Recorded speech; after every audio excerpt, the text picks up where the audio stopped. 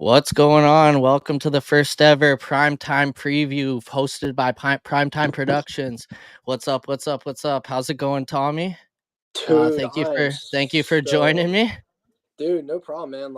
I mean, again, I messaged this to you directly, but I just appreciate you asking me to do this. Like, I love talking hockey. This is a big game.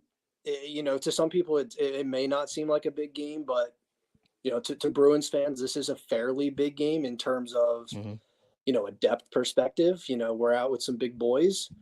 This is a tough test because the Devils have been playing better as of late. So either way, Mhm. I'm just happy to be doing this with you. It's the first one, so this is the first of I'd like to assume many, across Oh all yeah. sports that are covered here at Primetime Productions. So just honored to be here with you, man, and just excited to be doing this, and it's going to be a fun night. So just whoever tunes in, the whole game and post game. So just this is just the start of something special.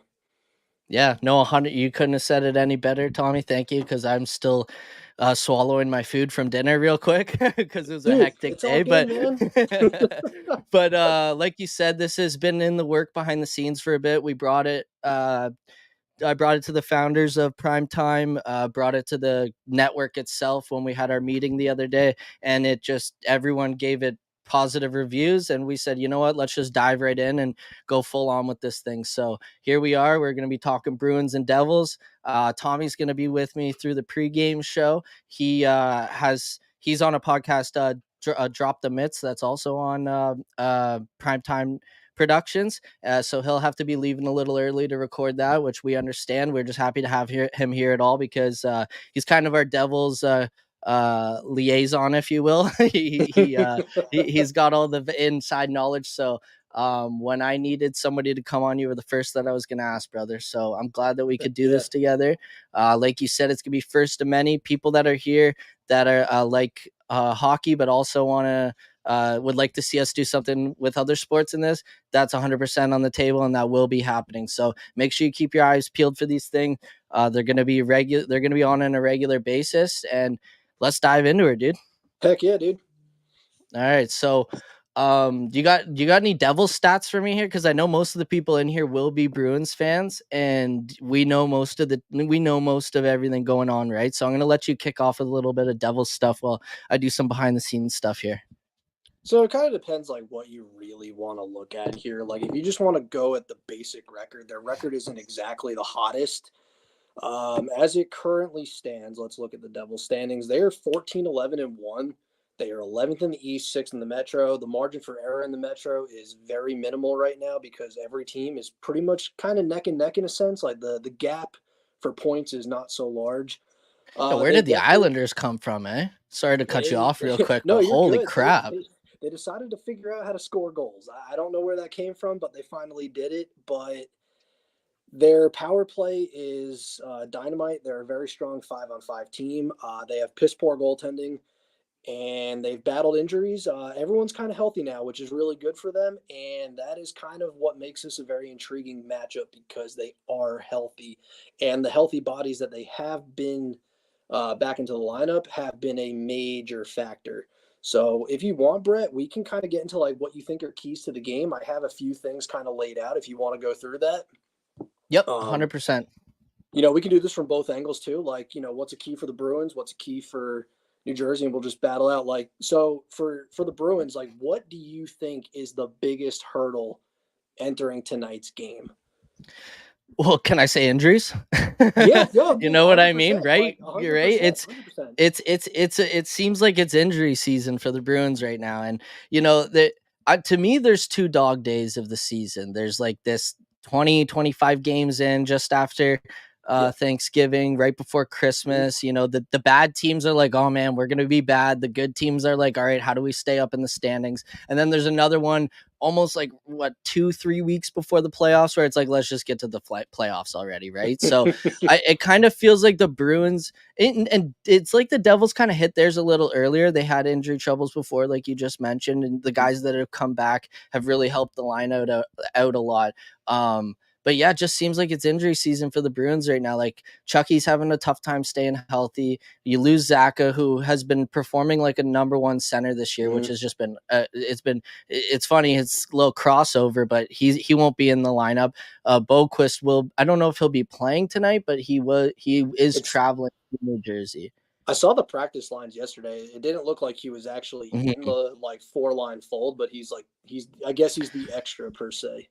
Which would kind of shock me. Like normally coaches like to play players, you know what I That mean, that came, go yeah, back that to their came. old team, right? Yeah, yeah. So that I saw that too yesterday. That's why I was unsure if he'll be in the lineup or not. But the Bruins defenses look great. The goaltending.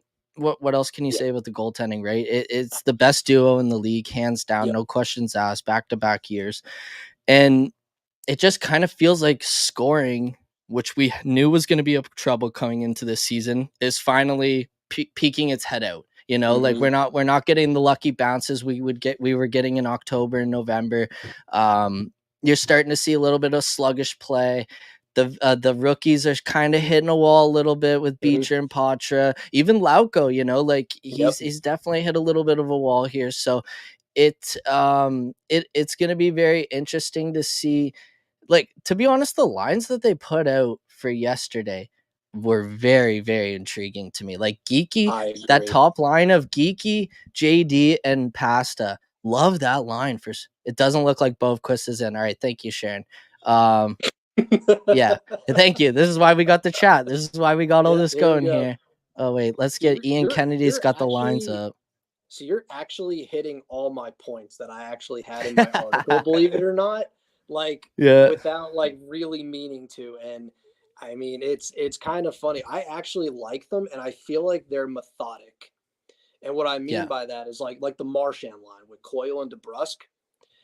So Mm-hmm. you're without Zaka, and Zaka's line from a defensive standpoint has actually performed fairly well. Mm-hmm. That line, whoever's on the opposite wing of Pasta, they're doing a good job at suppressing the opposition. Okay, well you remove Zaka from the equation, and now Morgan Geeky has a very tough job ahead of him. And I feel like the Coyle line is going to be a shutdown line. I don't know who he's going to go against, Mm-hmm. but you have the Heischer line or the Hughes line. Pick your poison. It's going to be a See, tough matchup. and do you think that's like, cause like, yeah, you can put Potra with JD and Pasternak, right? It's obviously you can do that. He's got the skill to play with those guys. But like you just said, the high flying offense in New Jersey, we're having a tough time putting the puck in the net right now. You don't want a 7-6 game in Newark tonight. You know what I mean? Like that's the last thing I don't think the Bruins are built for a 7-6 that game. And it's exactly. like, so like one of my like, keys to like victory, like in terms of the Bruins, like if you're going to look at this from a Boston Bruins standpoint, you have to get the proper line matchups because Hmm. like I just said, like you have the Hughes line who he's playing with Timo Meyer and Tyler Toffoli. But then you got the Heischer line with Palat and Bratt, and they've been the most impactful line for the Devils. They lead in expected goals per game at Hmm. almost 5 per game per 60. That's insane. And I think as a Hmm. line they've scored, they're double digits. They're like 11. So it's like whoever's matching up against them, like you have to slow that line down, but you got to neutralize Jack Hughes. And I without Charlie McAvoy, that also becomes another daunting task. Like what pair is going to line up? Like I wouldn't be surprised if the Bruins end up putting Lindholm and Coyle together, and then hmm they just end up getting a ton of Lindholm and minutes Carlo, you because mean?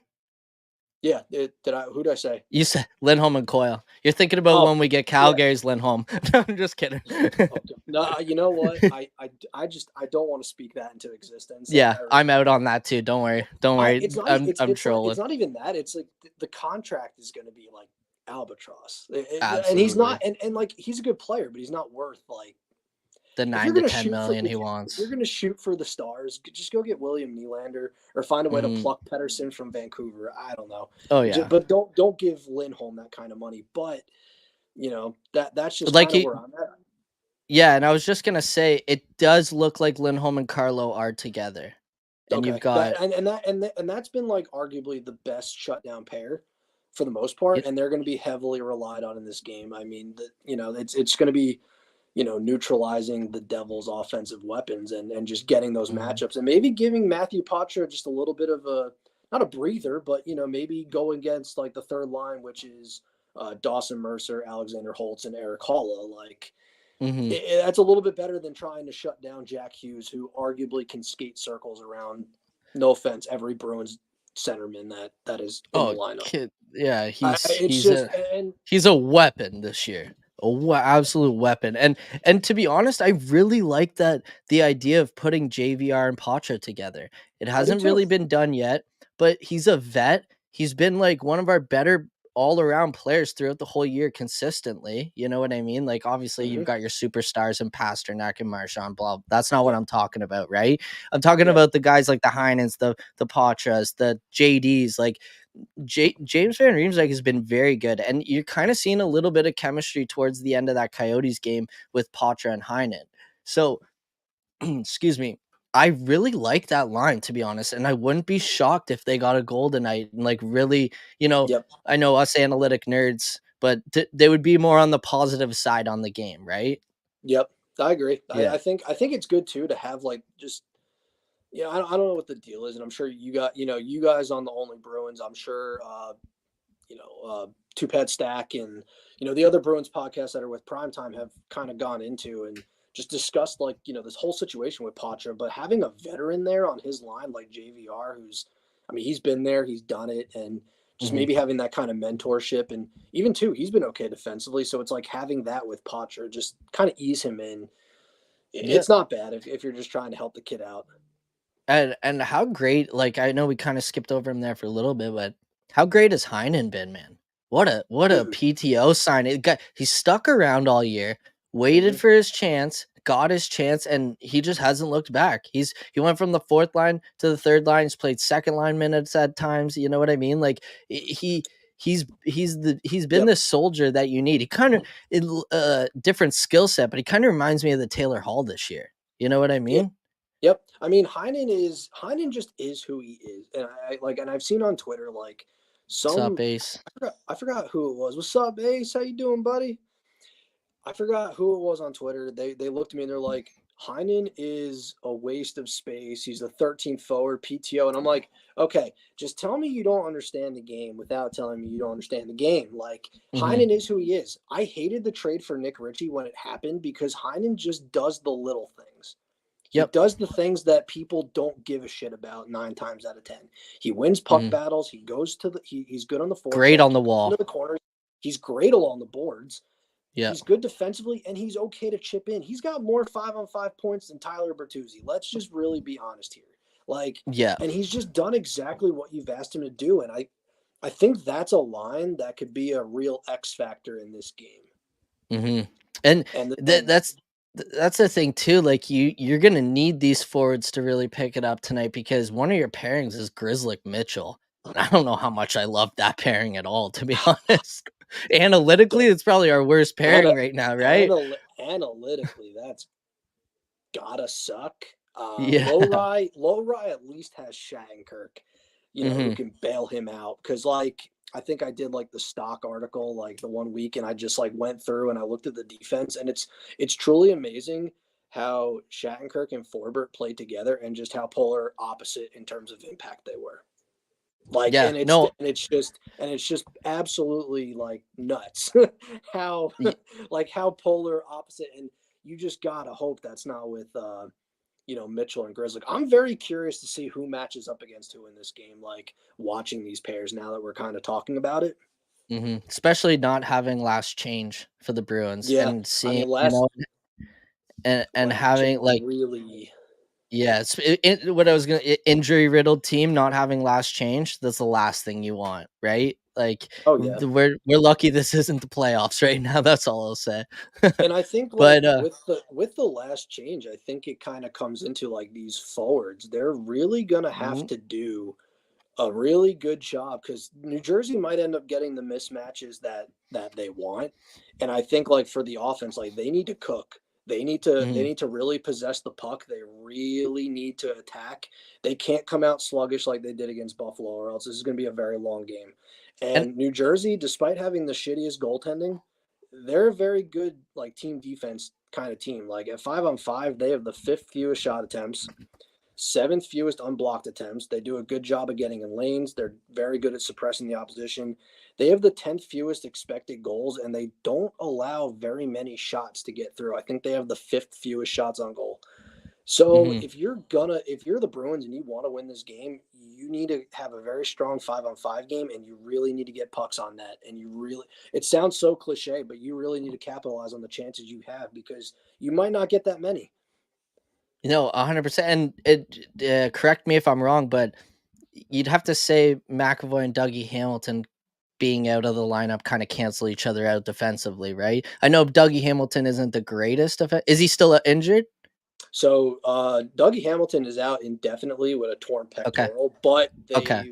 Luke Hughes is playing top power play Is, minutes. He's playing third pair with Colin Miller, and they called up Simone Nemec, who has almost been a point per game player since yeah, being called I was up. Now, just gonna now, say that. granted, I will say, like to your point, I do agree. Like when you really factor in Dougie Hamilton and Charlie McAvoy, you just took out two number one defensemen for their respective teams. So now you're almost looking at like, Ian Mitchell, and then you're looking at like Mason Lowry, and then you got Luke Hughes and Simone Nemec. So it's almost sort of like like a type of balance, you could say, in the lineup. It's just a matter of like which rookie or young guy is going to have like a bigger impact on the game. And see, that's kind of what I was getting at. Like, you hope Lori cancels out Hughes tonight. Like, I almost said Quinn. What's the youngest one's name? Yeah, there's too many of them, man. There's just so many. um, The Hughes Jack bros are taking Quinn. over. What's the youngest name? Jack Quinn and Luke. Luke. There we go. Okay. So you hope Lori cancels out Luke, right? You Yeah. you hope you're Mitchell. obviously Carlos hopefully canceling out guys like Miller or how do you say it? Nemo? Nemec. Memes has got Nemec. it as Nemo in here, Nemec. Nemo. That's why I was almost gonna say Nemo. You kind of have to hope, like you were just about to say, a guy like Mitchell steps up and cancels out a defense tonight, right? Yep. That's like it's a lot to go on, especially with this defense that we're rolling tonight. But Yeah. man, it's gonna be a really and you have to think Swayman's gonna cancel out Vanacek, right? Like Exactly. So yeah. here's like you can kind of like you could like just piggyback on this is exactly how I see this game going. The Bruins are going to get cooked at 5-on-5. The Devils are just a very good 5-on-5 team. The Bruins have sometimes chased the game a little bit at 5-on-5, and they can be a little Mm, passive, but their goaltending is good enough to keep them in it to where they can just capitalize on chances when they get them. mm, Goaltending is light years in the Bruins' favor. You could flip a coin. I don't give a shit who's in net, Olmark or Swayman. Either one's going to give them a chance to win the game. Their numbers are off the charts. Their goal saved above expected is really good. Swayman is playing like a Vezina Trophy winner this year, and the Devils have arguably the worst goaltending in the league. They are 31st mm. in save percentage, and their combined goal saved above expected is a -9. I don't care what team you are. You're not winning with that goaltending. It's not sustainable. So the Well, I Bruins came have up. the edge there. Here's where I think something will decide the game, and it's special teams play. Mm, I think mm-hmm, you have the top power play in New Jersey going against the best penalty kill in the Bruins. The Bruins have taken, I think, the 10th most penalties in the league with 118. They're very undisciplined here. Thankfully, you bad have a boys. penalty kill. Yeah, thankfully you have a penalty kill that can, Mm, tread water. The only good thing for the Bruins is that there's only one team that has burned them multiple times in a game, scoring multiple power play goals, and that's the Detroit Red Wings. yeah, So you who's might their get lucky with the kryptonite the Devils. past couple of years, right? Yeah, I mean, and you look at Detroit, and I kind of see the Devils in a similar manner. Like the way they Mm, move the puck on the power play is very similar. They have a lot of weapons, and you can't take your eye off somebody. When you're mm-hmm. on the penalty kill, because you have Luke Hughes, you have Jesper Bratt, you have Nico Heischer, you got Jack Hughes. The You're options are forgetting endless. Toffoli, the absolute snipe Yeah, show. yeah, and you Like, have Toffoli, and it's just like at that point, it's like the way they whip it around. Hell yeah, dog! I can hear you. shout But it's out like, Loki in the chat. what's up, dude? But yeah, but dude, like honestly, it's gonna come down to I think the Bruins needing to stay disciplined and just Mhm, not get into penalty trouble. Because as good as the kill is, like you don't want to rely on that, even though that's a good thing to have in your back pocket. I'm not sure how it's been with Derek Forbert out of the lineup. To be honest, Mm-hmm. I'm assuming like last year it was the same. They were fine Mm-hmm. with him Hasn't not changed much. hasn't changed. So I mean, somehow dump his contract, please and thank you. Get me like a scoring forward. I wanted I that don't care if happened it's in the summer. don't care if it's for future considerations. Just See, move on. I want like you know me, I'm the trade guy, and I love like obsessing over that stuff. I kind of hope Minnesota kept sliding so that we could do a Forbert Middleton swap for the last year of their contracts, right? And get a guy in here that actually can play both sides of the puck, more defensive, but is real mean bastard to play against, right? So, I thought this was a good point. That's why I highlighted it. Mac and Grizz pairing really missing Bergeron.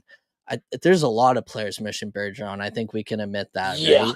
I think we Yeah, can like almost go down the list, and I have one player in mind that I think is missing Bergeron, but yeah, no, and yeah, yeah. he's definitely probably on the trade block as well. Unfortunately, because I've always loved this story and how he came back, but just kind of seems like JD needs a guy like that on his line. And We weird enough, because JD drove that line at times last year, but I think it was because yeah. of Yeah. Bergeron underlying analytics and just the Yep. touches and things he could do, right?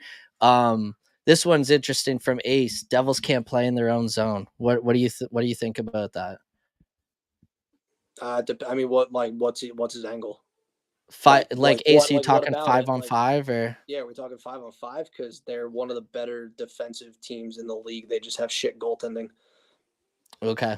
So it's kind of like Carolina They have last year. really, honestly, like that's really like a lot of it is so I think so I forgot who put it out there. It might have been like Megan Chaka. She might have put it out there. So the like it doesn't look like it, but it's like the Devils literally give up the fewest, like among the fewest like odd man rushes. It's just every time they give up an odd man rush, it's in the back of the fucking net. Hmm.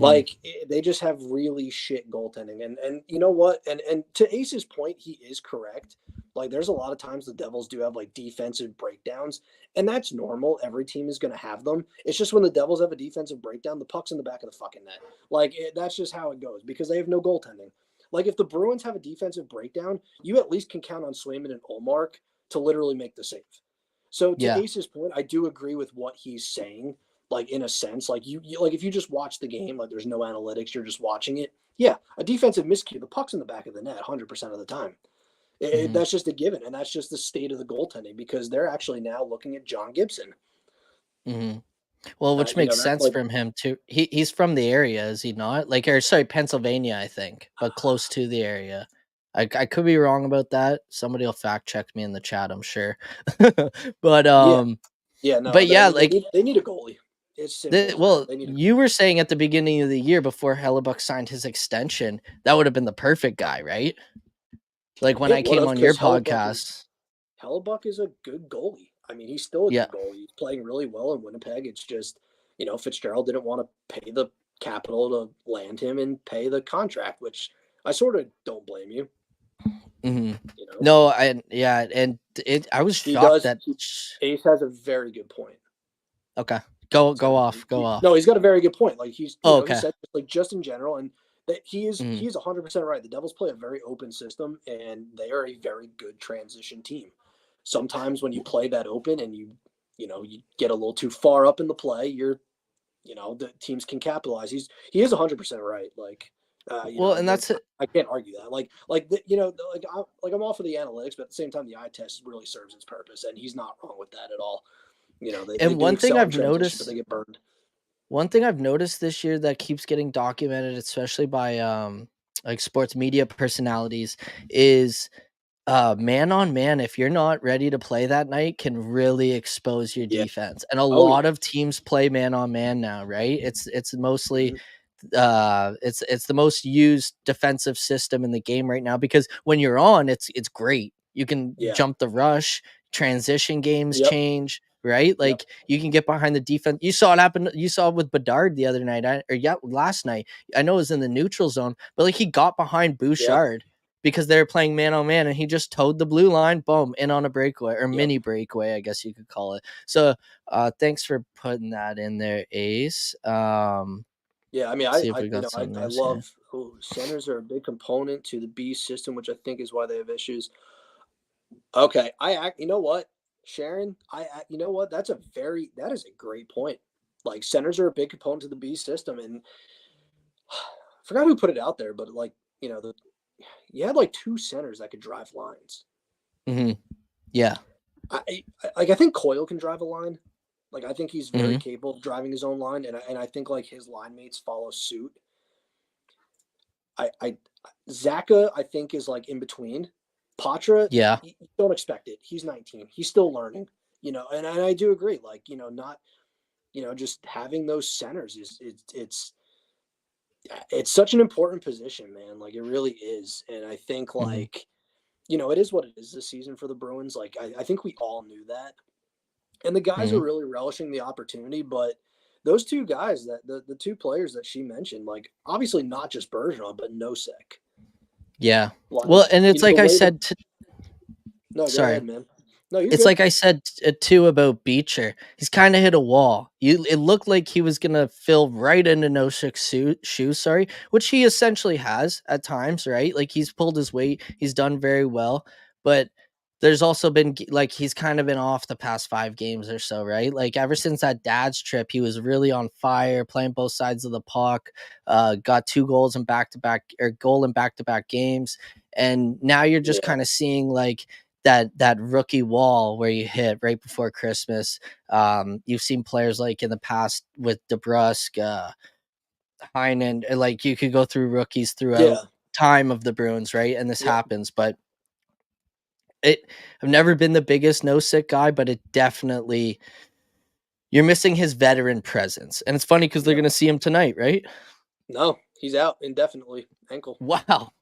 Yeah, Shows we how do much get hey, we check the do we game notes, bud. hey we do get Curtis Lazar though. Yes, true. Very true. He's actually been I'm actually impressed with him. He's actually been pretty good. I'm a But really big Lazar guy. Really I was big. a big Always Lazar guy loved his too. game. It's so weird. Like so like I'm weird. I like fourth line guys. I've always been like a sucker for them, and I just feel like since like the days of like Sean Corrali, it's just been Mhm. like tough shoes to fill on that fourth line. And I mean, they're interchangeable players. You can really just keep like mixing your match and plugging somebody wherever. But I mean, I do agree. Beecher's kind of like hit his wall, and it's okay. Mhm. Like it's his first full season. Poor guy's been derailed with injuries that have plagued his development. But Mhm. you're And hoping he, he just like hits that other gear. yeah, it and that's my thing for Beecher. Like, yeah, he might. I think he's played every game so far. I think, Did he? Didn't right? didn't they do the same thing they did with Patra? Like put him on the ninth floor, just for like a Yeah, they perspective. Like, Yeah, I think they might have for a game or so, but that's what I was getting at is you just want to see him play 70 games this year and put yeah, up 10 points and be a yeah, defensive analytic darling, right? Like that's what you pretty want to much. see out of him for Yeah, progression this season. Just because like you 100%. said, he hasn't played a whole lot of hockey in the past couple of years. You've seen it Yeah, with I Shane mean Wright in Seattle.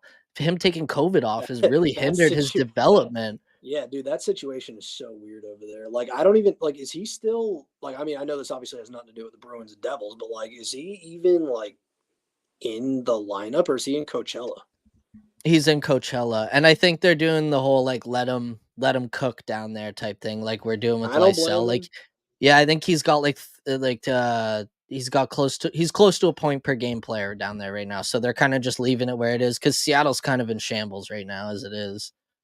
yeah, they are, A lot of teams, man, you don't get the goaltending and you can't dude. score, you know, like, it's That's like Carolina. Carolina's the same Minnesota. thing.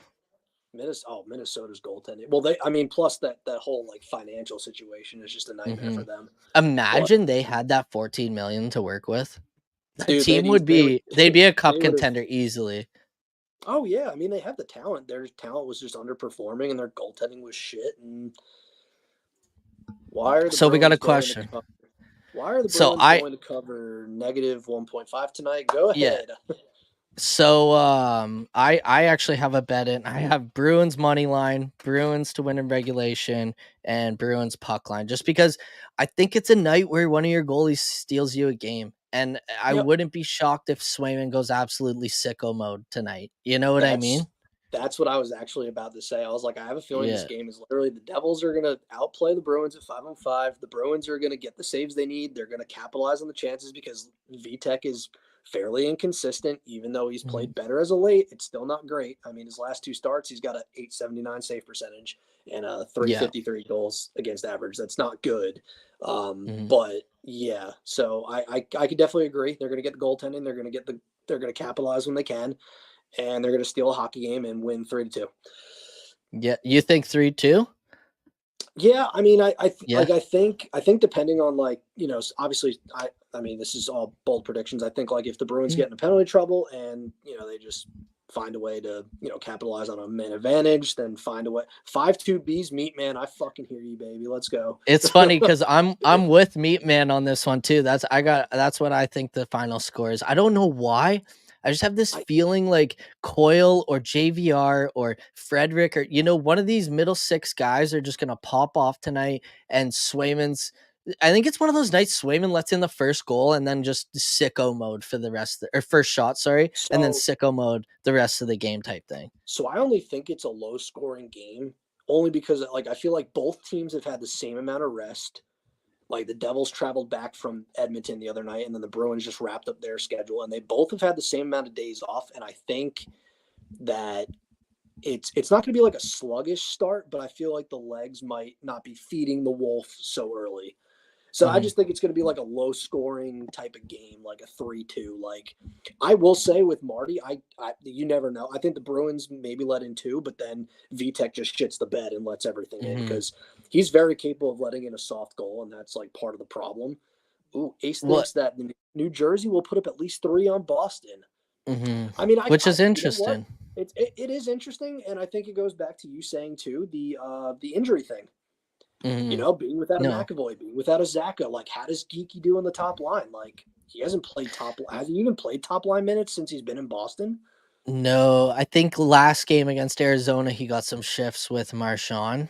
Okay, I and that was could probably be because wrong, is that but when yeah, it was Zaka because went down Patra and and Pacha yeah, got benched? Yeah, yeah, you were rolling two centermen, which was brutal. essentially like, you know what I mean, And that like wild, like but it and like worked. I sort of get okay. Like I get it. Like you wanna like you obviously like want to put your best players out there to secure the victory. That also just sounds like a problem you have. Hmm. like why are you going to bench your young kid when you're down a center already? So hopefully tonight he just keeps playing. That he's just sticks with all the lines. There's no benchings, especially with the last change. like you don't want to do Yes. that in this game. So No. No. I'm excited. I mean I think it's going to be a good game to see what you have in your depth, and I think that's a very good measuring stick for the Bruins to have Mhm. because now you really get to see what your depth is made of. You're without your top defenseman, you're without your top centerman. You still have good key guys on the back end, you still have good forwards up front, but you want to see how your depth plays against a good team. Like the Devils have their issues, but like they're not the Sharks or like the Blackhawks. Like Yes. like No. Yeah. you're playing an opponent Even that the has Ducks now, like you're playing a team that's well yeah established with younger players, right? yep Yeah, yeah. and I mean and it's gonna be fun. no, I think it's gonna be like that's why I said 5-2 as well, is because um I think it's a situation where the Devils are down by 2 and they pull their goalie with like 3 minutes left. You know what I mean? Because they want to get the Okay. because they are a good 6-on-5 team, and I think it's one of those games where Marshy just chucks it down the ice and it goes in. Like one of those Yeah. fluky, like kind of like Kachuk against Columbus the other day, which was a wild game. So much fun to watch two of Is this those small Brady? Is team this is markets. this is this No, the Brady the or Matt? Matthew Kachuk one Oh, with so the Cousins Branson play. and Cousins. Yes. Oh my dude, I've never wanted to I circled the game on the calendar for the next one between them. I've never done that between two small market teams like that before. You know what I mean? Like the way Oh that they yeah. just ended that game. Oh, it was beautiful. But It's funny from B's memes here, Patra, that name I haven't heard in years. That was good memesy. But oh yeah, Go. we got Monty going off here. But yeah, no, it's gonna be a really interesting game to say the least. Interesting pairs. Yeah, so Hmm. they got Nemec on the first pair with Siegenthaler, Ball and Marino, Luke Hughes, and Colin Miller. So everything is fairly balanced for New Jersey. So Yeah. it's going to be interesting. Like I think it's going to be a good matchup game for Boston. Like I think like depending what pair is deployed against who, you want to That's make sure that the line that's out there really can take advantage Well, and that's the of thing that's what I guess was trying to remember is Marino. You need Carlo to outplay him tonight. You know what I mean? Like you Mhm. need Carlo to outplay the left side or right side of this defensive team and really shut down Brat, Hughes, Toffoli, whoever's coming up your side, right? And that's the thing, like I've been preaching on the podcast, like Lindholm might not be the 50 guy he was last year. He might have stepped up when we needed I him don't type care what he does as situation. long as he's good defensively. Exactly. If I he don't can care. shut down these high flying offenses, that's I people are like, I oh, put he's you in a overpaid. Maybe by 500K, but what's 500K in this NHL I day don't and even. age, right? Like, I think his contract is actually fair. I think oh, that's a next pretty year fair. I think that's a when the pretty cap goes fair up value too, deal. that deal's gonna look People hilarious in like 2 years. people are going to get paid hilarious money, especially after Darlene just signed for like what he get 11. 11. Yeah, I like for the eight guy, but years. he ain't worth 11. But yeah, no, Lindholm's been fine. It's just good. It's I think like you just laid out like the X factors. Like you Hmm. gotta have certain guys outplaying the other guys in New Jersey, and it looks like the Coyle line is starting first. Yep. Yep. That's And what we got here. it's I mean I think it's going to be good. I think it's going to be fun. Um, all right, fourth line against the first line. I fucking hear you. Yeah, that's interesting from Rough, but see, you kind of had to come out as the away team with your first line. You know what I Yeah, mean? For the and Bruins. you yeah, and you want to make sure that you capitalize. Like that's a line too. Like I don't know like what McLeod that line's going to be able to provide them against like the Bruins top line, but it's like if you're the Bruins top line, you want to make sure that you get after that line and you Hmm. can execute. Like right now, they look like they're doing all right to start, just getting pucks down low and you know Yep. getting to the crease. I think the biggest thing is going to be like on the special teams play, like really dominating the high danger areas. Like the Bruins have done a great job on the penalty kill of letting teams just kind of stay to the perimeter. They don't really let you generate much in the middle of the slot. Hmm. The Devils have tried to do their best to get to the high danger areas, but the middle of the slot, they have no luck. So it's like if you're the Bruins, box them out and keep them to the outside. Don't let them get in the middle if you can. Just weird You got to little put. things I look up. I'm a weird analytic person, like to a degree. Like No, I like to I'm look an at this, analytic but nerd with you. like I just like looking at this stuff. Like after the first period, I'll go to natural stat trick and I'll just be like, Mhm. damn, like they really got fucking worked. Like, and Yeah. I'm with Ace. The away sweaters are they're better than Oh, the home ones. They're they're better than the home so ones. clean, dude. I And I saw it when I went to Boston. I saw like them in real life, obviously, people wearing yeah, them, and I was like, oh my god, these are clean. Like with the black pants, the black gloves, like it's so clean on the ice too. It's they're so good. They're so oh, good. I give like they're I thought the home ones were the best, and then like I saw the away ones. I'm like, damn, those are clean. hmm. Like I And like like them. the thirds, like the one you have hanging Those are behind you there, those so are nice. so. They wore them to the game I went to against Toronto, and they were Oh, what a so treat! nasty. Oh, they were so nasty, man. I don't Those are boy. Yeah. such a it's such a treat because like they only are wearing them so many times for like the God, what are they called? I know Ace has talked about it on his Um, podcast. the eras, The the era eras. nights. Yeah. So it's like for you to be able to actually like see those because like if you go to a game on the road, like I probably will, they're not going to wear those, but still a super clean jersey. Like Ace, I don't know where you bought it from, but I have been told by people that you can go get it exchanged at the pro shop in Boston. really, Yeah. Yeah, I don't want to speak his name right now just because, Yeah, I already know. fucking, yeah. But I know 2 people have done it so far. So I don't know where you got yours from, Ace. I don't know if you need a receipt or not, but I know that if you ask, they will accept an exchange, which is Interesting. good on them. You knew they weren't going to announce that, but you better believe they do that. I would, yeah. I mean, that Sports probably wouldn't surprise stitches. me. Yeah, sports Okay. stitches did that. They'd Yeah, be you might like, not be able to then. yeah. Oh, we got somebody coming in here. We got What's the it? meat man himself, Matty. What's going on, Oh, brother? What up, dude, and he's boys? got Special the guest third number one. 1. I heard we were talking about the Alties, so I had to come in here. Yeah. Hell yeah, and he's got Marshan, the captain. I mean, that's the Oh hell proper yeah! one to get. Like when he No like C auditioned though. it, No C. when when he Oh yeah. auditioned it, I was like, I feel like it's just like that's the jersey. Like that's the one. Like I feel like any other player, it's like, oh, that's good, but like, Yeah. got to get the No, the captain. Oh yeah, they're and like I said, like Marty was with me at the game actually. He got to Oh yeah. wear it while we watched Hell them. yeah. So yeah, so it was awesome. Hell yeah, Marty. Cheers, brother. Cheers. How do you not Codeine. Um carry that? um Holy you shit. got anything to say coming in hot, Marty here? You got anything to say? I mean, I love this matchup. It's something I've always enjoyed as a hockey fan. I originally was a Devils fan. The first person I ever heard of in the NHL was Marty Brodeur because we have the same goddamn name, and I was like, he's cool. Yeah.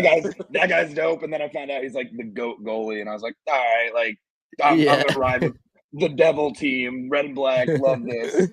And then I think more towards I want to say like middle school when I was really getting into the Celtics and I was really, figuring out that I was more New England than I ever could have imagined being from upstate New York. I was like, I think I'm gonna leave. Bredore's on his way out. Like, I gotta root for the Bruins. And then I think I was watching Happy Gilmore one time and just saw him with Spokane, and I was like, set, we're good. That's it. it. Yeah. That's really like it's kind of funny because I was like in the same like boat to say like so like I'm originally from New Jersey, so like my dad was a Devils fan. He became one after they finally got a team. He liked the Sabres because I guess that was like the closest team, and I guess he picked that as a kid. But like he used to always go to Boston for work and would bring me shit back. So I've always just like the Bruins, man. Like Yeah. I still have like the 1998 pocket calendar and like Joe Thornton's on the front of it. And I'm That's like, I mean, awesome. just shit like that. But it's like I've always just stayed with the Bruins, but I still follow the Devils because that was my dad's team. So it's just funny. Like are you from upstate New York? I am. I'm from the Hud Valley, and that's Heck as yeah. much as I'll give out before I dox myself. Yeah. I I was gonna say, Marty, before you do dox yourself, we have our special second guest coming in.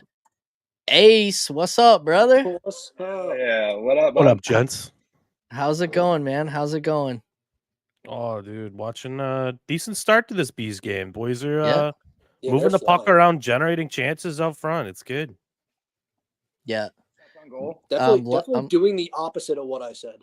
Definitely doing the opposite of what I Hey, said. that's why we do these things, so we can wear the egg on our face live, instead of on Twitter. It seems like Boston's coming out with a really good sense of urgency, and the Devils kind of look a little slow. What was the last game the Bruins were up in shots 5 minutes into the first period? It's I been don't know if 84 years. It's been 84 years. Oh, thank God you were documenting it, Ace. Yeah, it's been a hot second. I can't even No, tell it's you. been a Like, while. I just was trying to think. It's before the 2 matinee back to backs, right? Before the Detroit Probably. New York back to backs, whatever game that would have been. I don't know. I don't have it in front of me. I gotta roll the comments on one screen and the game on the Somebody other. help us. Yeah. Yeah, I mean, I got I'm doing Twitter on the phone. I got my iPad up. I got you guys on the computer. Technology is awesome, man. It really I know. is. We've come so far as a society. I just picked my phone up and saw Ace's DM. I was like, oh man, whoops. Well, you're here now, bub. You're here now. I'm just here so I don't get fined. Yeah. You're doing your due diligence so you don't get a sussy from your own pod. I just hope we don't get gold. Imagine Burge having to host that thing by himself. Oh man. He'd have nobody to argue with. He'd find a way. He'd debate himself. There's gotta be a wall in his place somewhere that he could look at. Look. Just say the term backup goalie and Tuukka Rask in the same sentence and Burge shits himself. We got back-to-back wows in the chat from him. I saw you there, Bubba. That's why I came at you. Oh, that's awesome. I just hope we don't get goalied by Vitek Vanacek. Yeah, I don't see. I game plans pepper him, right? Clearly, Pepper him, get to the front of the net, cause chaos, and I mean just find ways to give Devils breakdowns in front of him because I mean he hasn't been sharp really at all this year. I'm really liking this Marchand Coyle Frederick line right now. It's got a little bit of jump to it. That's the line that does exactly what I was saying with that they need to do to beat the Devils is get it in deep, possess the puck, cycle it around. The Devils are going to lose their man in coverage, and there's going to be options right in front of the net, and that line's going to be able to do it. Mm-hmm. Yeah, just possess. Their down low game is. It looks like DeBrusque is with Pasta and whoever's centering that line. I didn't see the warm up Geeky. Okay, yeah. Which I don't mind because all right. Geeky's been playing well lately. Pasta's on fire. You got to get JD going. And I really like the idea of putting JVR and Patra together. I really think it could help Patra. I just watched that play, them in the corner. Yeah, they lost the puck, but it was kind of a broken play to begin with. But just to see them both in there supporting each other, Patra doing a couple more things than he might not have last game. You know what I mean? I feel like he kind of got that message after the talking with Montgomery on Monday. Oh, this one's good. If you say goalie hug in the dark, you gotta say it 3 times. This is awesome. I don't even have to go to Twitter, and I'm getting my bees memes. This is awesome. Get them in here. You gotta whisper it. Goalie hug. Goalie hug. Goalie hug.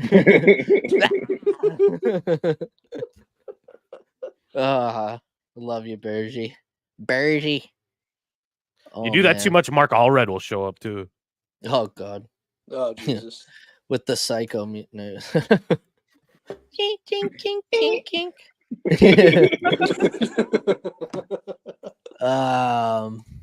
Comes in like Jigsaw on the bicycle. Here? Yeah. Also, anybody who is, I forgot to mention this off the top, anybody who's watching this on Twitter, you will not be able to comment or see the comments. And we can't see your likes because StreamYard is just like that. We just wanted to make sure we were streaming to Twitter as well for anybody who didn't want to go on YouTube. So just a heads up, if you do have YouTube and you want to get in the comments, just hop on over and you can shit talk us all you want. That's right. Brett, you got to get some cool Bruins merch on your fancy wooden walls in the back. I actually, here, let's since we're going to do some interior decorating live. That's a UCLA Bruins shirt. It's the wrong Bruins. Yeah, dude. You got the right Bruins hat. You just came out with the wrong. Hold on.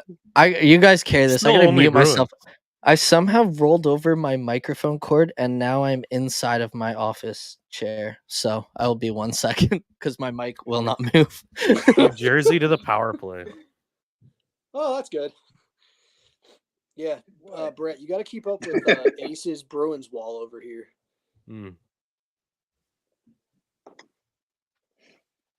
Yeah, you got to keep up, Brett.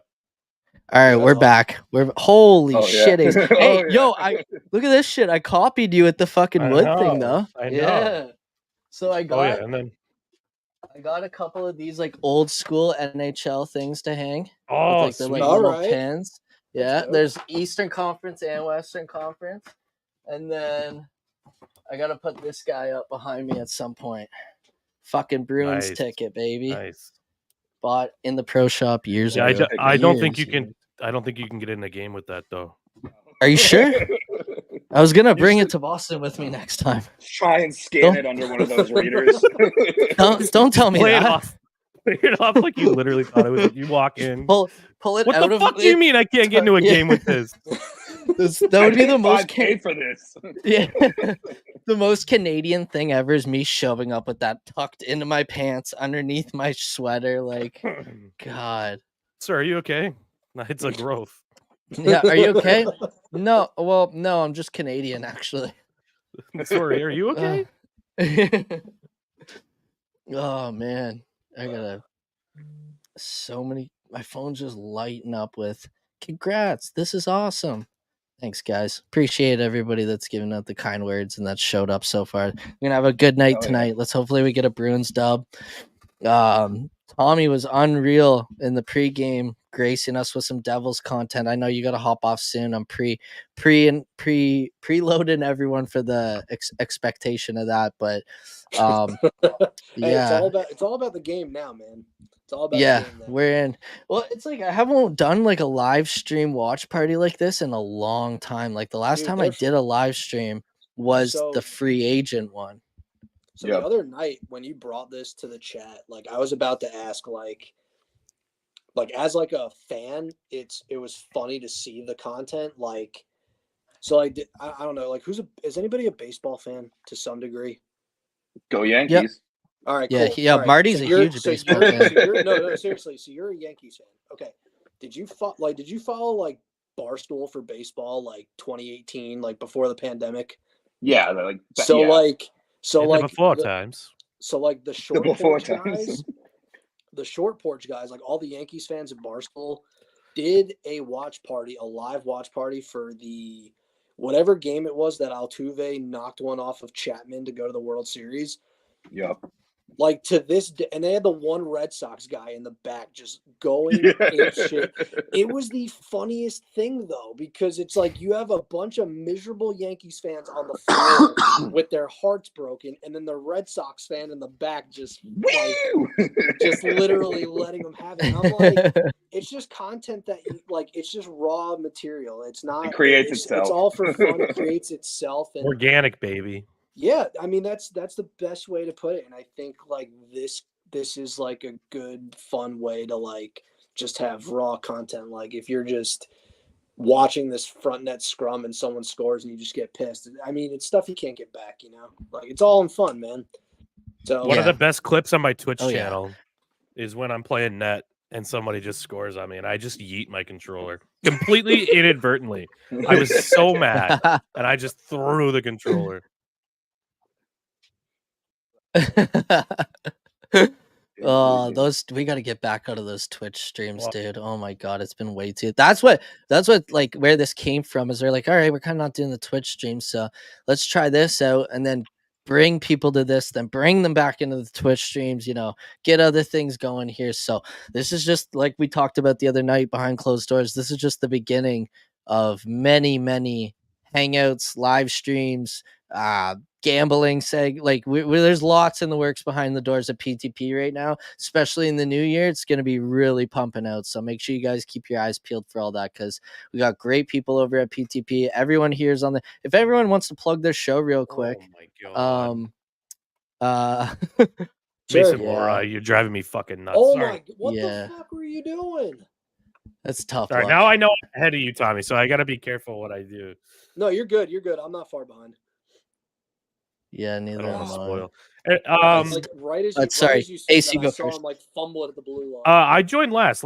Tommy, why don't you plug your shit? Have you already done Okay, that? yeah, because I didn't really plug yours earlier. That's on me being a bad host. It's all good, man.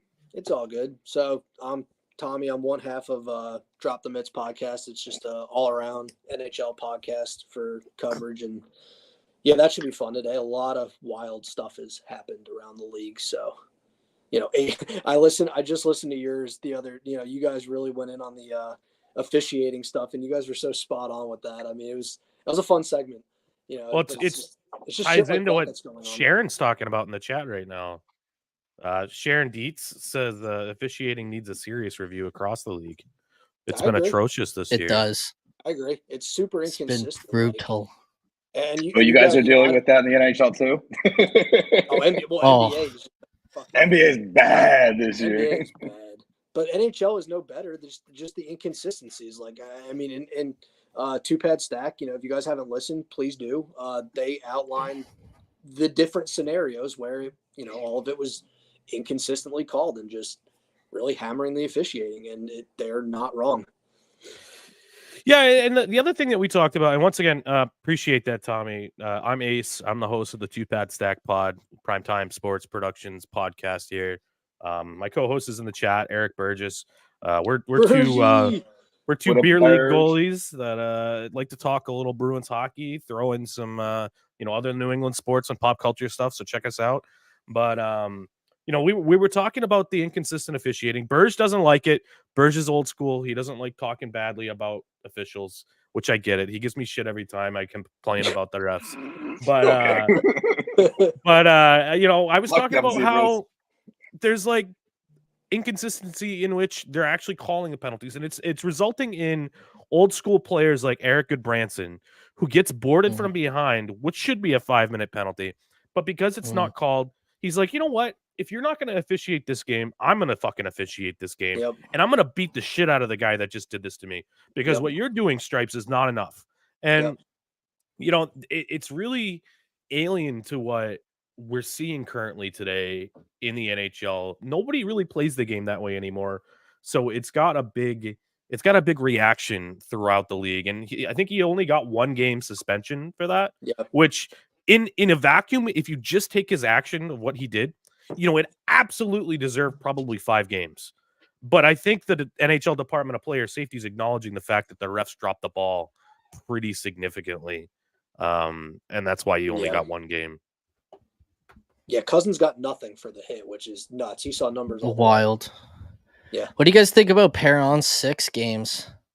It's the same thing, man. You gotta set an example. But I think you gotta set an example to. You had to because if you don't, it's like, and I mean, you see your captain laying there just motionless. Like, I mean, you're gonna react. I feel like that's just if you saw Patrice Bergeron. If you saw Patrice Bergeron knock the fuck out, like Marchand's different. Everybody kind of expects somebody to knock out Marchand. I'm not going to be that upset if somebody knocks. I'm sorry to say that, but I'm not going to be that upset if somebody knocks out Marchand. He probably deserved it. But if it happened to Patrice Bergeron, like I would shit myself, and I would do the exact same thing that David Perron did. Marty, you didn't plug your stuff yet. I'm sorry, buddy. Yeah. No, you're good. You're good. I was going to say, if you get someone knocking out Bergie like that, you got everyone going full happy go taking their skates 100%. Off. Like, oh my god! Can you imagine what Brad Marchand would do?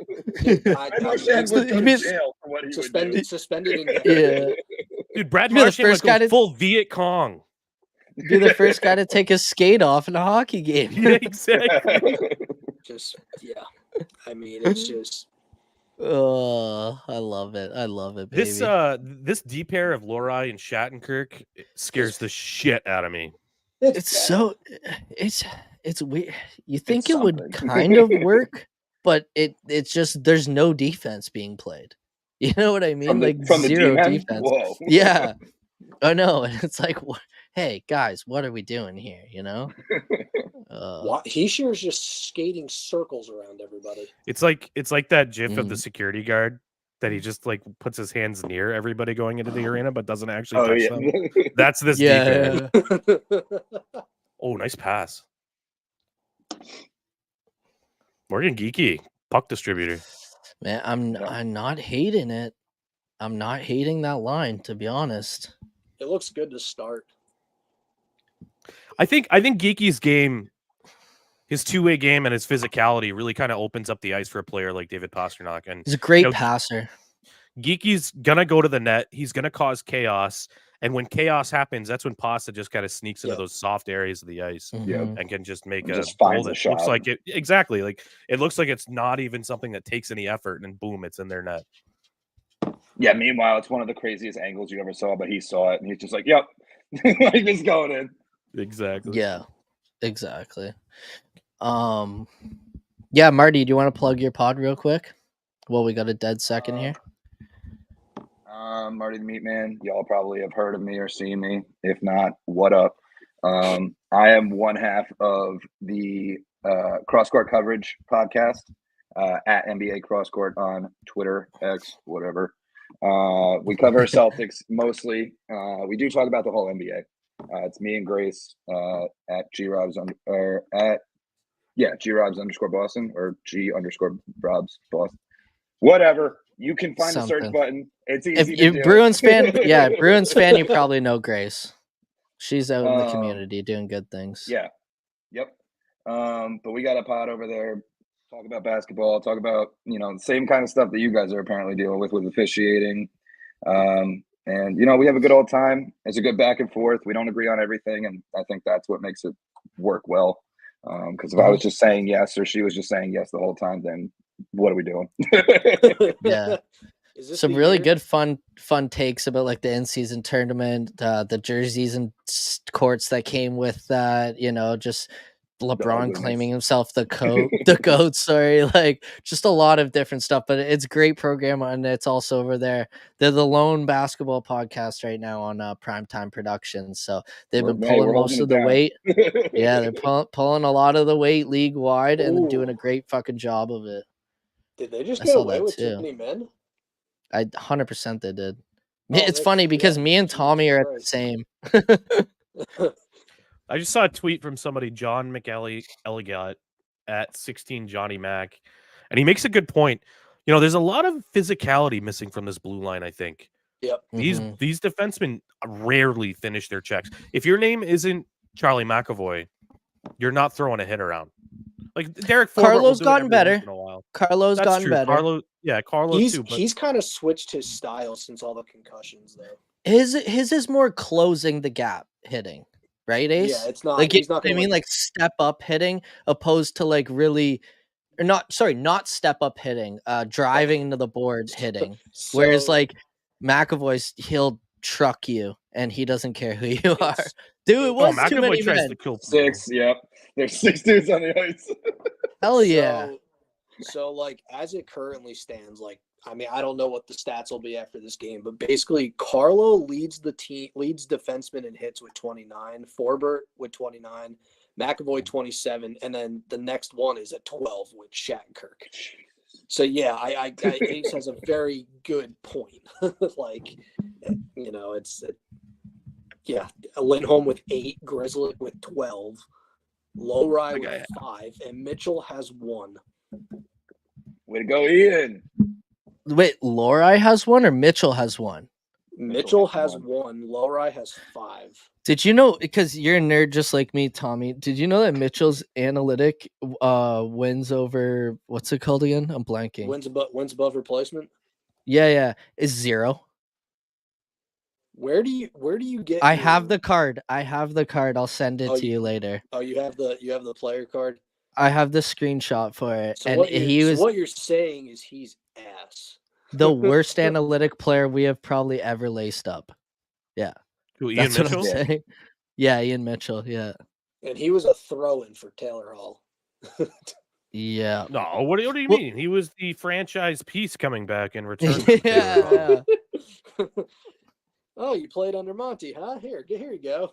Yeah. We haven't had a shot since like the 5-minute mark of this period. Yeah. Hey, at least one of those. Like, at least one of those you played for Monty's worked out, because fucking Heinen's been great. Yeah, I wasn't on. Especially as of late. I wasn't either, Ace. I didn't like care. I thought it was like whatever, another old guy, like another name we've heard.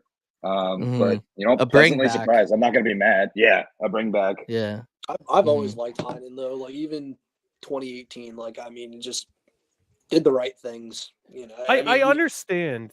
Go ahead, Tommy. I didn't mean to. No, you're good. You're good. No, that was really it. It's just like he does the little things. He does the right things. Yeah. He's not gonna be the top 6 guy, but just take the player for who he is. He's a solid, bottom 6 winger, and he's never going to hurt you when he's out there, right? Exactly. And I still understand why the Bruins moved on when they did. They had young players that they wanted to get in there, and they didn't want to. You're taking a bet on Richie too, right? Yeah, and you didn't want to pay him what he was going to, deserve in the market value. And there's a reason why he bounced to a few different teams. But at league minimum on a PTO, I don't think that there's a better PTO signing in the league right now than Dan Heinen has been for the Boston Bruins. I think two of the best signings in the NHL right now, like that, JVR. like value signings, are JVR and Heinen. I swear, because remember everyone was like, "Oh, Wheeler, it's gonna be Wheeler." I was like, "What?" Jonathan. So you guys don't. You guys don't. Jonathan is a good one okay, too, yeah, you got yeah. me there. But I meant players. A goalie's 100% Jonathan Quick. But yeah, it's just like, it's funny because everyone's like Wheeler, and I'm like, have you ever seen a Winnipeg Jets game before? Clearly, fucking not, No, because that I guy have not. brutal. Yeah, shout out to our boy Bobby Borowski. There he is. From the beaches. Brett got beaches of dummied at the Winnipeg. Garden last. Oh, got dummied. Oh, hell yeah, baby. West Virginia, what up, boy? Heck yeah. Hell yeah. You know who that is, Marty. Yeah. Yes, sir. Yeah. I'm glad you got dummied in my honor. Army's in here too. That's why my fucking head was doing that. But I've been staring at this computer screen for probably 13 hours today, I think. This is awesome. This is awesome. This is awesome. I love it. This is fun computer. This is fun computer staring. Yeah. West Virginia. I keep putting you guys away to look at other stuff real quick, and then I'm like, oh yeah, I keep forgetting we're live streaming. I'm just like, I think we're like recording a podcast right now, just watching a game. This is awesome. Oh, so man. Awesome. No, I brought you puts guys me back. I was setting up the intermission retweet, so I feel don't know like- how I'm gonna send I that feel in like it's just Slack. become like very low event and everything's just slow. Man, This game Nemec has- just zets that puck right through the center. Beauty play by him. Dude, that kid is legit. He's actually been nice since he came up. Like I didn't. Him I and think that- he's probably gonna stay up. Him and that Jarechek from Columbus. I'm probably butchering his fucking name. Oh my God. They remind me so much of each other. They got the same play, same style, same body build. Nemec. Get it It's out of there. Nemec. Tommy? What? It's Nemec? Yeah, Nemec. Okay. I didn't know if it was Nemec or Nemec.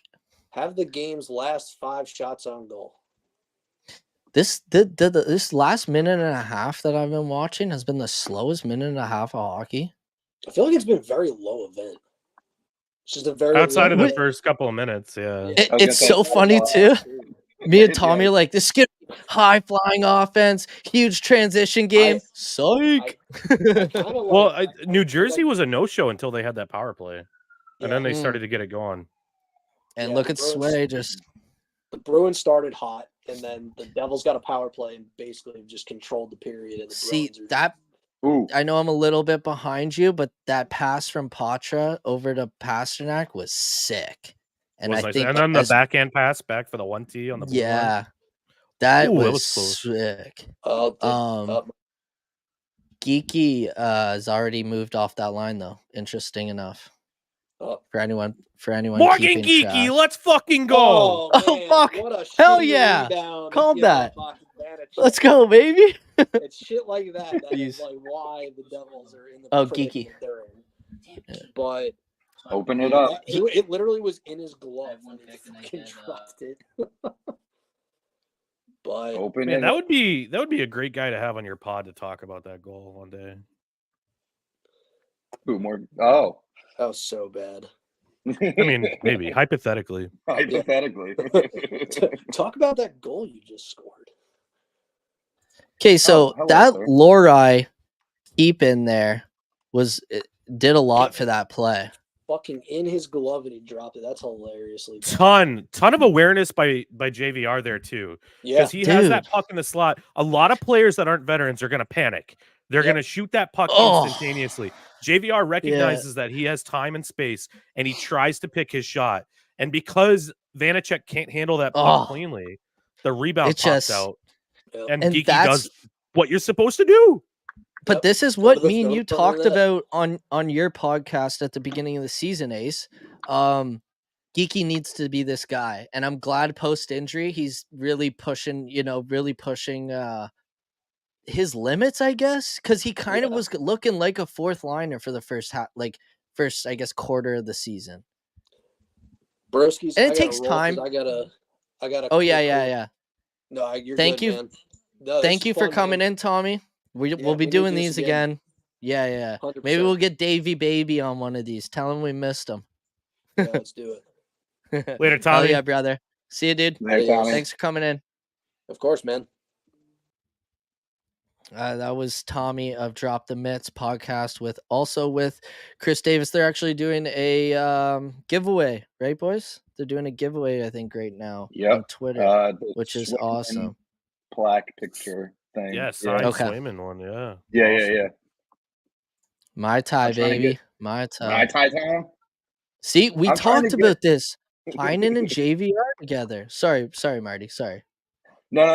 I'm just trying to figure out my stream because I literally was like 3 minutes behind after the goal. I was like, sick goal, and then I kept watching. And then you guys were describing the play that happened, and then I was like, "Oh, that's happening live for me." Sick. Yeah, I had to reset mine too. But we got 2 minutes and 20, or I got 2 minutes and 5 seconds. I'm at a minute 15. Yeah, so I figured it.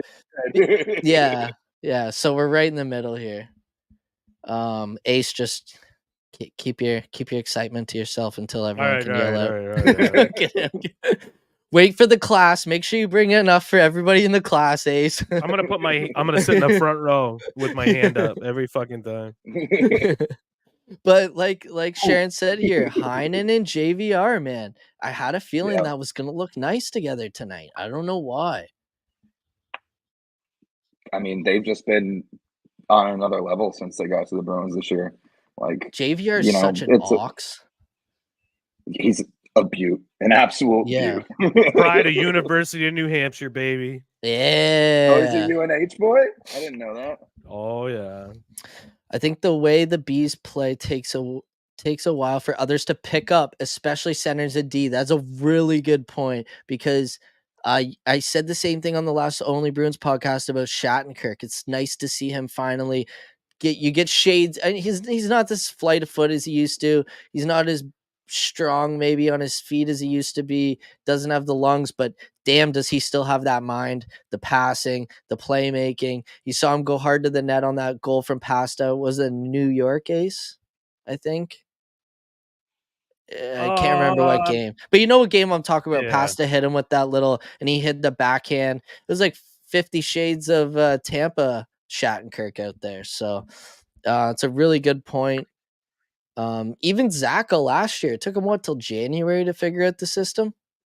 January or so, whenever he got his contract, I think it was right around the Winter Classic. It was around, whenever he signed that extension is when he figured it out. Popped off, yeah. If you play wing for a bit, even if you yeah, it's a different system. Whoa. All right, I'm gonna put out the where is it? I'm gonna go grab some food real quick. I'll be right back. Yeah, no worries. I'm gonna hit post on this post. And let's get nope. Let's get the copy. Sorry, everybody that's in here right now. Oh, they took away a shot on goal. What the hell? Did we were they? At 11. They bumped it down to 10 right at the intermission. So 10 shots to 7 shots. 10-7. Yeah, see, me and you have linked up now. We're all synced up at this point. But I'm just putting out the what's it called? The hangout on intermission with YouTube. There we go. Yeah, the come in, we're live. Been waiting to use that, baby. Been waiting to use it. Yeah. Yeah. Good game so far, though. Yeah, happy. It's a little less electric than I expected at the beginning, or going into it, I should have said. But I'm okay with if we have to just play defense and wait it out, and like you guys were saying in the pregame, like just possess the puck, just work it around. Something's going to open up. Take the opportunity. We're good at holding the puck, and as long as we can, find those opportunities and don't jump too early, because that's what I feel. We are damn awful on the back check. Like we get caught with our pants down half the time. Yeah. Well, it's the F3, and that's where you get the younger players in the system still learning it, or like Sharon said, Geeky coming in, JVR. Last year we were a big F3 team. On the back check, the guy who was the third forward going in on the forecheck better be the first guy fucking back helping out the D on the back check, right? And that's how the Bruins essentially play their system. And how they go about doing stuff. So it's nice to see the systems finally starting to play itself out. You know, you could tell Monty's been a little frustrated the past couple games or so. Yeah. And he had every right to yell at everybody. I don't know if you're ready or not, Ace, but you're back. I'm back. All right, cool. Somebody in the B Rabbit said Ace. B Rabbit. B Rabbit, like hell yeah. 8 Mile, like 8 Mile. 8 Mile. B Love Rabbit, it, baby. But no, I mean Monty has every right to be a little frustrated. But at the same time, like right now is when you want to have issues and when you want to be figuring stuff out. It's not in the months leading up to the playoffs. We don't want to be like struggling to have our identity or who we are. Like it's December. I'm okay with us having a few issues and lumps and taking our bumps and moving forward and learning from it. And being first place in the Atlantic. Right. I mean, like that's the other thing. Is like, what are we even talking about? It's honestly, I love you guys. My Chicken Little fans, I love them. My Bruins Chicken Little fans are my favorite fucking people. The sky is falling because Boquist is our 13th forward. Like, what? You know how many teams would love that right now?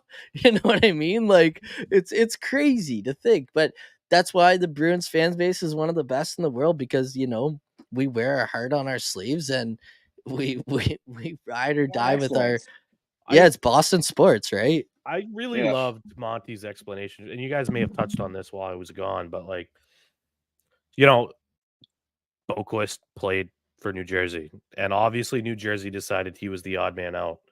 So what do you do when you go back and you interact with an employer that decided that you were redundant and not needed? I'm going to spit in your face and show you that I'm fucking better than what you thought I was. Yeah. So hell yeah. Fingers to the sky. Exactly. Exactly. I love it. And that was one thing I didn't really 100%. think of, because everybody's just regurgitating Georgi Merkulov's stats. And I understand Merkulov is playing really well lately, and that's great for Boston. Like, that's found money. That's a guy we didn't even draft. We signed as a free agent out of Ohio State. And it's just like, let's keep him going. Let's keep that momentum going in Providence. But, let's get the guy that's actually played NHL games up here and against his former team. So I loved it. When Monty kind of gave us a dose of kind of like what Bruce Cassidy used to do. Bruce Cassidy was really known while he was here in Boston for communicating his exact kind of thought process. And that's why a lot of like media members really like Bruce Cassidy, because he would be willing to come out post game and say, oh, I didn't like this player's game. I didn't like this. I didn't like that. I made this decision because XYZ. It's kind of like, a far cry from when Claude Julien was here, and he was basically like Bill Belichick of hockey, and he would be like, that's something we're handling internally. We're on to New Orleans. We're on to Cleveland. Yeah, exactly. Then Bruce Cassidy comes in here, and Bruce Cassidy's like, yeah, well, his blood type's XYZ, and he did this wrong. I have all these notes that I wrote down during the game. You want to read them? Yeah, right. I love that.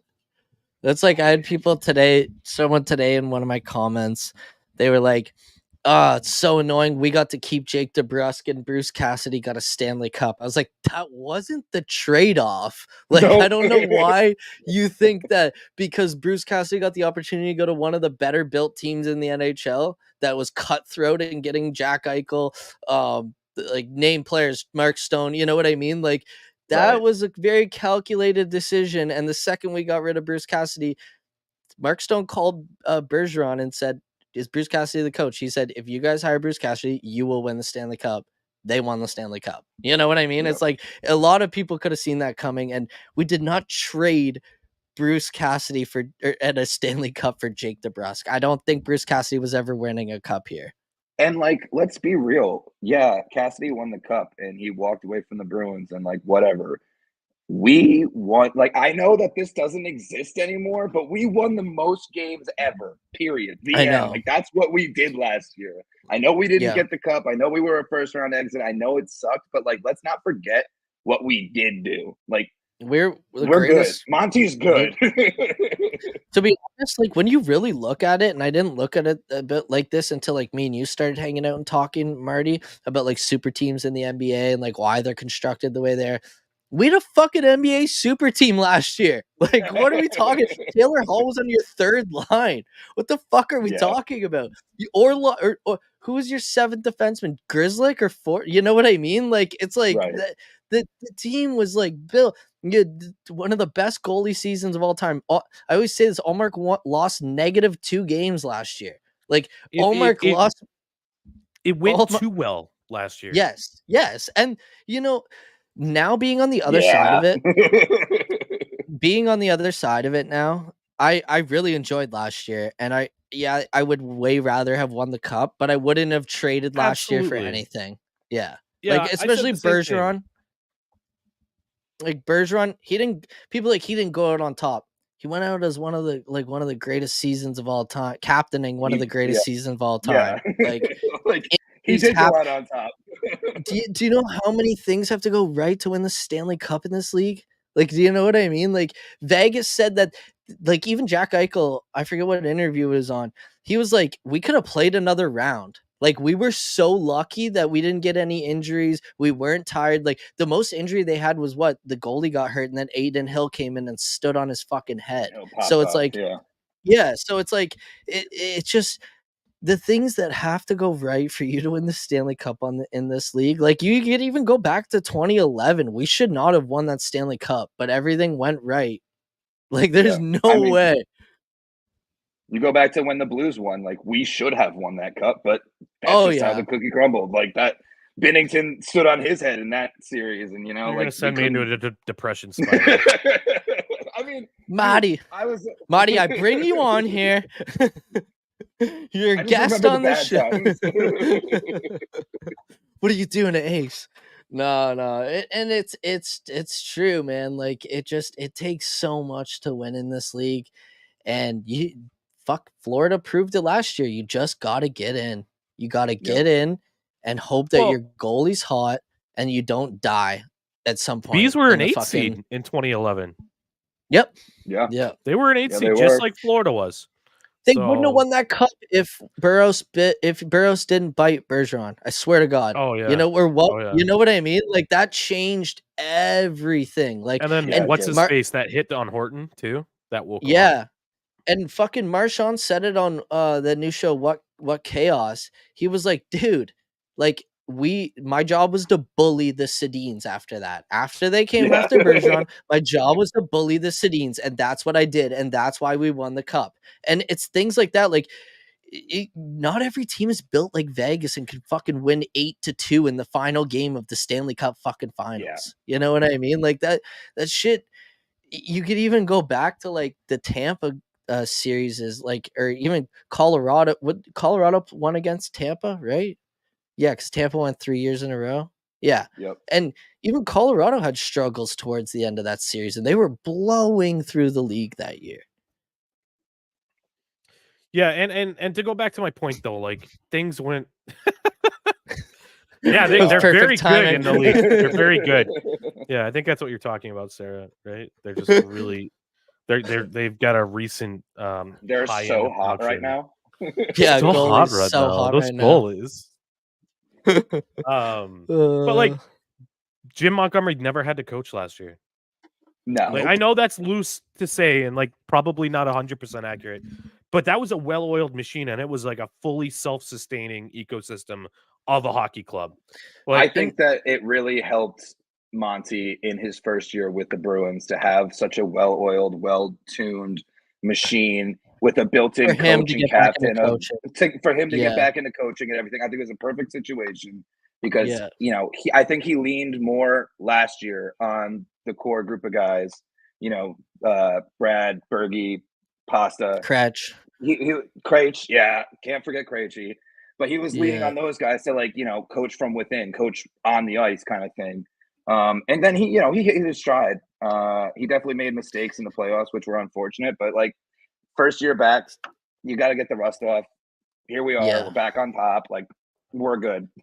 And now it's funny because people are and to be honest, I think it was a miscommunication and misunderstanding why Patra was benched the whole third period of that last game. I really do think he didn't see Potsy's effort along the boards on that Heinen goal, because if you listen to his presser after, he literally says like, oh, look at Heinen, he's a guy who can, make a mistake and then bounce back. And like the bounce back play he's talking about was direct result of Patra. And then you hear him the next day or on Monday or whatever it was, pretty much essentially saying, oh yeah, we had a talk.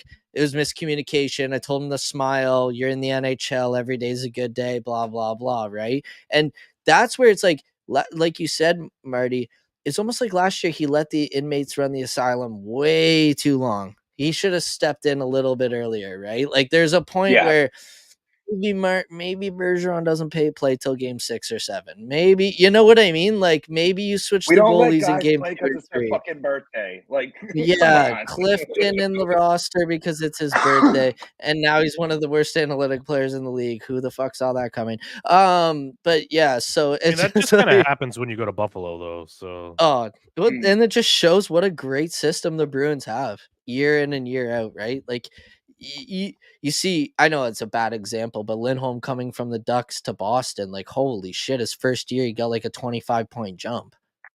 Or I guess first full season with the Bruins. But I'm gonna let you guys talk real quick. I need to get into another bevy. So thank you to everyone who's in here. Anybody who's watching on Twitter, I'm gonna keep reminding everybody you can't comment or like on Twitter. Hop over to YouTube. The link is underneath the Twitter video. If you just want to stay in Twitter and lurk and watch us, by all means do that. We got 3 beautiful faces here. Do whatever you want. Yeah, Sharon Dietz was and Sharon, if I'm saying your name wrong, let me know in the chat. But she was saying that Vegas was a veteran heavy team that was deep, and or maybe she's talking about Boston. I don't 100% know, but Vegas inherited a coach that is highly competitive and knows how to coach a really good team, and they were veteran laden. And Brett kind of touched on it earlier. That team is always incredibly aggressive to go out and make changes if they believe it improves their club. You saw it with Jack Eichel. You saw it with Mark Stone. You saw it with them being aggressive to bring in Alex Pietrangelo on the blue line. Like that team is incredibly aggressive. And Bill Foley, the owner over there, like wanted to win a cup in the first 3 years. And that really kind of was magnified in the actions of the front office. I heard a lot of Canadian sports writers in this previous offseason saying that the Golden Knights are like the model franchise in the NHL right now. And I understand that they won a cup, but I don't think I agree with that. I don't know if I agree with that either. Yeah, man. Like you're supposed to, in the NHL, you're supposed to conduct yourself. Everybody calls it the beautiful game for a reason in hockey, right? There is a level of classiness that is supposed to be associated with it. And I know I sound like a Canadian fan or a Leafs fan or whatever, but just treating players like assets, like that's not what I would want out of my club. Like players are people, and they're for what they put into the franchise, they deserve a modicum of loyalty in return. And I'm not saying that you need to be like Peter Chiarelli and sign every player that spent 2 years here with a no movement clause. But what Vegas does, I don't know if I'd be a big fan of that. But hey, they won a cup, so what can I say? I mean, Vegas, I think plays. I don't think that they are the end all be all or like the framework. You got my name right, and I agree. Your take on VGK. Yeah. I mean, I don't think that they are the team to like base your team off of. I think that, like you said, they literally Ace is gone. Okay.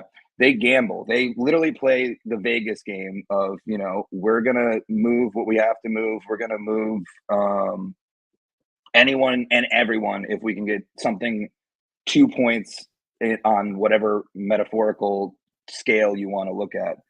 Picks and prospects don't matter. No, they're trying to win. They're like the Rams equivalent in the NFL. Like get rid of everything. If you have age and talent, it's going to win you cups. And yeah, sure, that will work, but at some point it will the well will run out. You can't just keep banking on veteran players to always fit together, always be a perfect chemistry fit together. Just because two guys are really good at the sport does not mean that they're going to share a line and, oh, what up, Loki? What do you got to say? I just think that building off of a Vegas model is not sufficient for a lot of teams, and if teams look to do that, they're going to get bait in the ass. Like Vegas has done it successfully, and good for them. But trying to copy them is not something that a lot of people are going to be able to pull off. Toronto has not done it successfully. Correct. Toronto is a great example of looking bad while trying to be Vegas.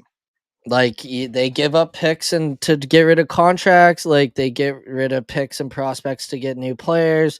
They try and sign goalies like Vegas do that are projects at other teams. Sometimes it just doesn't work out, but your name's they don't also worry about the blue line at all. Yeah. Funny though, I got a message from Bobo. I'm gonna see if we can hear it here. He was watching us live and he didn't agree Mr. with one of the. Yeah, he did not like one of my takes that I had on the Winnipeg Jets. So tell me if you can hear this. Oh, you didn't think I catch it on the live stream? Yeah, as someone who has watched the Winnipeg Jets and watched them recently in the last few years, I'm here to tell you, Brett, fuck you, man. He's got a Wheeler jersey on. He's got a Wheeler jersey on, baby. Too bad I missed out on this fucking bargain. That's a little message to Bob from Bobo. I love it, baby. I love it, Bobby. Fucking beauty. Oh, only Bruins right underneath. Here we go with the fucking eating the popcorn meme. That's awesome. He would have a Wheeler jersey. I love that. Dude, he came so fast with that. Good on him, Holy shit. That's what we love. Everyone. I promise you that he had to dig that out of the bottom of the closet. Like that was on the last hanger. It was in the box to go bring to the Canadian version of Salvation Army. Yeah, straight up. Oh my god! All right, Ace, yours is probably already started. Shot, dude. What is yours at, Marty? I'm at 1940. Okay, I'm behind both. Power play. So I'm gonna reset. I'm gonna do a little reset here. Power play. Big old pee-pee. Love a good big pee-pee. Oh shit! I'm at 1856 now. Oh yeah. Holy crap! I got to refresh. Never mind. John Marino's upset with the penalty call. Hey. You're right. He is old. 100% the back of the closet. You got that one right, Marty? You had to brush some cobwebs off before filming that. Oh. You can tell with that baby blue. Nobody would wear that willingly. Yeah. I actually, once I saw them on the ice, I actually like their new Heritage thirds, to be honest. I don't love that they use their new shitty logo. I would have liked to see the Jets one on there where the 90s look. It just, I don't understand why they're not. I do understand because the logo they're using now looks like the Canadian Air Force's logo. So it's like a homage to that or pay tribute to that type thing. But the old Jets logo just fucks. I'm 90. It's just 90 so nice. Jesus Christ. Excuse me, guys. I'm 90% sure that the rights to the old Jets logo, don't they still belong to Minnesota or wherever they went? Arizona, yeah. I think once they started doing the reverse retros, Bobby would probably know this, but I think when they started doing the reverse, Pasta might get to third all time Czech-born player goals this year. That's fucking insane. Already? But anyways, Yeah. that's insane. That's insane. But I think once they started doing those reverse retros, they allowed the licensing or got rid of the trademark or some shit. I don't know. Bobby would probably know better than me. While we're on this topic, though, the Canes should not be allowed to be the Whalers. They should not be able to wear that. I hate that at shit all. so much. Yo, what do you guys? Okay, what do you guys like? Does this piggybacks that? Jesus, Washington might move. Piggybacks? I almost did, yeah. Washington's moving to Virginia. Like I'm not. I know this. Yeah, like I know geography in the states, but like not that well. Like it's So, literally I know only 20 minutes away from where the rink DC currently is is. like It's a pocket like non-story. this big, and it's tucked into like a crevice of Virginia.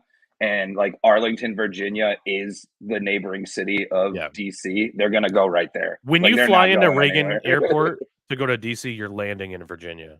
Yeah, It's So, a like- non-story. yeah, it's a So non-story. It's they'll still just be the Winnipeg, because like Winnipeg, Washington Capitals. Then Yeah, they're not gonna. I rebrand would or assume so that they'll be the Washington Capitals. I don't think Because- I think they're literally just moving their arena. Yeah. Okay, but like my thing is, 90% of like, Arlington is all federal contractors as it is. So but isn't the Yeah. arena downtown right now? it is. Yeah. So like, what if it fails? That's what no one's talking about. I don't care if they're the Washington Capitals or not. What if this is the worst thing they do for this franchise and they got to move it to like Salt Lake City after? They won't. Like they'll just go back to DC. They'll buy more property in DC.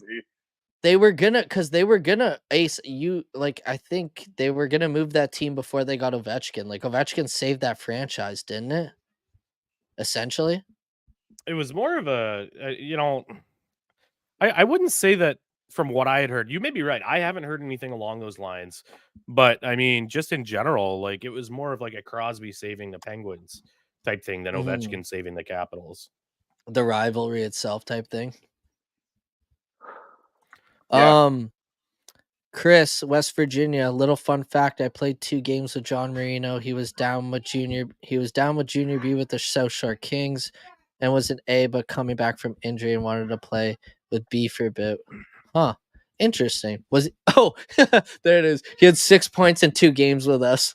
That's what I love. Nice. People that are like the people that are like, this guy plays in the. How does this guy play in the NHL? He's shit. The worst NHL player is 10 times better than you at hockey. Like, you know what I mean? I promise. It makes me laugh. They talk about low-level guys in such regard, and it's like, yeah, they're low-level in the professional sport that they're in. I promise you that you can't pick up a game and try and play at their level at all.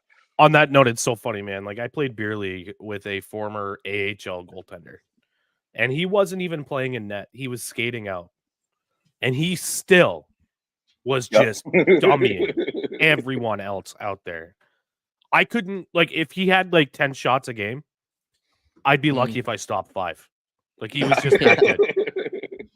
And he was like 6'4", so when he went forehand backhand, like he's going like 7 feet each way. Like it wasn't even fucking fair. Dude, I used to play with Brandon Prust in the summers when he would come back, and he was so good. It was insane. And like this guy was a career fighter, like, you know what I mean? 4th liner. And he would just walk. We'd play 3-on-3 and he would just walk around us. And it was like, there was no contest. And it's like, that's where there I gained the respect of like NHL players, when like you play with like a real one and you're like, oh, this is hockey. Whoa. Yeah. That's insane. Okay, hold up. As far as 90s logos goes, True North Sports and Entertainment purchased the rights to it a few years ago, if I remember correctly. Their 2020 first reverse retro was supposed to be a take on the 90s jersey. Not sure what happened, but it was supposed to be a red jersey with 90s logo. Instead, we got some gray piece of shit. I remember that. I remembered reading about that or hearing about it from Jeff Merrick or something, because it could have been something, but it wasn't. And I wish they would go back to that logo, but I get why they don't, but I don't know. Ace, I have a question for you as a goalie, because it drives me fucking crazy as somebody with obsessive compulsive disorder. How do you feel about Swayman's pads, blocker, helmet, and jersey all being a different color of yellow/gold? I'll put the mic towards you. Yeah, it's pretty lazy work by Sway. But I mean, if you watch his interview on What Chaos, he basically tipped his cards and said, I never really gave a shit about my stuff. Like, I just wore like team stock stuff. I would just call up my manufacturer and be like, just give me like the right colors or whatever. And it wasn't until he got to the NHL and he was playing with Linus Ullmark. And Linus Ullmark's like, nah, dude, you gotta like express yourself. Like, get some drip in these pads. Like, let's get some cool shit going here. Linus does it right. Oh yeah, and Linus was talking about how he had like the granite like finish on his pads. Like he's the only goalie that does that. Yeah, the marbling. Yeah. But honestly, now I've never noticed what you're talking about, but now that you've pointed it out, I'm probably gonna drive you nuts. I'm not gonna be able to unsee it. It's gonna be your fault. It's just like the blocker isn't as bad because it's not as noticeable, but the big yellow strip on the pad drives me insane because these whites are so nice. Yellow. Yes, the whites are so nice. Yeah, it's like highlighter yellow. And like, I'm pretty sure he got his mask resprayed because it matches the gold on the jerseys a little better. But at the beginning of the season, it was like yellow, like the jersey behind you, Ace, the Bergeron one. And it drove me loco, dude. Insane. And Marty listens to me talk about it all the time. It drives me crazy. I'm just happy. Yeah, I am. I honestly can't wait for these Centennial gold colors to go away. Like I put on this jersey. I'm wearing the Linus Ullmark home right now. Mm-hmm. And I put it on. And my wife's like, that is the girliest looking jersey I've ever seen you put on. She's like, that gold is fabulous on you. Oh yeah. But that's the thing. And then you see them, like, for me, I don't see a lot of them down here, obviously, right? But when I went to Boston and I saw the white in real life, I was like, oh my God, this might be the best jersey they've ever made. Like, the way that it pops with the gold is so nice. Yes, that's what I was just. Put it back to the that's old what I was gold. saying. Go back to the like, legitimate Bruins gold. And apparently they're not going to. Apparently they're going back to the fucking. No, you can't go back to the old jerseys. You can't. They're the Ace. Everything from my Adidas guy. I have been told that as of right now, there's no new jerseys coming to the NHL next year. Not a single. Surely one. Our good friends at Fanatics will change things. Oh God, I can't stand them. My best guess is they're gonna wait until they're down in the series and whip them back out, Mighty Ducks 2 style. I love that, Bobby. All right, I got to go take Loki out real quick. I will be 1 sec. Continue talking and drinking, my friends. So still 1-0 bees right now. So yeah, so we got our 11 shots back. I was saying when you dipped a little bit earlier. Right at the intermission, we were at 11 shots, and then they took one off. And then when we came back from the intermission, they took another one off. I was like, all right, that's cool. Trying to back ruin up to 11. Vanacek's save percentage.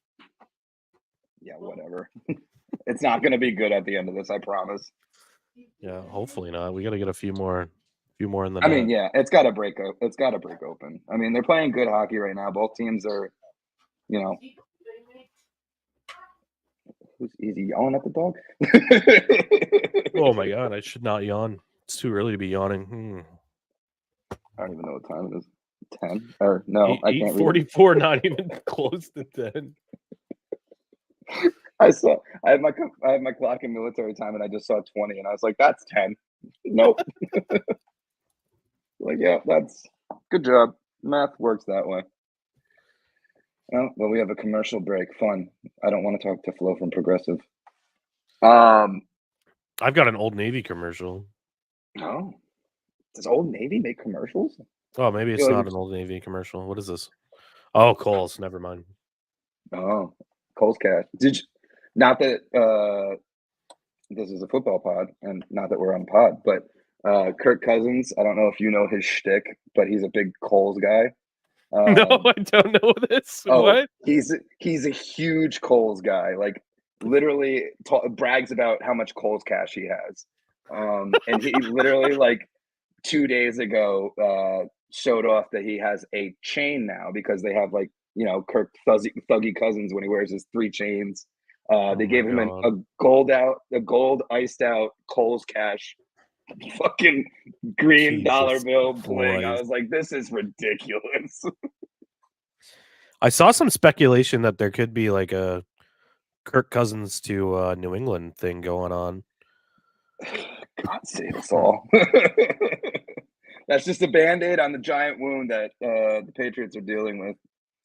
And if we keep Bill, I understand that kind of move because that's exactly what he loves to do is just put Band-Aids on all the big boo-boos and go, we're fine.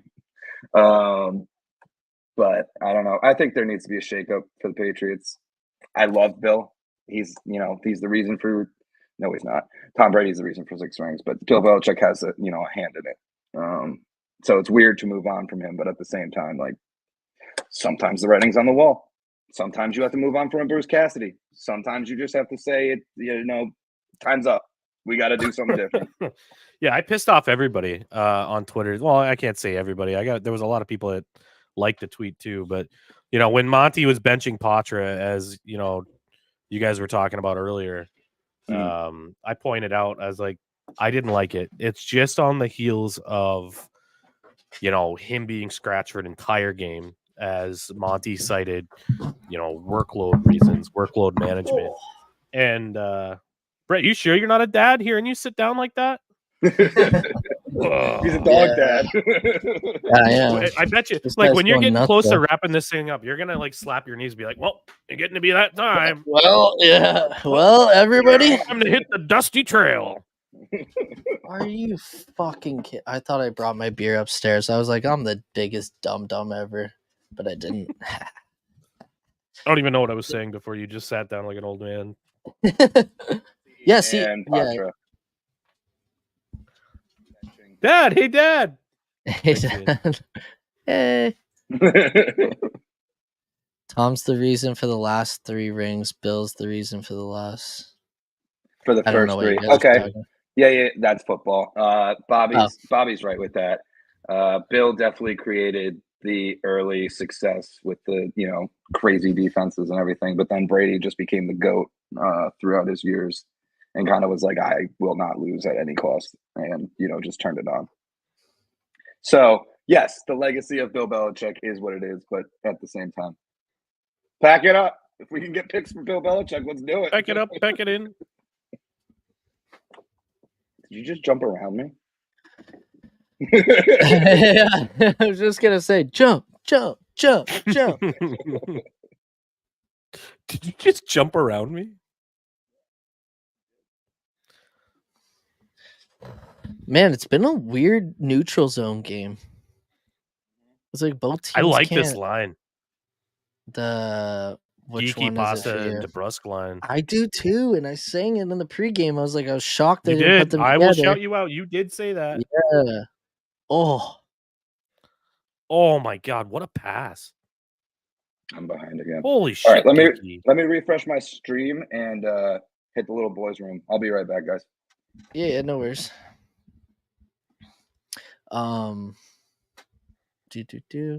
Yeah, the Geeky's really coming into his own here. It's nice to see. But see, it's that thing, Ace, where like you play with better players, you play better. You know what I mean? Exactly. Like it's like Exactly. it's I never understood Seattle fourth lining him last year, especially with the roster they had. Made 0 sense to me. Yeah, watch this replay. Watch this replay. Woo! Drives the net. Pasta probably should have like 2 this game already. I know. He's And you can tell. You can tell too. Like at the end of that, he just is like exasperated. He puts his hands down and skates to the bench. Good recovery by Geeky too. That's what I He's was got trying a to point good- out to you. Great stick. Yeah. Yeah. Right by the ear. You know that one, Ace. Oh yeah. Happens to me all the time. I get a sunburn from all those red lights. What are you doing, Grizzy? Oh my god, that was terrifying. This pairing of Grizzlick and Mitchell is something else. Ugh. Tell you that. There's two pairings that make me feel like that. Mm-hmm. At least Lorai's having a better game than I thought he would. I haven't noticed him much, which is a beautiful thing for a defenseman. See, where are you on this, Ace? God, Grizzlick. I just saw it. I gotta catch back up. Where are you on this? Is Lorai a top line guy for you next year? Top pairing guy for you next year?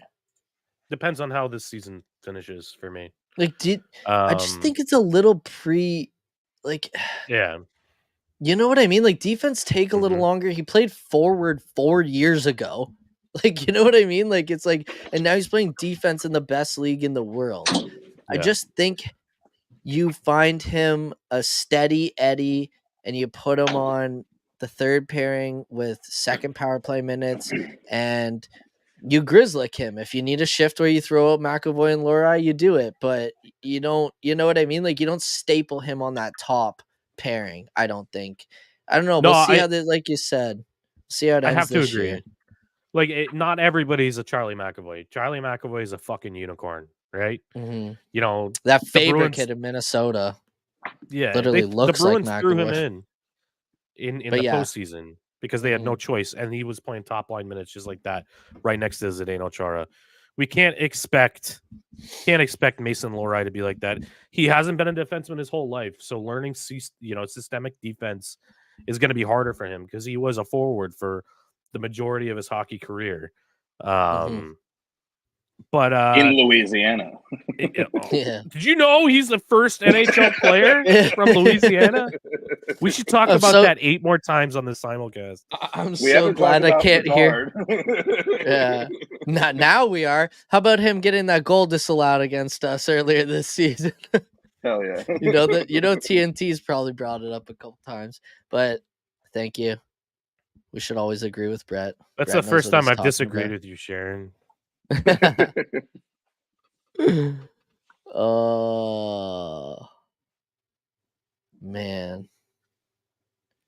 What's your guys' clock? 9:14. Okay. 9:48. Okay, I'm at 10. We're good. Good enough. Ooh, nice play by Steiner there.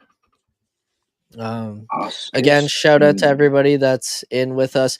Anybody who doesn't want to listen to TNT talk about the next game instead of talking about post game, we will. I don't know if everyone will be here, but I will be here post game, and I think we might have 1 or 2 more special guests hop in. So I don't know what you guys are up to, but I hate that TNT does that. They don't talk about the post game; they talk about the next game. It's like, maybe the NHL should figure out how to time this a little better so you can get both. Because in basketball, do they do it on TNT? Do they do that too? No, when they have a doubleheader, they will give you at least 1 to 2 segments of post game. Then they'll take either after the first or second commercial break, they'll transition into the pregame of the next game. You do get post game in basketball, which is nice when you have doubleheaders, but in hockey, it makes no sense. It's just like, oh, that game's done. All right, on to the next one. It's like, it drives me crazy. Drives me crazy. Yeah. It's insane, dude. I honestly don't understand why they do it. And it's like, I blame Hank. Yeah. Same. Fucking just to blame bastard. If he's in the Hockey Hall of Fame, Tuukka Rask better be in the Hockey Hall of Fame. I'm sticking with that. I don't give a shit. I don't care if he was on the bench for a Stanley Cup. If you're gonna put Henrik Lundqvist in the Hockey Hall of Fame, then so is Tuukka Rask. Tuukka's very good. Very good. I only said that because Ace is here. Yeah, well, how many times did Mr. Hank meet Lord Stanley? He only went to the finals once. Yeah, he never met Lord Stanley. But he played about 400 to 500 more games than Tuukka Rask. And did he actually? A lot more wins. Yeah. Yeah, but he doesn't have the best save percentage and goals. We didn't appreciate what we had when we had Tuukka. The discourse around Tuukka when he was around was crazy. I agree with that. People are really dumb. And it's also too like if you listen to the Spit and Chicklets interview, I know a lot of people don't like them, whatever. But if you listen to the Two Grass Spit and Chicklets interview, it's very informative to the point where he went to the team and said, "I can't play 70 fucking games a year. I cannot do it. Like, you need to get someone else and come in if you want me to like go far." And that's why he's top 3 in goals against, save percentage for playoffs and regular season all time, which is fucking insane to me. And I think that's consideration for the Hall. Lundqvist had 300 more games played and 160 more wins than Tuukka Rask. Be better. I don't know how to compare games played. They were both really good at their craft. Yeah. Well, see, I always forget that Lundqvist, he came before Tuukka, right? Like, Tuukka Rask and Carey Price battled, whereas, like, who was Hank's guy that he battled? He was kind of an in-betweener where he battled the Brodeurs and then the Quicks. You know what I mean? I was gonna say, it's like tail end of Brodeur into like the Price Tuukka. Luongo? Luongo, that's a good one. Luongo, yep. See, Luongo shouldn't be in the Hall of Fame either. He's in it for that fucking gold medal win, and you could have put me in that, and they would have won that fucking gold medal in Vancouver. I'm sorry. That team was so stacked. It's important for you to keep in mind it's not the NHL Hockey Hall of Fame. It's the Hockey Hall of Fame. Yeah. So it's all hockey needs to be kept in mind. Tuukka Rask did win a bronze medal for Finland. But look at all the workload that Lundqvist had as the starting goaltender for Sweden. Did they win a gold medal? Yeah, right? In Sochi? I think. I'm pretty sure they did. Canada shit the bed somewhere. Because I think Zibanejad scored that overtime goal. Or was that in the World Juniors? Fuck, man. It's all blurred. Yeah, Lundqvist has 1 gold and 1 silver in the Olympics. Okay, so then he deserves to be in the Hall. I'll give him that. I didn't even know that until right now, to be honest. I was today years old. I thought he was on that World Juniors, the only World Juniors team to win gold for Sweden and fucking... It was Torino, Bobby said. Oh, yeah, because Canada shit the bed so hard that year.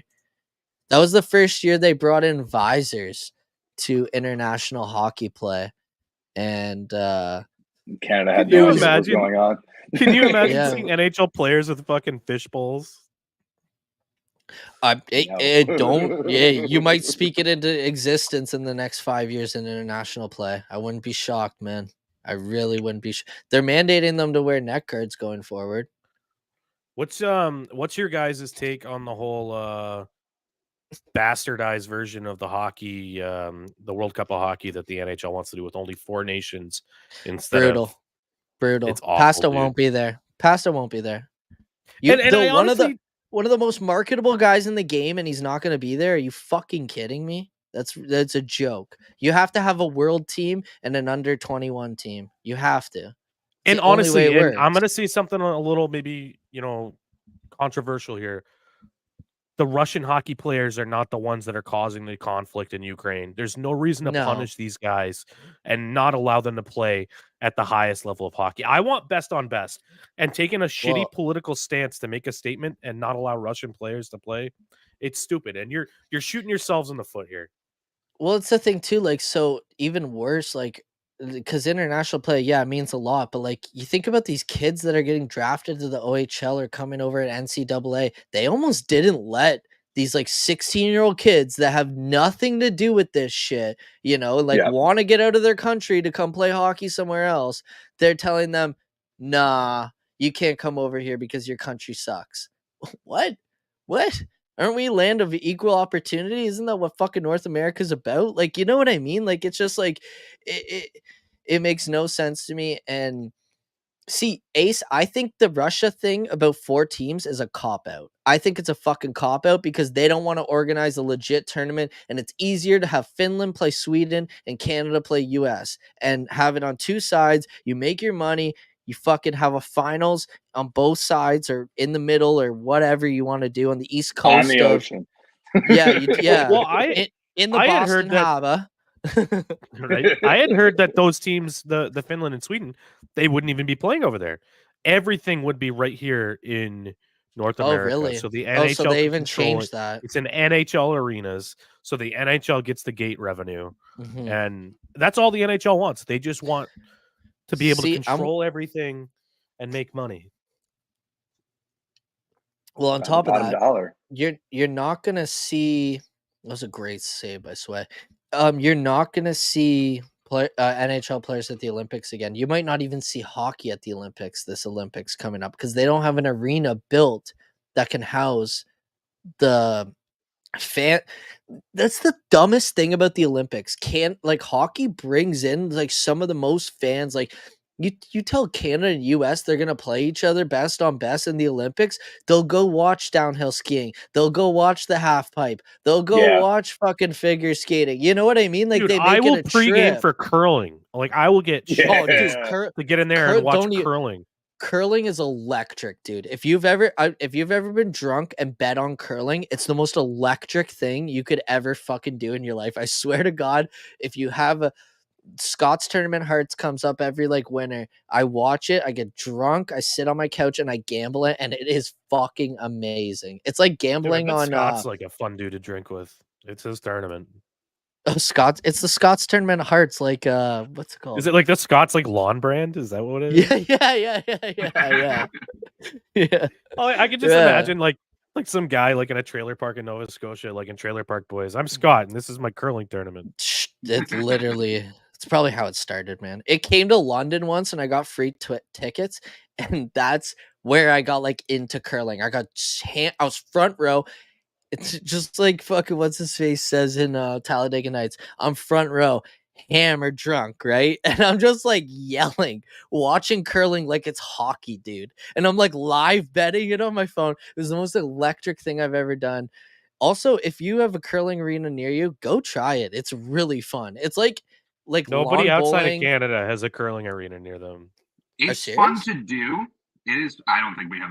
We have a rink. We don't have a curling arena. Fuck. We have. Like, Like, I think like you can go to like Lake Placid in upstate New York, and I think like they have one there where they had the Olympics. That's the only reason it was there. Yeah, exactly. The only time that they built it was out of necessity. They were like, "Do we knock it Shit, down?" we have Like to do Canadians will come down and use it. Just leave it up. If you build it, they will come. They will bring their brooms. Yeah, straight up, dude. Oh, that's amazing. Yeah, curling is electric, and it's funny that we just talked about curling for 10 minutes of a hockey game. Like, that's what's up over at PrimeTime Productions. We will give it to you any angle you want. It's that hard-hitting analysis you can expect from our podcasts. Exactly. Curling pod drops next week, actually. Holy shit. Canada released their roster 2 hours ago for the World Juniors. They're already done. They've made all their cuts. I guess They left apparently one forward spot open for Patra or Beck or someone. Patra and Patra someone. or who's the kid from Buffalo? Benson. Benson, yes. He's fucking sick too. Yeah, and he was on Drop the Myths podcast, wasn't he? Yeah, he was. Yeah. Yeah, I got Chris to watch Davis him. Interviewed him. I got to watch him at the Prospect Challenge in Buffalo too. Kid is a gamer. Oh, here we go. Actually, hey guys, big fan. For long time listener, first time caller. Thanks, somethings, Bruin. How do you think the NHL can improve the All-Star game? Because that shit. I don't know if you've seen that. I don't know if this is Sully or Melkov, but they have already improved the skills competition. It is now down to 8 events, only 14 players, so one from each team, and $1 million is on the line. Money talks. And Fantasy apparently draft back too. fantasy drafts back, and apparently Connor McDavid created the whole skills competition. So it's no more gimmick bullshit. Like it'll all be like skills on the ice, like back when they used to have to like stick handle through shit and like, do the relays and like all that kind of stuff. So it's Wait, you said McDavid designed it? Yeah, McDavid helped the NHL design it. Oh, okay. Have you seen McDavid's apartment or house? Yeah. Actually, So you're saying it's just gonna be black everywhere. There's like no. I was gonna say black, dude. Dude, my OCD ass was like, that looks nice because it's all clean and shiny, and there's there's all one lines on color. everything. Yeah. Back to the Leaving open for PK. a few players. Yep. The NHL should build a rink in each player from winning teams community. I thought that would be. I'm pretty sure the $1 million charity. Like, I That'd be don't think really you get $1 cool. million straight up. I'd be shocked if the NHL. I'm gonna be shocked if Gary would give a player $1 I was million going to say straight Gary up. Gary can't raise the cap, and then he's going to hand out $1 million to a whole bunch of guys. No way. No way. There's no fucking way. None at all. I mean, basketball just did the IST, and the incentive was $500,000 for every player. Dude, Like, I honestly money think. talks. Okay, what do you guys think about this? I tweeted it the other day, and everyone's like, stupid. And I get it. I'm an idiot. I don't know how this would properly work. But I think, like, the Bruins play 31 other teams twice, right?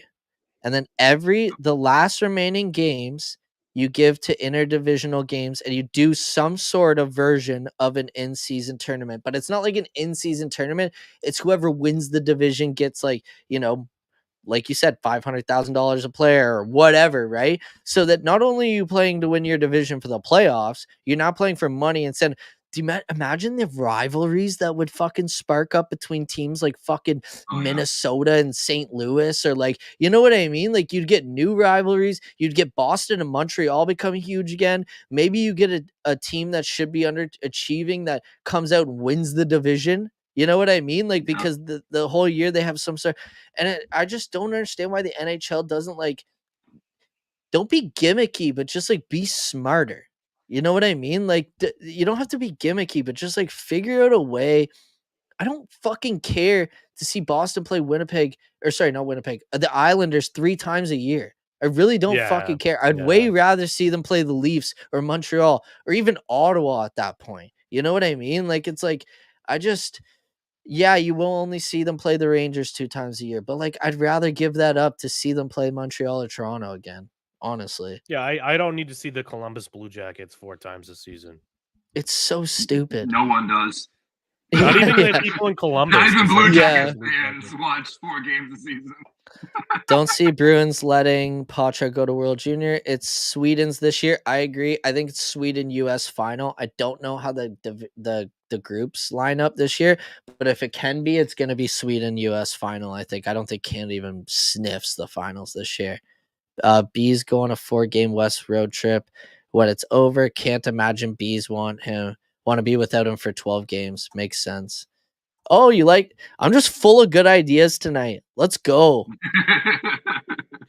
Let's go. I don't like it. I'm going to be the contrarian. Yeah. I think the whole thought of an in-season tournament is the dumbest shit ever. And yes. A quick cash grab by the NBA. Hey, you say it's dumb until it happens, and then it happens, and you go, oh, it's all right. It's just like, I don't know. Like, I would rather, if we want to build up more divisional rivalries, just fix the schedule. Fix the schedule. I did not know that we don't play every team in the season. Like, that's dumb. You should play at least every team once. You play every team twice, home and away, so that you can see Connor McDavid, so you can see Connor McDard. Jesus Christ. You can see Connor Bedard. There we go. I hate that puck that goes around the boards from Jersey Mike subs. Jesus, it drives me nuts. Oh, that was a nice play by Pasta. You play all 31 teams twice, but then you play so the Atlantic's made up of what? Toronto, Detroit, Buffalo, Boston, Ottawa, Tampa, Florida, whatever. But we'll play Carolina 3 times or 4 times a year for no fucking reason. And it's just like, how about we play Toronto 5 or 6 times this year? Right? Yeah. Like, I mean, like, you should have way more divisional matchups than anything else. Like, make the divisions matter again. Make rivalries within the divisions. That's always going to get asses in seats. And that's my problem, dude, is you have the playoff format set up for divisional, but you play fucking teams out of your division more than you do your own teams in your division. How does that make sense? Like, last year we played the Islanders 4 times and played Montreal 3 times. How does that make sense? You know what I mean? Like, I get it. No, Boston and Boston and New York are close. Cool. Means nothing to me. I want to see them play original 6 teams. And while we're at it, let's get rid of this stupid ass wild card system. Go back to 1 and 8. It's super simple. Top seed plays 8 seed. I don't care about it. Like, reward the winners of the division. That's what you play for, right? Make more divisional games. 1 through 8 East, 1 through 8 West. It's what we had wasn't broken. Like, it seemed like it was change for the sake of change. And I just sometimes the NHL can't get out of their own way. Oh, 100%. No, It's Gary. They love to be in their own way. What do you mean? It's Gary, man. That's 100% what this goes back to. Gary, fight me, dude. I've been trying to fight you for so long now. Let's set this fight up. I will let you take the first shot. I swear. Change the point system. Yes. Oh, okay. Let's talk about this, actually. Do you think we should? This is my theory. If you're going to do something like this, I think you go 3 points a win for a regulation win, 2 points for an overtime win, 1 point for an overtime loss, 0 points for a loss. Exactly. Right? And get rid of the shootout while we're at it. Yes, get 10 minutes of overtime, please. And if it's not finished by then, I like a shootout. No, fuck the shootout. Fuck the basketball shootout. You're saying that because you're a goalie. No, dude, the shootout sucks. The worst part about the shootout is that it has diminished the rarity and the excitement you get when a penalty shot is called. Because that used to be something that was really rare and a real treat for fans to enjoy. And it was players trying hockey plays. Like, you'd see a player skate down the center and fucking take a slap shot, or, you know, a quick backhand, forehand deke, regular hockey plays. Now the penalty shot experience has been, you know, turned into an exact science. You've got players like Evgeny Kuznetsov who skate 2 miles an hour, and they does that stupid fucking deke back and forth. It is the dumbest thing. So I counter with 10 minutes of overtime. I agree. Start off with 4-on-4. I know we like 3-on-3. Start off 4-on-4 after the first 5 minutes. 3-on-3. All right. After the second 5 minutes, if it's still tied, you know what? It's still a hockey play if it's 2-on-2. Let's fucking go to 2-on-2. Let's get an actual goal, an actual hockey goal to determine the victor. Yeah, no, dude, we used to do that. We used to do that when we were younger. I remember at the Ontario, the Ontario Hockey is the OMHA, Ontario Minor Hockey Association. If you went to like the playoffs or like the finals or like the golden stick or silver stick or whatever the fuck it was, if it was tied, you go 5-on-5, 5 minutes of 5-on-5, 4 minutes or 5 minutes of 4-on-4, 5 minutes of 3-on-3, 5 minutes of 2-on-2, and then 5 minutes of 1-on-1. And I remember a game got down to 1-on-1 one time, and it was the most electric shit you could ever fucking think of. I'm not saying the NHL should do that, but like, I don't mind the idea. You know what I also don't mind the idea of? Instead of going, say the team's in overtime, one team gets a penalty. Instead of going 4-on-3, go 3-on-2. Let's get really fucking interesting here. Like, let's take another guy off the ice instead of adding a guy to the ice. Yeah. You know? Let's open this shit up. Imagine a triangle with 2 guys trying to fucking navigate it. Like, it would be so electric. A triangle with 2, because triangle is 3. I mean, there's triangle. One guy would be up front trying to cut down the shooting lane, and the second guy would be behind him, covering the cross door. Yeah. It's not the first triangle backdoor I've been a part of. Hey-oh! Eiffel Tower, anybody? Yeah. But I agree that the point system needs to be changed. I think you said it perfectly. 3 points for a win, 2 points for an overtime win, 1 point for an overtime loss. If you lose, go home, whatever. Like, it just makes sense. Like, I don't know why we're trying to take away or give so much credit in an overtime win versus taking, like, we're giving credit to the loser in an overtime win. So why are we? You got to equal those points out. It should be 3 points for a win, and then take 2 of those and make it for the winner, and 1 of those for the loser. Boom. It would change. It would change the playoffs too. You know what I mean? Like, think Yeah. about like the Leafs only have 6 regulation wins this year, 7, something like that. Like, you know what I mean? Like, it might be different now. That this is a week ago, I guess I heard that, so this could be different now. But it's just like last year, the Bruins. Like, when you look at the end of the year, when you look at teams that are going in the playoffs, the first thing I look at for matchups is how many regulation wins did they have against against the opposing team, or not against the opposing team, but versus the opposing team, like stat to stat, right? And like those teams normally prevail when it comes playoff times because you don't get a shootout to win. You don't get 3-on-3 overtime to win, right? Like you're not the Toronto Maple Leafs and get to run and gun Matthews, Tavares, Marner, Willie Nylander. Like, you know what I mean? Like, it's just like it keeps going and going and going, and it never fucking ends. So I just wanted to blast Sarah there because everyone hates the shootout but her, but Marty likes the shootout too. So I like you guys can be friends. Hey man, the first hockey game. Oh, I'm on a roll tonight. You're on a roll tonight, dude. You are on one. Let's go, Sharon. You're the best. But no, my first Bruins hockey game ever was, I mean, the game I went to with you, but it ended in a shootout, and it was electric. That was electric. But again, this also piggybacks more interdivisional games. The shootout might not be as fucked if you had more divisional games. You know what I mean? Like, oh, Melkov. Wow, we're getting a 50-50 split right now. Holy shit. I'm surprised. Dude, I mean, Ace hates what's his goddamn name? I just forgot it. The guy that goes 2 miles per hour. But I love it. I think it's hilarious. Like, if you can't stop. Fuck. Kuznetsov? It's not Kostitsyn. It's Kuzmenko. No. Fuck, there's so many Russian players. Yeah, but the guy on Washington that goes like 2 miles an hour. I love it. Like, if you're a goalie and you can't save that, that's on you, goalie. Like, get it, Tendy. Dude. Like, dude, I do it in Chell sometimes where I'll just stop on the fucking hash marks and I'm like. See, the guy who used to be the best at it was fucking Rick Nash. He used to just come in, stop on a dime, and just bing, bing, bing, bing, bing, bing, dink. But he'd actually shoot the puck rather than just keep going until the goalie slid one way, right? Like he'd actually find a spot as it was a little more. He was a little more calculated. yeah. And he had that. He wasn't waiting for the goalie to fall down.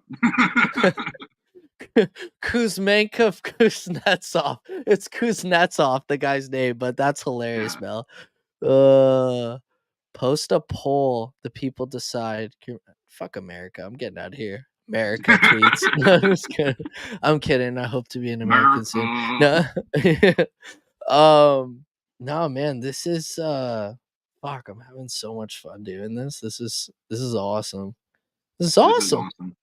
It's awesome. Yeah. Everything you got. Everything you got. We have a special guest joining us soon. Oh, hell yeah. Yeah, they're coming in. They're gonna be coming in hot, like probably yelling. You know this person. Great. Yeah, they're yelling. They're a yeller. No, they just come in with the energy week after week, and this is the hint I'll get. They bat 1,000, as Boosie would say. Never miss. We'll just say never miss, baby. I absolutely love this. I don't have the sound on, but just Hank in a full suit with the gloves and the goalie stick is hilarious. He looks like that kid on the playground that has mittens that are way too big for him. Yeah, little tiny snowsuit, and just like, and he can't like walk very well. Love it. It's crazy because like the long. So it was 8 it's 8 regulation wins, but the last time that I heard a podcast talk about it, that's what I was saying, like a week ago, it was on 32 Thoughts, and they were chirping the Leafs for only having 6 regulation wins because their goalies like aren't good, right? Like they're having trouble. No, they're not. Yeah, ever since Wall went down. Bruins, what up, West Virginia? Oh fuck. This is awesome. Brett, I'm gonna have you in my ear. I'm 2 feet away from my mini fridge. I just gotta grab a bevy. Yeah, no worries, dude. No worries at all. I'll keep talking. But but yeah, oh shit. Wow, Savard with the snipe. Let's talk about, it's so funny because I thought at the beginning of the season that it was crazy that the Pittsburgh Penguins brought in Carlson to play with Letang, who are both power play merchants. I guess they tied that game up, Pittsburgh and Montreal. But this still goes to my point that it didn't work in San Jose with Carlson and Burns, right? They're both power play merchants. They both fucking walked the line. It never worked. They traded Burns to Carolina. Carlson puts up 100 points. Kyle Davis sees that going from Toronto to Pittsburgh and goes, I'm going to bring him in and put two right-handed shot defensemen together, just like that didn't work in San Jose. And what do you fucking know? It's the worst power play in the fucking league. And I knew that was going to happen, dude. I called it on the, you can go back to Only Bruins months ago. I fucking said there's no way that Carlson and Letang are going to work. It's just something about Carlson where he needs to be the guy. He can't. And especially it has to be him. You put two right-handed fucking shots together. You know what I mean? Like it doesn't. We played Chell doing with left-handed, and it doesn't fucking work sometimes. And that's a video game. You know what I mean? Like it's like this is real life. This is real life. This is real life. Yeah.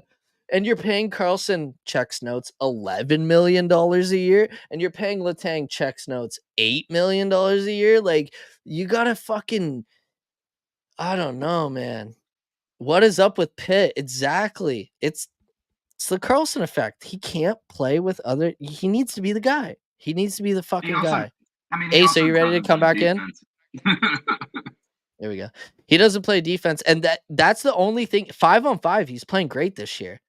He's horrible in the power play, and that's where he got most of his points last year. It makes no sense. Nice cat bud with the Pooh Bear on it. Yeah. We just got an Ace outfit change. This is like the fucking Eras Tour, fucking T Swift style, baby. Fucking rights. Let's go. Should I go change outfits down here, dude? Like I had to take off the sweater. Should I go put my Sagan jersey on? Oh my god, Tyler Sagan. Are you gonna marry a psycho soccer too? Yeah. Yeah, let's bring him back. Actually, fun fact about me and buying jerseys. I think I've said this on the podcast. I don't know, but I don't know if I've told you guys this. I bought that Sagan jersey 2 weeks before he got traded. I bought my number 17 Bruins jersey, the one that shall not be named, 2 weeks before he got traded. I bought my Mookie Betts jersey 2 weeks before he got traded. There's one more that I bought. Anyways, and then I bought a Tatum jersey. I've never told you this, Marty. And I was like sweating all summer. I was like, this guy's going to get fucking traded, man. And he was the one who broke the curse. He was the one who broke the curse for me. So then I bought a Marchand jersey and he didn't get traded. And I was like, thank God. Holy fuck. It all comes back to Tatum saving the day. If it's paid by PTP, if it is paid by PTP, I will buy a Derek. Actually, does because I will never buy Fanatics and I would never buy an authentic Forbert jersey. Does DH Gate count? Because if that's the case, I will spend $25 on a Derek Forbert jersey just to get him out of here. Bro, I know everyone shits on Fanatics, but like I've never been wrong by them. Like I just have never gotten a bad jersey yet. I haven't bought the new jerseys, the one you have. And I haven't heard much bad things about them. I have the t-shirts and hats, and stuff like that. I just think their hat, as a designer, I think their hats are garbage. I just think that there's no effort. Like you see the NBA and football and what they put into their hats, and it looks so fucking sick. Like they got the old school 90s looks. Like that's why I only buy 47 brand for hats, or like yours, like the Pro Shop hats, or like, you know what I mean? Like I will not buy this is a Fanatic hats anymore. I only buy Mitchell and Ness. Mitchell and Ness. But now they're owned by Fanatics, eh? Apparently, but they still like have their own independent QC quality control. Hell yeah, Marissa. 47 brand or else. Let's go, baby. Did you But, see that starter brand just had a drop with Bruins shit with like no. other NHL stuff? Yeah, the starter brand has the Black Ice collection with the Oh, NHL. we had a Hughes. They ran into each other. I missed this during the game. Was it both the Hughes kids? Yeah, they saw were Jack turning ran around into and ran into each other. Who will win this Ooh. game? Man, my bets aren't looking great right now. Let's recap my bets. I have Bruins by 2. I have Bruins to win in regulation. I have Bruins money line, and I have the over at 6.5. The over is not going to hit. No, not at this No, point. unless Swayman But Bruins by 2 Marty, you're could. muted. Like if Sway can keep the door shut and the Bees add an empty net goal, which really is a rare thing this season. I don't know, but See, that could happen. I was looking at it like 4-2 final, and then I was like, man, New Jersey's really aggressive. They'll pull the goalie on like being down 2 goals. You know what I mean? Like that's why I was like the over could hit. But fuck it. Hey, what is it? Fuck it. We ball. We always ball. Fuck it, we ball. Is it still weird for you, Brett, to see Lindy Ruff behind the bench of the Devils and not the Sabres? Yes. Especially because they're black and fucking white and red. And when he was with the Sabres, they were black, white, and red. Go so ahead. it drives me fucking crazy. Yeah. It drives me insane. I'll never forget when they had a parade for not winning the Stanley Cup. And then they were like, he walks up to the mic and goes, "No goal." I was just like, what was that, dude? Like, don't be like that. The only time the Sabres are going to win the Stanley Cup is if they're in Bruce Almighty, and that's it. And that's because everyone prayed for it. Yeah. But they only made the Bulls win a championship in the NFL too. Oh, okay. Loki, what's up, buddy? What's up, Loki? They said, "Oh, okay, don't hit Dad. the mic. Dad, Don't hit the mic. Dad. Ow. Dad, Look, you're on camera. You're gonna unplug it, aren't you? That's fucking hilarious. Ow, my ears, dude. That's what Zelda does. I love it. Okay, I might have to leave you guys for a couple minutes. Somebody might join in. Oh, I guess you guys can't. I'm gonna go take him out real quick. Dad, I gotta double piss. check. Dad, yeah. I'm gonna poop my pants. Ace, you know this when your dog's like you're doing something and all of a sudden they have to pee like 5 times in fucking 45 minutes for no reason at all. And you're like, yeah, you're like, okay. And then when you're doing nothing, they need nothing from you. They're like, yeah. I'm sleeping. He's like, you're on a live stream. Hold on, let me get in the way and look really cute so people know that I have to go out. And you look like a bad dad if you don't take me. So I'll be right back.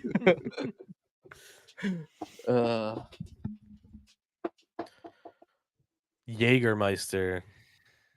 Where? On my commercial. Okay, I was like, Dad, do you like that shit?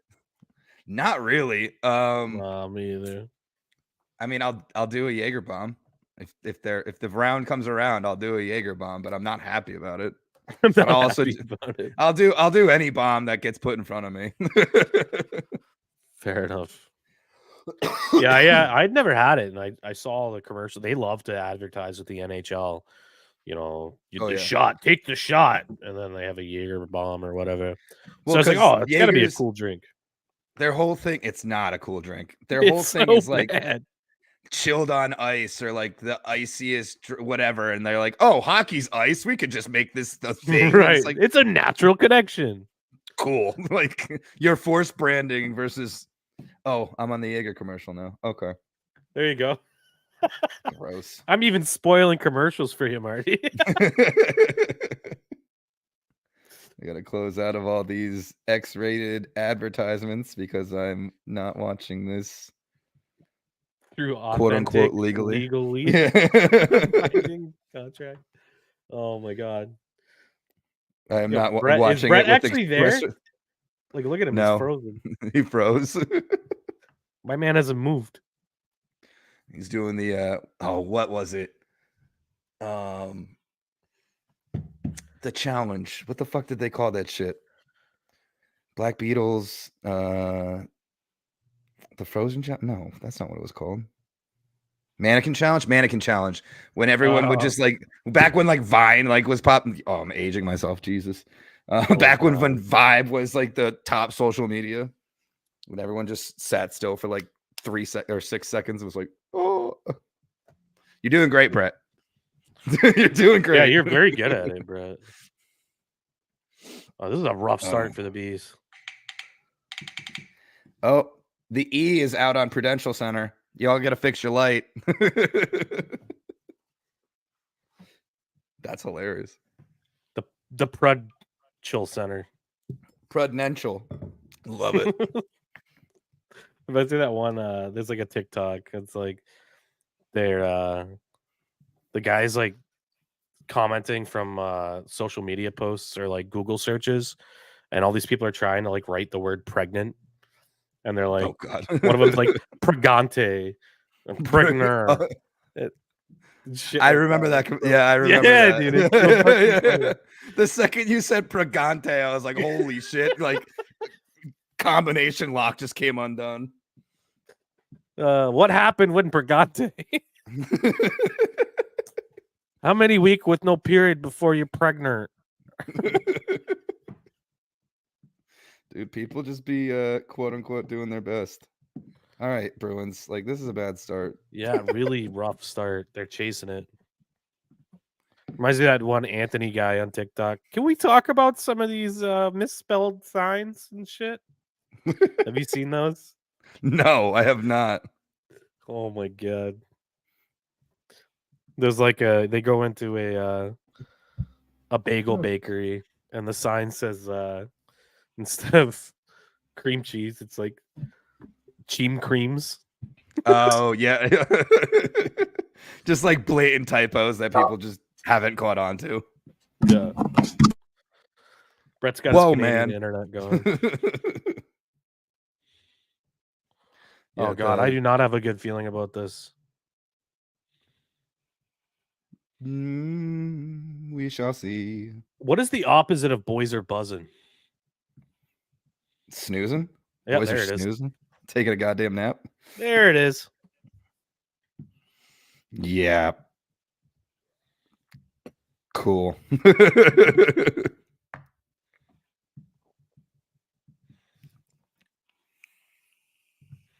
That's what happens when you don't show up for a fucking start to a period. Yeah. I mean, the third period's a hell of a period to not show up for when you're only up 1.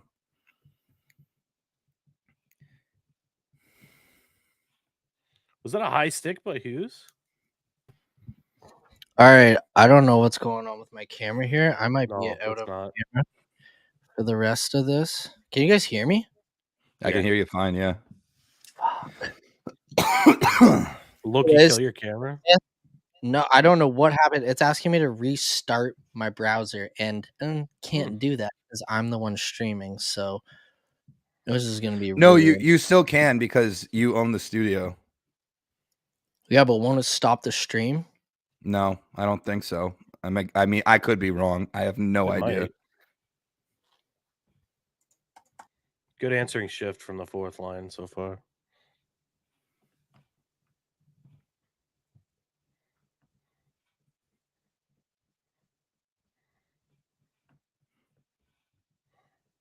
That puck wanted to go everywhere. The myth, the legend, Bobby Baruski. What up, Bobo? Hey. What's up? How's this working? Cheers, brother. Cheers, everybody. What's up? Shout out to Baz. What's up? What's up? What's up? What's up? Oh, Just really interesting. What a shitty start to this period. Was really hoping that was high sticking, but no. It was definitely not. But not. From the beaches of Winnipeg. Winnipeg. Crime capital of Canada. What's up? What's up? What's up? Is it the crime capital or the murder capital? I thought I read it was the murder capital. Oh, murder capital. Murder capital. Yeah. London, Ontario is the serial killer capital of the world, or used to be at least. So there's that fun fact for you. What the fuck? Serial killer capital. It is, dude. I swear to God, I don't know why my Oh, videos. I don't know why you would lie about that. I believe you. Is this Colin Miller on the Devils? Oh, I think so. I think it is. Yeah. Oh, my that's God. Yeah, it boy. is. Yeah, it is. Ugh. I hate Colin Nice Miller. move. No reason. Just wait. I think I'm a little bit behind from you boys though. To answer Sarah's question, how'd that go for me? So I chugged that bottle, and then I drank like 10 Heinekens, and then I passed out in my friend's backyard for like 3 hours because it was like the summer, and like everyone was partying. I was like, I need to go somewhere quiet. Grabbed my jean jacket, rolled her up into a pillow, took a nap, and then I went to work.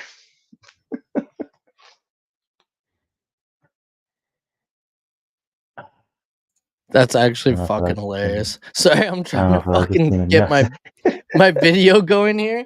I was listening, I was laughing and was trying to say something back, and then I was like, I'm muted. And I was like, this is Yeah, you look Dumbass. great to me, dude. You're looking a I don't little have it. pale, a little gray. See, I'm got a, curious if I leave this. Sorry, you guys talk. No. I'll be right back. Man, what if Brett doesn't come back? We'll be okay. I miss him. Oh, he's already. back. Oh my God. I just had to talk shit. That's it. If you just Not click bad at things all, a bunch Sarah, of not bad at times, all. if you just go bang bang bang bang, it'll Yeah, it's fucking called start back up. percussive maintenance. Yeah, I was like, thank God I muted because I was like, you fucking piece of shit, bang bang bang, and it turned back on. I was like, oh, thank you. I was back. told by someone, if you're nice at technology, it'll work. No, not me. That doesn't work, man. I told them No. I've always wanted to work with this person to see them, talk to a computer. Like, it's okay, sweetie. You're gonna do good today. No It's okay, crash. Alexa. You're trying your best. Yeah. Dude, I used to live with somebody, and they'd hear me talking to the Alexa. They're like, "Who you talking to out there?" I'm like, "Don't worry about it, right, Alexa? Don't fucking worry about it." You fell, my right, God. Alexa? Yeah. Why is the Google on I've the got floor? You fell, right, Google? Yes, Brett. my Google's been trying to tell me about their New Year's plans for like a week now, and I have zero interest.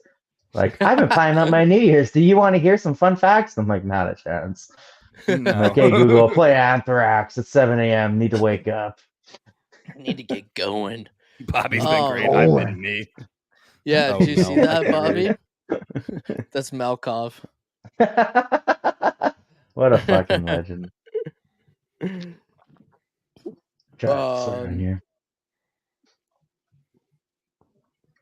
What's I everyone's will. luck at? Oh, you can I'm swear, at 13, 14. Oh, okay. I'm at 14. Okay, I won't get too You're at overzealous. I 14? will say I'm at 12. the Centennial jerseys. You're in the Jesus. future, hey? Yeah, I'm 1307. 1305. Just a massive save by Swayman. Oh. They blow the whistle at least.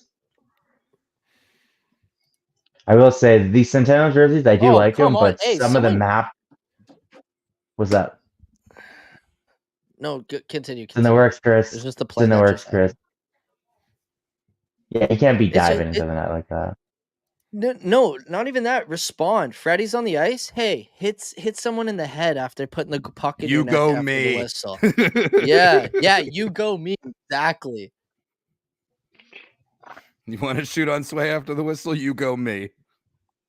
Okay, Freddy wasn't there. Never mind. It was someone else. But still, you go me. Exactly. Bobby, question for you. It's in the works. Ooh, I think I'll be there too. Like, I'm pretty sure this time everyone will be there on this stream right it now. has to happen.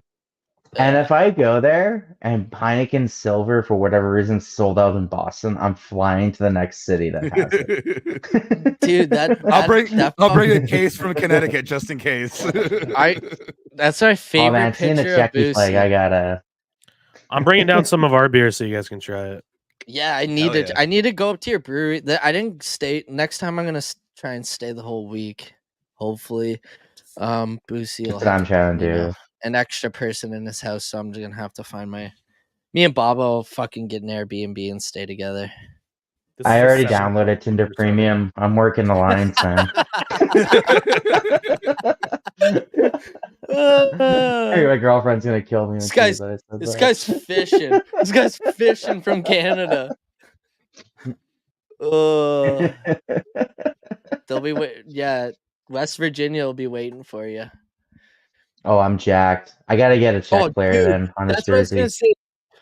One of the greatest moments of my life to date is when I walked into the greatest bar and Boosie had 4 fucking beers, 2 in each hand, and he just looks at me and he's like, we're here after a win against the Toronto Maple Leafs in shootout. And he's like, yeah. I was just like, I'm home. I was like, oh my God, I'm home. Mr. Brightside's blaring in the background. I was like, holy shit. Fucking yeah, Chris was there. It was a hoot. The craziest thing is Boosie apparently walked in and was like 16 Heineken Silvers right now over here, and we just right when I walked in, boom, 2 beers in my hand. I was like, this is the fun. Boosie, he's sick tonight. We miss our boy, but he takes care of his people. He's watching a Christmas movie right now. What and not even like a top 10er either. The Hallmark ones. I don't know. Maybe it's a classic, and I just like because I come from a broken home, so maybe I don't know. But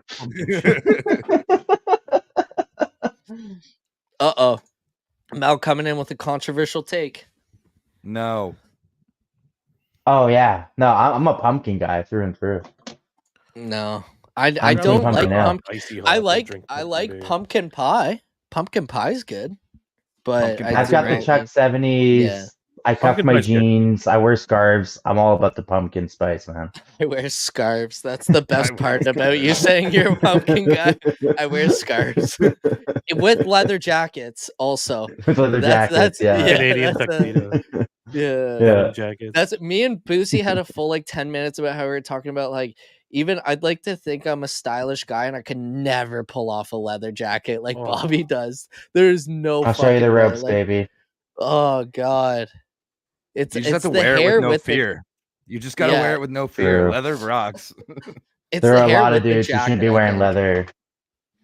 Yeah. Dude, if I wore it, I'd look like one of the Columbine shooters. I could never do that. We didn't say trench coat mafia. Trench coat mafia. Jeez. See, I don't know how New Jersey is now leading in shots. Oh, they took more. Yeah, that's usually how it works. Pasternak with the fucking. He's itching for one tonight. Heinen had a beautiful chance out in front of the. And he broke his stick. Broke his stick. I saw that too. See, this is my thing about JD. He's so good defensively, but like, do you re-sign him? I'm opening the floor now. Do you? If he wants, you call him Nylander, man. Listen. How much? If depends on how much. That's what I was gonna say. It's no longer 6x6. There's no fucking way. There's no way. If he wants $4 million for 4 years, do you do it? No. No, I cap out at 3.5. Really? JD? With the cap going up, $4 million, you cap out at 3.5. Yeah, with what he's doing. This is the contract year. You could sign him next year and sign William Nylander for $14 million, the two of them. Let him go to Edmonton and sign a 7-year mega deal. Or do you trade him? Okay. Let's fuck, marry, kill this situation. Ready? Okay. All right. Do you ink him? Do you trade him? Or do you use him as your own rental? Bobby, you're trade first. Him. I trade him. Okay. It doesn't have to be for who either. I'm just curious. Haven't been jacked with him in the playoffs in the last few years, so I'm not taking a chance on that. Yo, Ace. And I think my hot take is that he's this, like, for these Bruins fans, the ones that like maybe weren't around for like 2011 around there, this is their version of like Milan Lucic. And I think we Oh, should yeah. dump him while he's hot. Yeah, you're like, yeah. Well, it's the thing. He's on both sides of the. Doing great He's defensively, but he's not scoring. he's turned into a winger version of Philip Deneau, literally. That's such a compliment, though. Is it really? He's not a bad player. Philip He's just Deneau not. fucking rules, man. I know. He's Yeah, did you not see a him bad take a player. puck He's to the just jibs? Sorry. Yeah. No, you're good, man. There you Like go, okay. he's a PK specialist almost now. He's turning into a Daniel Yeah. Paille. Which is like, you don't pay that guy to play on your fourth line, but you pay that guy to play on your third line with the cap going up. Ace, I'm gonna go to you now. Fuck, marry, kill. Go. Like I said, I'm happy with signing Jake DeBrusk, but not if it's going to be anything over like 4.5.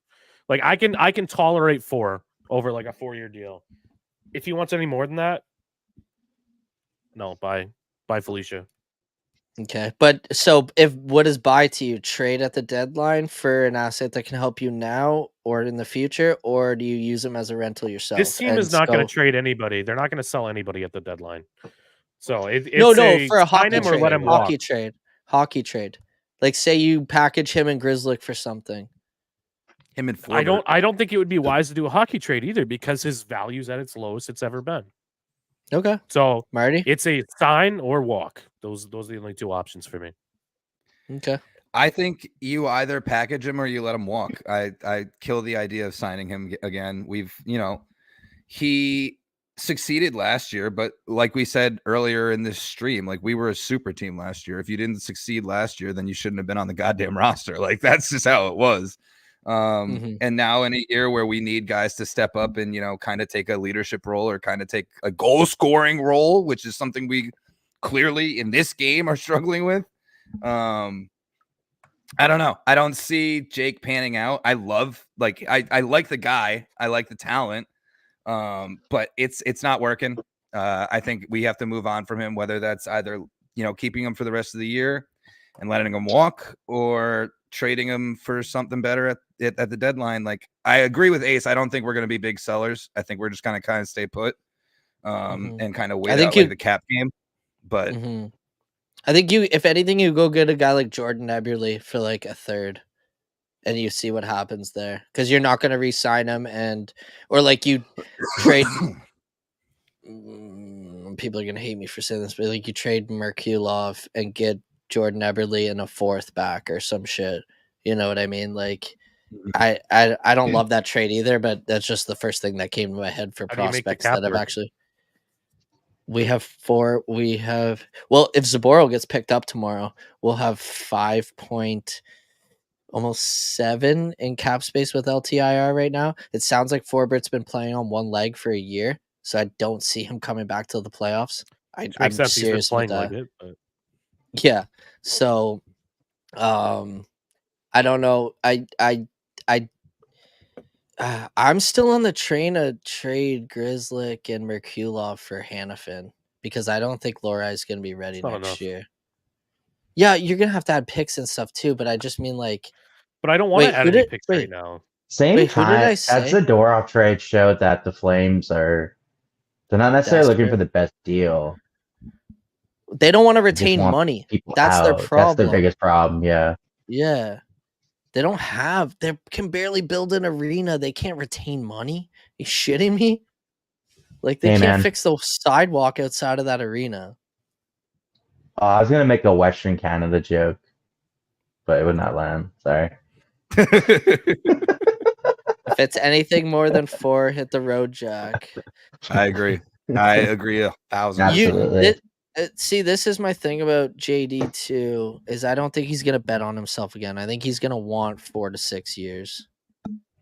Like, yeah, he's gonna want that term. He's gonna need to sign for like 3. I was just gonna say, Ace, would you do 6 times $3 million? He wants stability. He wants to stay in Boston. You give him the bare minimum, and you put him in that third line center or third line wing role as a PK specialist. And he can move up the lineup if he starts contributing back to the pace that he was at before. If you have Jake DeBrusk locked in at $3 million and he gets back to that pace last year or the year before, suddenly you're a fucking genius. Yeah. Well, that's it. He's a streaky player, right? Like he could pop off for 30 goals next year. Who the fuck knows? You know what I would do with Jake though? If you're gonna do round 3, I would offer him like a 4-year contract. Something that's like not too bad. Because if you let him hit the open market, he's gonna be nailed with 3 years, Okay, well, 2 to 3 year contracts. What? And then he'll just come back. I can't do the math in my head right now. I've been drinking. That's doing How many years did you say? Give him 4, because when he hits the market, he's only going to be offered 3. See, but that's the thing. Opinion. So he's gonna want a $10 to $15 million contract if you do that, or no, he'll want way more than that. And like 4 years, $10 million contracts, 2.5, and I don't think there's any way he signs for 2.5. You know what I mean? Yeah, no, fair. Because like he could just go to Arizona and play a year, do what Dumba did, play a year for $4 million, get traded at the deadline. You know what I mean? Go ahead. Yeah, have fun. We haven't won a cup with you, so yeah. It just like I hate it because it comes up it came up again today. It's like then all 3 picks from 2015 are gone. But that's okay. Guess what? You don't win every fucking draft. 2015 is not as bad as you think it is, though. We had some really good you got players Carlo and Grizzlick, right? Lazon. He's not a player for us, but he was still a good player. He's an NHL regular. Sweeney also got like. Didn't he get the job like a month before that? He got but that's a bullshit. Because he had that trade lined up to move up, and they pulled out on him. For Hannafin, and that's why I think they're going to do anything to get Hannafin. I really do. I really think they're going to try anything. I heard rumors it wasn't actually Hannafin. They were looking at Renski. Who? Werenski. I can't. Yeah, from Columbus. Oh my God! What a save by Vanacek! Holy shit! As long as Ekalainen's there, we're never gonna deal with Columbus. After last year. Last year, there's no way we're getting to deal with because watching them spiral, like it's hard not to want to be a vulture with them. But it's so funny too because both the trade that they made with LA worked out for both teams. So I don't know what the fuck they're so mad about. They got a better trade than they would have from us. Like LA was way farther down the standings than we were. We fucking lost like 2 games last year. I can't believe he made that save. I just saw it, Ace. Heinen has been all over it tonight. So hot. Want to touch the Heine. Oh, that JVR Patra Heinen line it fucks. I like it. I think you keep that as your third line going forward. All right. Nice hit, Mitchell. Okay. Oh, whoa. Why is Mitchell playing? His analytics just went up from 0% to 1. Holy shit. He brought his season hit total from 1 to 2 right there. Whoa. That's 100% increase in his season. It's so funny too because during this stream we were like, the worst hockey player you can think of is way better than you'll ever be, and we're just shitting on Mitchell.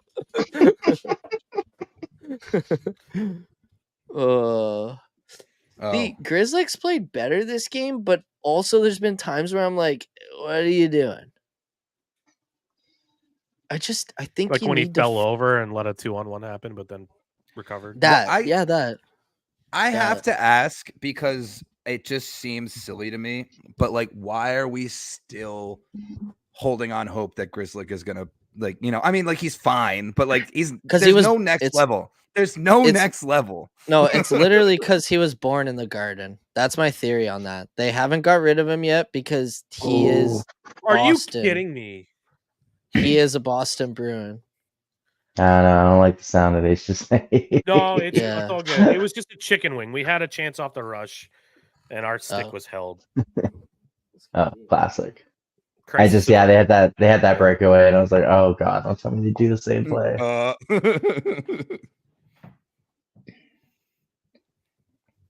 No, I know I should be like not reacting, but it's not in my DNA to not react. So. Oh no, I feel you. Okay. It is what I was at a bar on Monday watching Monday Night Football, and there was like a Packers table next to me, and that game obviously meant more to them than it did for like the Giants, and like I had to hold it in every time there's a big play. I didn't want to be that dick, like Like, oh, a third string quarterback is blowing your chance. Tommy DeVito. But you beat the Chiefs. We had a viewing party at the brewery for the first Pats game against the Eagles at the beginning of the season, and everybody showed up in their Pats jerseys, and then one guy showed up in a fucking Eagles jersey. No. Fly Eagles, And fly! Loser. It was such a shitty game, Loser. and every time there was only one person like, yeah.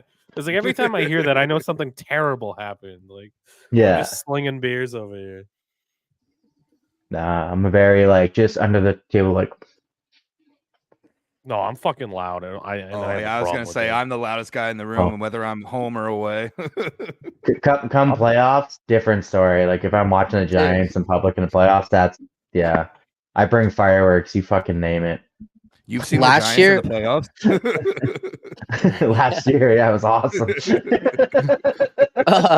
Last year when I went to that Detroit game, and it was like the start of the Bruins, like it was like one of the first losing streaks the Bruins had. They lost to Detroit, and then Minnesota or whatever, and then they went to Winnipeg and spanked the Jets. Bobby was at that game, but I almost got banned from the arena after dude, that game. it's so funny because that's what I was just gonna say. I was in the pizza box, Little Caesars Arena, and I was holding court in the fucking like away arena, like because the Bruins kind of made a little bit of a comeback, right? And I was just like, I remember that game. like trying to pump up the crowd and shit.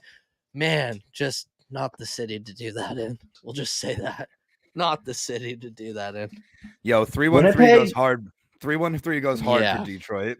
Like they could not Put your have liked that motherfucking at hands all. up and follow me. Winnipeg, they cheer for two things. They cheer for a goal, and they cheer for when a penalty gets called.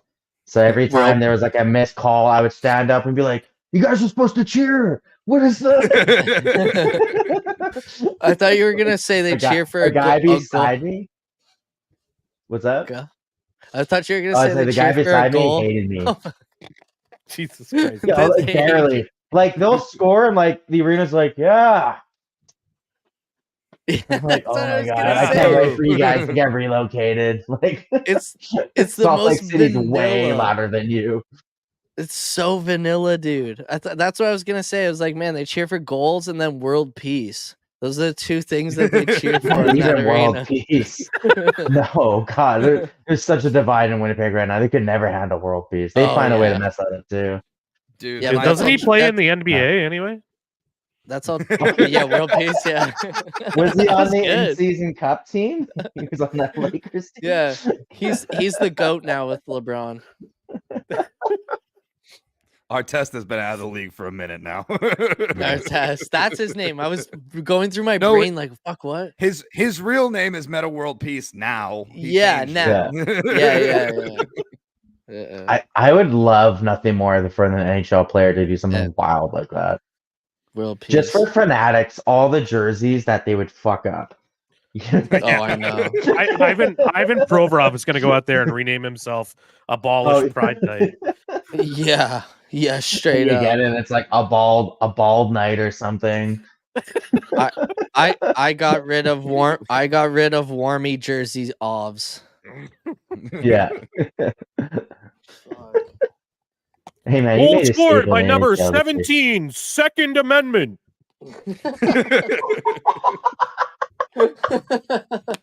Holy shit. And MAGA goes bar down. Dude, that's the one thing I do understand with the NHL and why they're reluctant to let players put whatever they want on masks and stuff, because someone is gonna put the most fucked up shit on like their mask or their skate or whatever has it. And it sucks that like a small group of people ruin it for the rest. But isn't that the world we live in now? You know what I mean? Grice. Do you remember like Thomas Grice?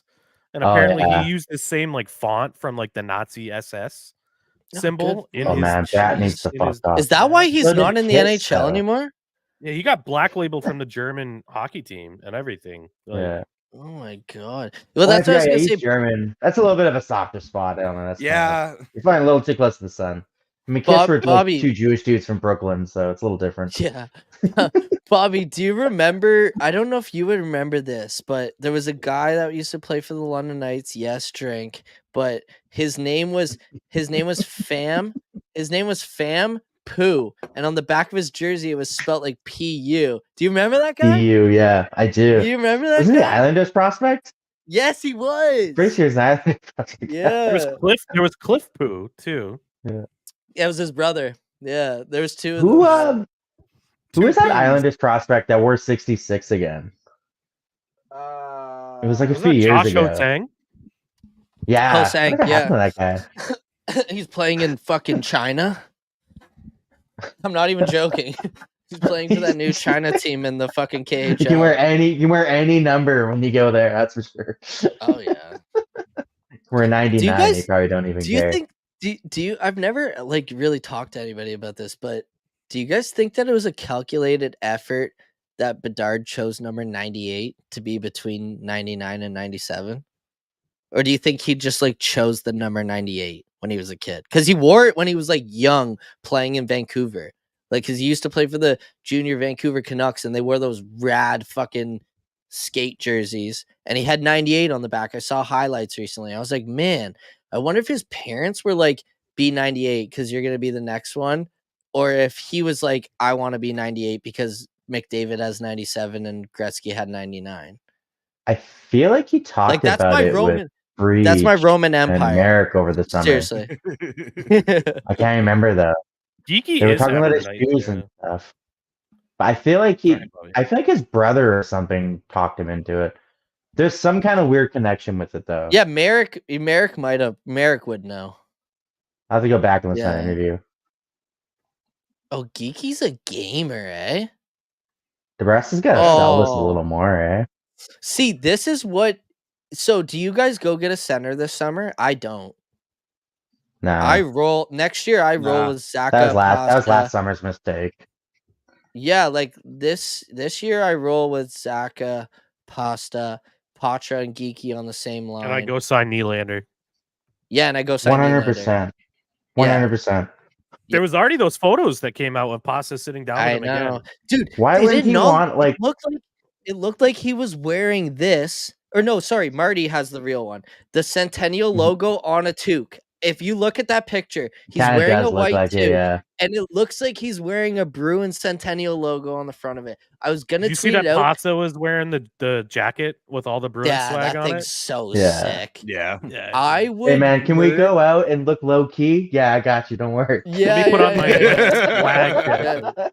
Yeah, hold on. Let He me put probably on my showed up all black Like outfit. this, is my low key jacket. Yeah. Pasta was like, I don't do low key. Yeah, right? Okay, Just so casual. whoever said that was right. He wasn't allowed to play for Team Germany, and Geeky's having a night, which Yeah. we've been talking about as well. Just got Dude, his I buckle hate- choked off his head. Yeah, As Cool if far one as of our like pods did designing your different. helmets and stuff, we're robbed of like Lauco of content because he would do like some Lord of the Rings shit with his helmet. oh yeah, Or just a bunch of grapes. yeah, oh yeah. I'm trying to like jump Frodo on the. eating grapes. So there's so many teams trying to like rip off like nicknames, right? Like people are trying to call Zadorov Big Z. Oh, You got yeah. like Bernie. Yeah, the Red okay. Wings and Bergie. So I'm like, Yeah. okay, if nicknames are up for grabs, we're 100% stealing Don Cherry's nickname for Lauco. Grapes. Yeah. Yeah. That's a good one. He's a Bruin. And- like, come on. yeah. I don't know. I Oh, think Lau- he's trying too hard with it though. He comes in every game with like grapes. Like he's like, Ye- Nate, call me grapes. also Oh, they Maybe love he it on the fucking likes They grapes. love it on the X machine though. Grapes rock though. I bought grapes the other day because of it. I was like, this man, he's onto something. Big grapes guy, yeah. Big grapes So our guy. bets, Big our grape guy. bets Guy. not I wore gonna- I wore my poppy all November. Okay, I can take my shots. Bobby, did I tell you about this? When I went to Boston, they took my poppy away from me when I crossed customs. It's a weapon. That's what they told me. The pin was a weapon. The little fucking thing. I need you guys. I need Kanye. I need Keanu Reeves to hear about this. Kanye, Keanu Keanu Reeves, very similar. I need people. a John Same Wick guy. 5 scene where he kills someone at an airport with a fucking poppy while Kanye's in the background, like hyping him up. Like, yeah, that's Yo, my man, boy, that was yeah. fucking John nuts. Wick. That's nuts. Yeah. He pulls Hell out his yeah. MacBook and like starts playing beats and rapping about it. And You says know? something That's anti-Semitic amazing. immediately after. Holy Ugh. shit. Oh, I just No, missed that. In I was telling someone about that the other day. overtime. I What's said his something the other day, I was name? like, what's his name? Elliot Friedman's just tweeted that the Penguins won in a 12-round shootout. That sounds awful. Wow. That's 12 rounds. All those Hall of Famers and none of them electric. can close out the deal, eh? Wow. That's a callback from earlier. Yeah. Against electric. Montreal, really, guys? Come on. Remember it's like 2018. It was beginning, like towards the beginning of the season, it was like Tampa and Boston. I remember that went like 18 rounds in the shootout, and Quater was the one that won it. That's a deep cut. That is a deep It was cut. like I remember like Bob was like listing off names, and he's like, and okay, Adam McQuaid is coming on out. Then he won. It was amazing. It was lights out. I can't Do you believe. guys get this Connor May? Sorry, go on. I was just gonna say I can't believe VTech is Vanacek. one for 26. Like, come on, man. He's supposed to be bad. We're supposed to score. I got a tweet about that game too.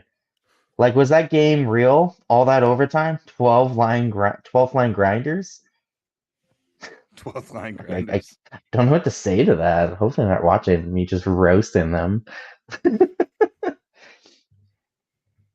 It's all right. I roast Greg Campbell all the time, and I know I shouldn't, but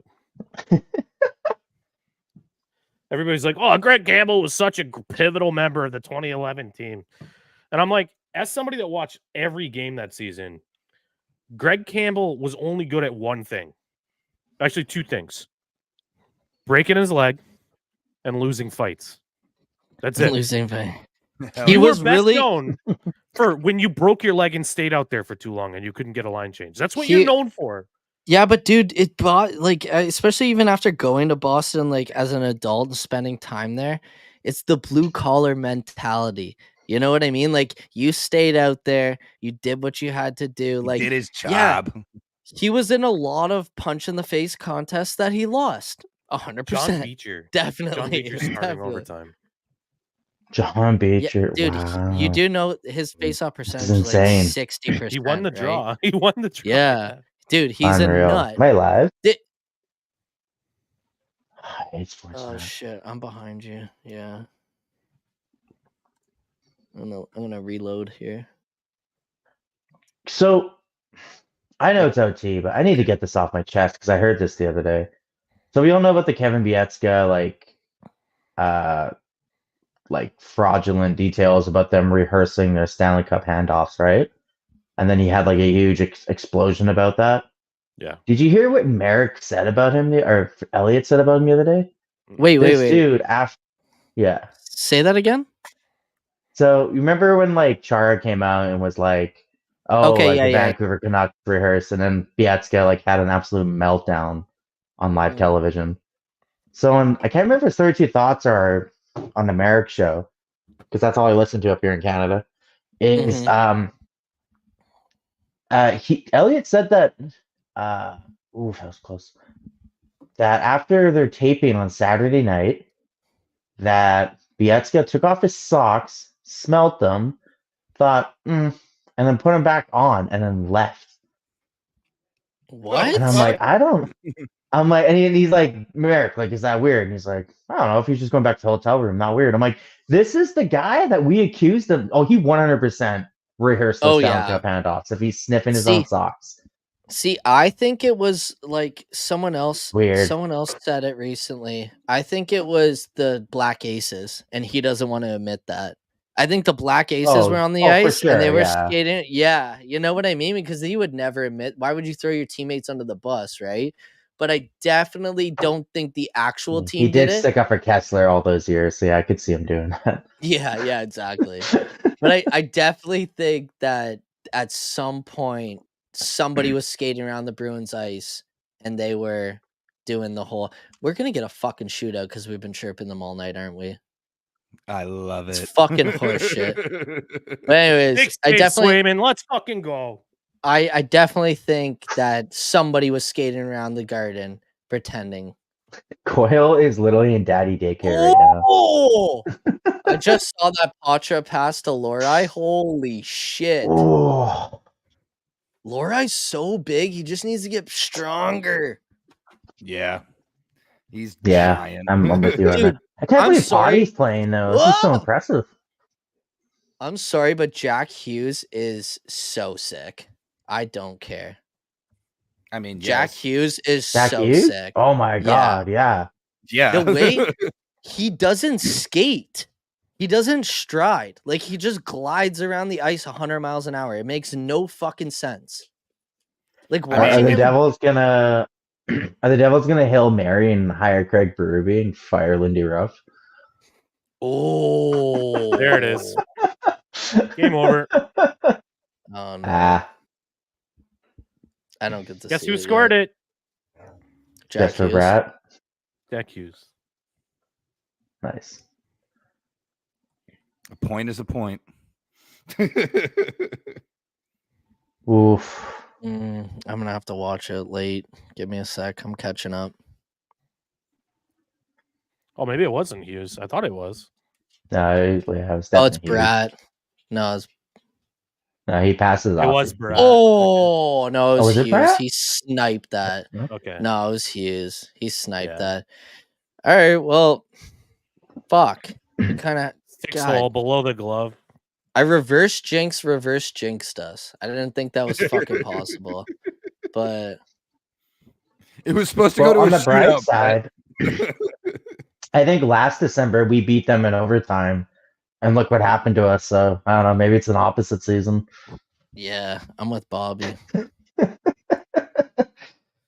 Jack doesn't look I'm that with excited Bobby. after that goal. You gotta wonder, hey, is he happy in New Jersey? Is he potentially looking for a trade out? If I had to Bobby. play with my brother professionally, I'd want to leave too.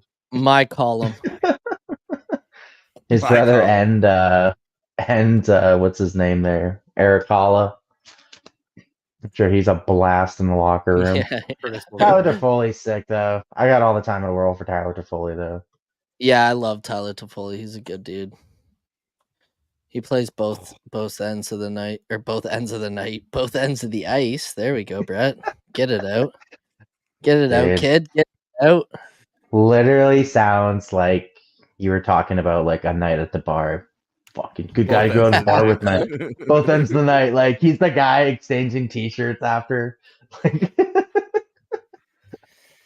Let's see if this Well, at works. least I have Vitek Vanacek on my fantasy team. Oh. I know they're recording, so I'm just gonna post this on here as a joke.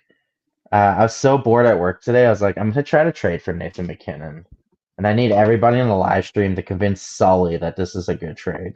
Dude, Sully he beat me last week, and he hasn't set his lineup all fucking year. And all three of my goalies, Allmark, Ottinger, and Lyon, all had negative last week, and I lost because of it. And I was the first loss to Sullivan, that fucking Brutal. scumbag. It's the only win he has, too. Hey, The only memes You're is gonna back. find me hating from him. the only two forwards I had or two skaters I had in the lineup were the Bruins, Pavel Zacha and Charlie McAvoy. So great. Oh, so awesome for you. All right, I'm gonna I go offered him use John the little Gibson, boys' Shea Theodore, Eichel, and Chikrin. Chikrin's a good pickup. Eichel's a good pickup. I'm like, dude, do it. Give me Theodore's a good McKinnon, man. That's a sick trade for you. Just changing jerseys here. I had to change the game.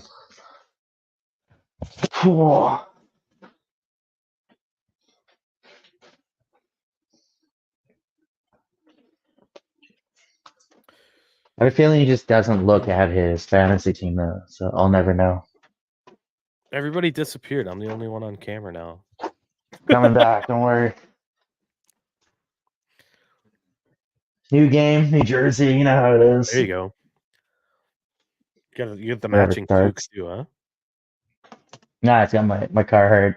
Okay. The Carhartt shit. I thought you I had make an coffee app. at home and stuff, you know.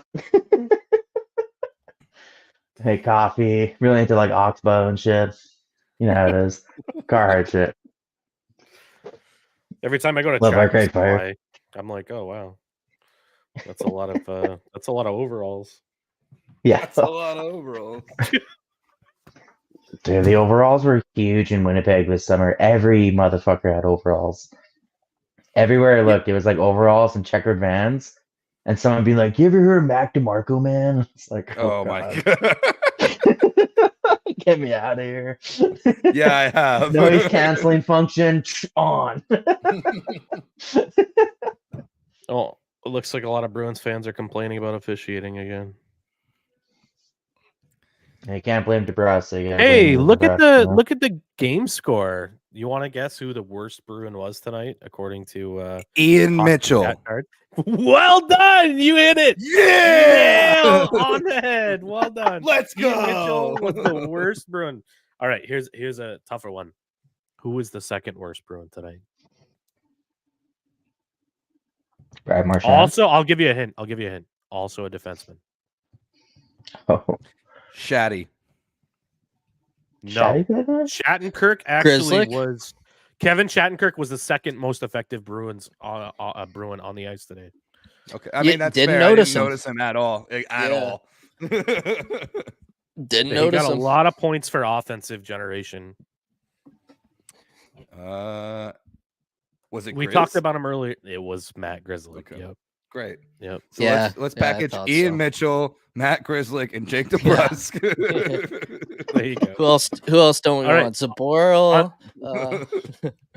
Zaboral's pick him taking up care the of waivers, himself. On the other side of things, who do you think was the best Bruins player tonight? Geeky. Morgan Geeky. Analytically, Geeky. Analytically, Geeky finished 5th. Oh. Pasta. It's definitely DeBrusque. DeBrusque, not a great night for DeBrusque. Oh, that's a Potsy. tough one for their fans. Potsy. Third to last. Potsy #1. Patra was 6th or 7th. Oh, All right, I'll I take know. It's JVR. James Van Riemsdyk was 4th best. Heinen. Oh, Heinen was the best no player shit. tonight, according to That's the Hockey hill. Stat Guide. When people come at me and they're like, Jake DeBrusque was, I'm like, that's the hill you're choosing to die on. Just understand that. So Oh yeah, tough. Bobby was Tough hard one. in the paint.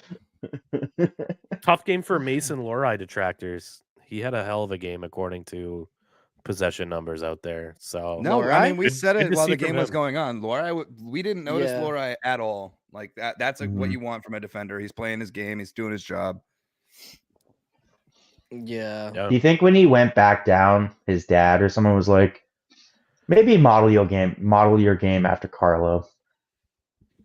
He's like, Yeah. I never I- see Carlo. And he's like, exactly. Yeah. Do what Carlo does. Yeah. Do what Carlo does, and everyone will be happy. Dad, have Fly you under ever the seen radar. Carlo go Bartese? It's amazing. Yeah. Does it like Dude. once a month. He just has these like moments. And you're like, what? Oh. Yeah. What? You're like, oh, okay. And then he like goes back to the blue line. He's like, oh shit. I just, oh man, I really thought we would see a little more offensive jump out of the Bruins tonight. Honestly, I don't I know honestly why. thought I we'd see just- more offense from both. Like it was Well, really just see- a possession game. I knew Swayman would want a game like that, and he should have stole that game. He had no fucking help at time. And like, let's remember, no Charlie McAvoy, no fucking Zaka. Like it just. I guess Excuses you are like gotta. assholes. Like I know. we all got one. Like But you gotta that- win it's- even if the guys are hurt. Well, and then Connor- that's what I was gonna say. You go on the other side, and they have no Dougie Hamilton, and somebody else. No is out of- Dougie. Toffoli, no Toffoli, I think either, right? He's No, injured as Toffoli well. played tonight, but Toffoli he's played. definitely he's laboring something for sure though. Yeah, he was a non-factor. Nosek was but he's not. Mel like says no Bergeron, which is very true. Wait, really? We were missing Bergeron? Oh yeah, TNT mentioned that like 5 times apparently within the first 5 minutes. Oh. Yeah, the It's Devils almost were like missing the Kovalchuk. producers handed them the notes and they were like, they're like, "Was this what we talked about last game?" And they're like, "It works." Hey, Bobby. Like, yeah. Read the screen.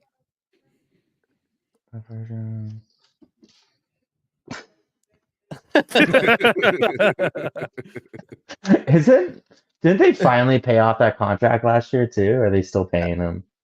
I think it They got had to canceled have at this point. No, I think it got Are they canceled canceled? because he came back and played for the Montreal Canadiens, didn't he?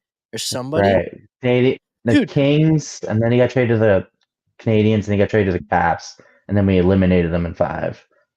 Yeah, did you see that as a 50 or 40-year-old or whatever, he signed in the KHL? Kovalchuk, he's playing hockey again. Yeah, So he's sick. back, baby. He's back, baby. That guy hates being a dad. He was like, did it for 1 year, and he's like, yeah, you know what? It's been fun. He's like, there's About no that Russian time. gas. There's no Russian gas involved in this.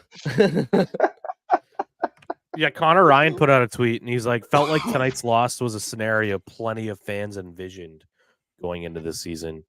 Great goaltending, pretty strong defensive game against a high octane offense. Just couldn't deliver the knockout punch on offense, which Yeah. I mean, that's that's exactly what that's happened. this year's Bruins team. You can't. That's why I'm saying you go get a guy like Eberle at the deadline who strictly scores goals. Like you're not gonna have to pay a lot for him. They just had Jacob Vrana on the waiver wire. That's all Vrana does, and we didn't grab him. Yeah, but like, where are you gonna put it? Heinen's in the spot I'd put him in. But okay, but I guess I'm kind of fucking on my own tail there because where would Eberle go if you bring him in? You got to move Heinen down, right? Essentially, because you're not going to play Eberle in the 4th line. You got to play him middle 6. I need David Pastrnak to bury one of those like 6 chances he had today. Man, you could tell he was fighting it tonight, gripping the stick way too tight. If he really wanted to, you know who would Eberle be played really well with? And I have to look at how it lines up. But like, if you reunite Coyle and Freddie and you put Eberle on the other wing, that could be that'd fun. be sick. Yeah, that could be a lot of fun. Yeah, the line I really liked tonight, and it sounded like analytically they all did pretty good, was Patra, JVR, and Heinen. Freddie? It was a good line Heinen, tonight. It was a good line. They played both sides of the puck very well. Very, very well. One thing I would like to see before the holiday break is just some consistency with the lines. That's not like a shot at Monty, but just like going in, like down some men, like just pick something and ride it out. Let's just see what happens. It's so Every funny. period and a half, there's new lines, dude. Sorry. Well, yeah, which like but Butch did all the time, and it was like a drinking I was just gonna almost. say that Bruins fans like, used to when's Corrali gonna play with Marshy and Pasta? Bruins fans used to hate when fucking Cassidy would do that, and now Monty does it 10 times more. Like, you know what I mean? Like, people used to lose their shit if Cassidy broke up the air quotes perfection line. And now it's like Monty's like wild, wild west. At points this year, I'm sure we've seen Marchand, Lauko, and Beecher. Or like, you know what I mean? Like the most crazy combination that should never be happening in a game. Literally. What do you call your Fairweather fans again, Brett? That's what you call them. Chicken Little fans. The Sky's Falling Chicken fans. Little. That's how you knew who was like a brand new fan during the playoffs last year when they're like, he switched everything. I'm like, you should be used to this. Yeah, buddy. This is what he does. Game 7? Do you know what the second line was in the Cup final in Game 7? Oh yeah, and dude, that's the thing too. That like Bruins fans this year is so weird because we have so many Chicken Little Fairweather fans that were along for the ride last year that bandwagoned over to us, and now they're just like, wait, you guys are losing games? And it's like, last year was an anomaly. So yeah, we are losing games this year. Like, I just hope they stick around though, because like, oh yeah, I feel like we got a lot of younger Bruins I fans. don't mean I want them to leave. Like, do stick around. Like, we're a sick team. It's like fan base. I mean, if you want to leave. Like, Toronto's always looking for more fans. You don't have enough, so. I'm glad to see Bobby. I saw that map came out today, and most of Canada is Edmonton now and not Toronto. Do you see that? Yeah, and they all have their different theories on how they're gonna fix Edmonton. Yeah, it's hilarious. Yeah. Dude, it's so crazy that that shit happened with Nikushkin last year, and like now nobody ever talks about it, and he's just back in the NHL. The NHL's PR team, when they hit, man, they hit. Yeah. Yeah. Like, they can bury some shit. Oh, they're good. They're good at what they do. They're not playing tonight. Do what they do well. Yeah. They do what they do very well. I don't get it. We're in the bit, boys. Holy shit, Bobby. How many different sweaters do you have? So many. We were just talking about well, Manitoba. This is the team we Google the most, man. Yeah, I saw that. Oh. I bought this when I was in high school. You see that Louisiana are big Bees fans? I did, and it's definitely because of Lori. It's definitely only because of Lori. I heard that he's from Louisiana. Did you? Is he? He's the first player in the NHL from Louisiana. He might be the first player ever in any sport. They don't play football down there, so I'm confused why they keep showing Eric Johnson. Did he hit 1,000 games or something? Like, they keep. This is his first game back in Colorado. Was he not supposed to play tonight or something? They just showed him crying in the locker room after practice. This is his first game back playing in Colorado. Oh my God, his family. Wrong jersey, but we still love you. It's sick that Landeskog was there too. Yeah. Because I don't think he played against Colorado last year. I think he got traded to them before it happened. He signed in the offseason with Buffalo. Yeah, but who did he play for last year? Because he got or did he sign with Colorado halfway through? Oh no, he was injured most of the year last year. Wait, something? Yeah, that's what it was. Yeah, because he was injured the year before they won the cup. They won the cup, and then last year he was mostly injured, and I don't think he played much at all, to be honest. Man, I can't wait to do one of these live streams when like the team wins after, because everyone just turned their phones off. Everyone turned their phones off. You know that. Like, I just was on Twitter scrolling and I'm like, oh no, everyone went to bed, but whatever. It's also a fucking Wednesday. Yeah. I don't know, but I'm pretty sure for the 7 people watching right now, there might be another PTP preview this Friday. Don't know. The rumor's out. Interesting. The rumor's out. The rumor's been put out. So keep your eyes peeled for that, guys. But we appreciate everyone that's jumped in and everyone that's stuck around. This has been so much fucking fun tonight. Oh yeah. This was a great time. Yeah, man. I'll still be on. Boys. Yeah, like I'll still be on chilling for a bit now. But if anyone has to leave, I understand.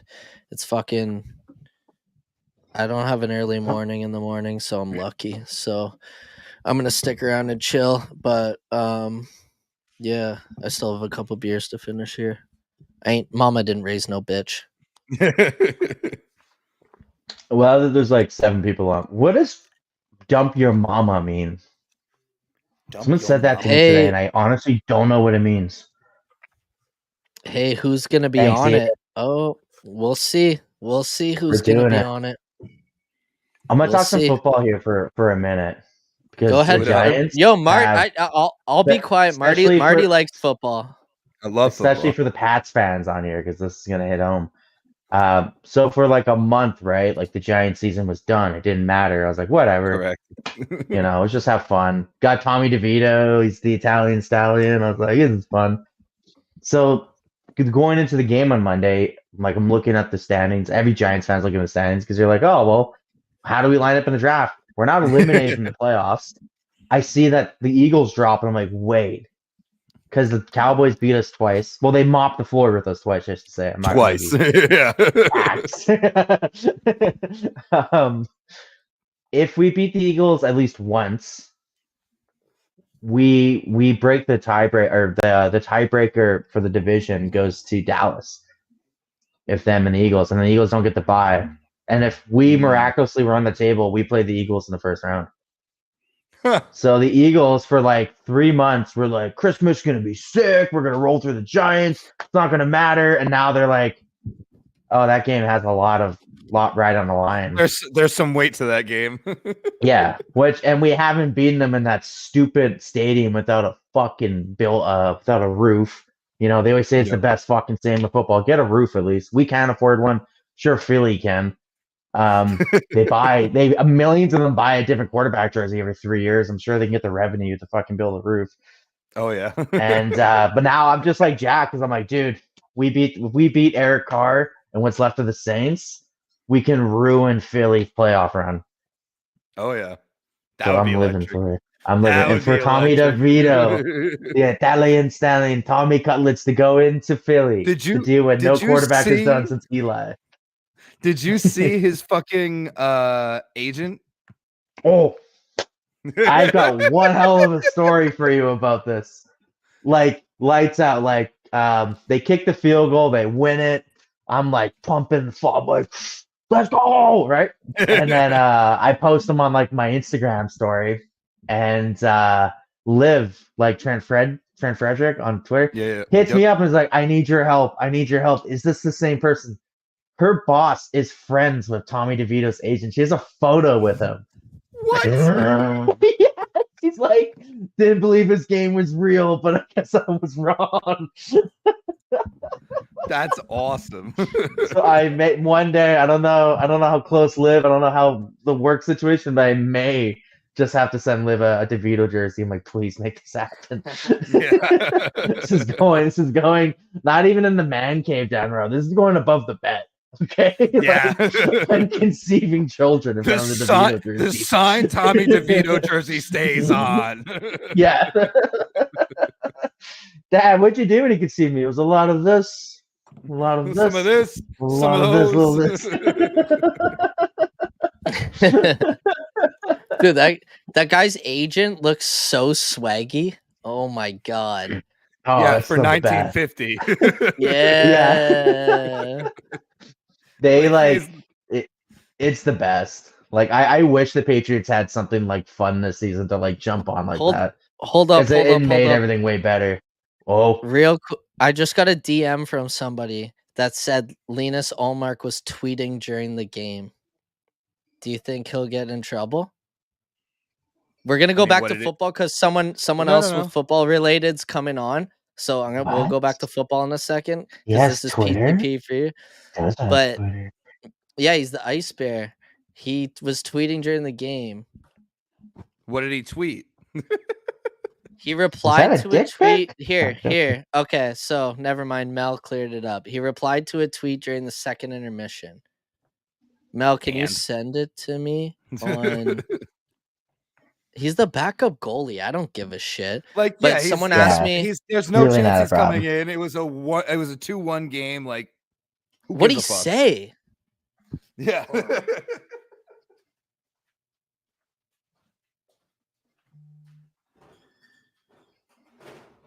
Oh yeah, Marty's getting more beers. Here we go. He tweeted an emoji, says Mel. Mel, do you want to hop on? If you want to hop on, DM me, bitch. You should hop on.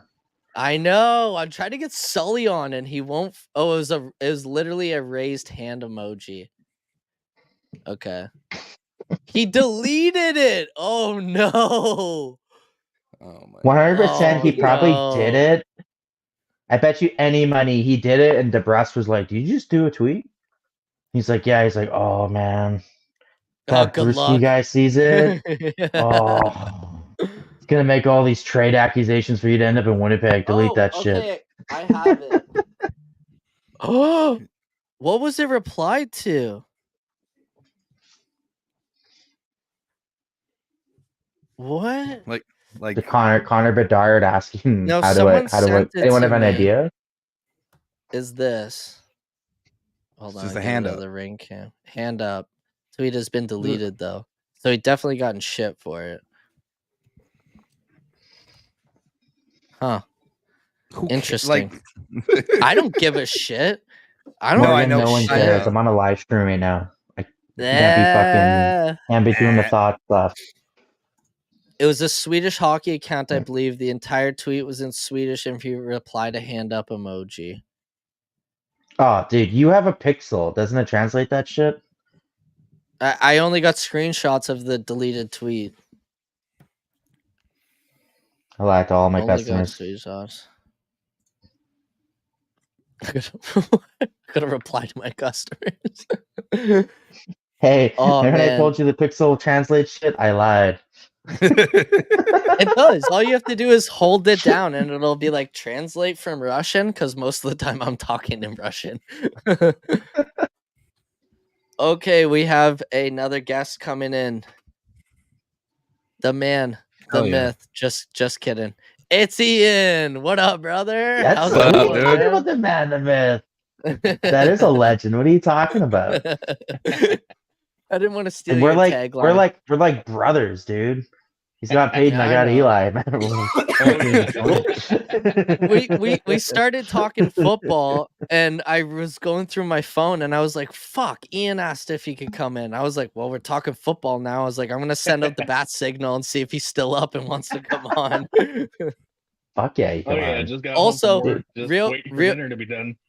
Yeah, real quick, I want to shout out Ace for fucking sitting in with us for so long. He had to go. He messaged Yeah. me. Yep. Love you, buddy. He's got for family. coming He's on. dad. Yeah, he's the best. We love Ace. 2-pad stack. Make sure you go check them out. They have a fire interview coming out this upcoming week, so better And check that one after out. tonight's performance, wow, that should be electric. Electric. He said it. That's all He I'm said gonna the say. same thing. That's all. Yeah. He said the same thing. Hey, there's so many guys that were electric tonight, okay? I mean, you got Omar Mm. tweeting from the bench. You've got Oh, yeah. Monty letting Potts play in the third. I mean, come on, there's a lot of electricity going on. Yeah. What? Potts playing in the third? It's been 84 years. Yeah. Come on. What happens if that player gets traded before the episode drops, though? It'd be so awkward. Oh, yeah. There's no way. After he played tonight, there's no way. I need someone to like do the witchcraft thing. I can't speak English. Yeah. That was a Where's terrible Lauren? joke Where's to make. Where's Lauren when you need her? I'm Resident too busy listening to Noah Calm. Yeah. His 15th remix of Styx season. Ian, before we go back to any football chatter, because I don't mind sitting in on that, how'd you feel about the Bruins tonight? Well, since I wanted to be in this stream with you guys, I didn't really get to watch much of it. Plus, in the airport where I worked, it was hard to even get any of the streams to work. So I basically had your guys' play-by-play. Oh, hell yeah. That's hype, actually. It seems like we played okay. I'll have to definitely watch highlights to see what exactly happened. We came out hot. Definitely came out hot. Came out hot. The game cooled off. I mean, for a long time, it was just both teams playing good defense, both teams possessing the puck, no one getting a shot in. Both goalies played out of their minds. Like, I'm going to give VTech a little stick pad tap. PTP bump. Yeah. PTP bump. But, you know, he was supposed to be shit, and he heard everyone and was like, I'm going to try and stop the Bruins. Yeah. And he did. He heard I put my bankroll on fucking that bet man Marty put down today and was like, fuck this guy. Marty was like, oh, the over 7 goals? All right, let's do it. 3 + 3 equals 7, guys. 3 + 3 equals 7 every fucking time. Every time. Oh fuck. But yeah, it was a hype first period, and then a really big transitional game. A lot of neutral zone play from there on out. But yeah, I did see. I don't know if you guys saw it when I put it in the chat. My bold take absolutely did not happen. I put in the chat earlier that like, oh, I think Potter is going to play with a chip on his shoulder. He's going to be guaranteed for 2 assist points. Yeah. Nope. They duped us all, brother. They duped us all, honestly. Like I thought too, I'm like, man, this is a game, you're down guys, typical Bruins fashion. You show up and you shouldn't. You know what I mean? Like you get a game from your goalie and you put up 5 from guys like Freddie, Coyle, and JVR. Or like those are just the 3 that came to mind, and none of that happened. So I'm an idiot. I'm a loser. We know this.